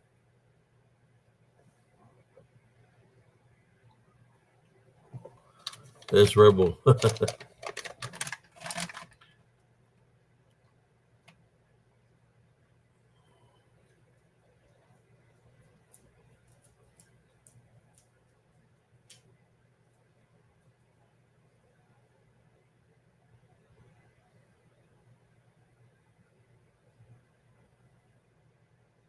Yeah, Rebel left me hanging. He went to sleep all night. He was asleep on the couch. He just woke up. And he hit me up for a treat early in the morning. You too, brother Jaime Lanise. Thank y'all. Thank y'all. I'm trying my best to go back on track and just keeping it just about the show, of what we're going to talk about.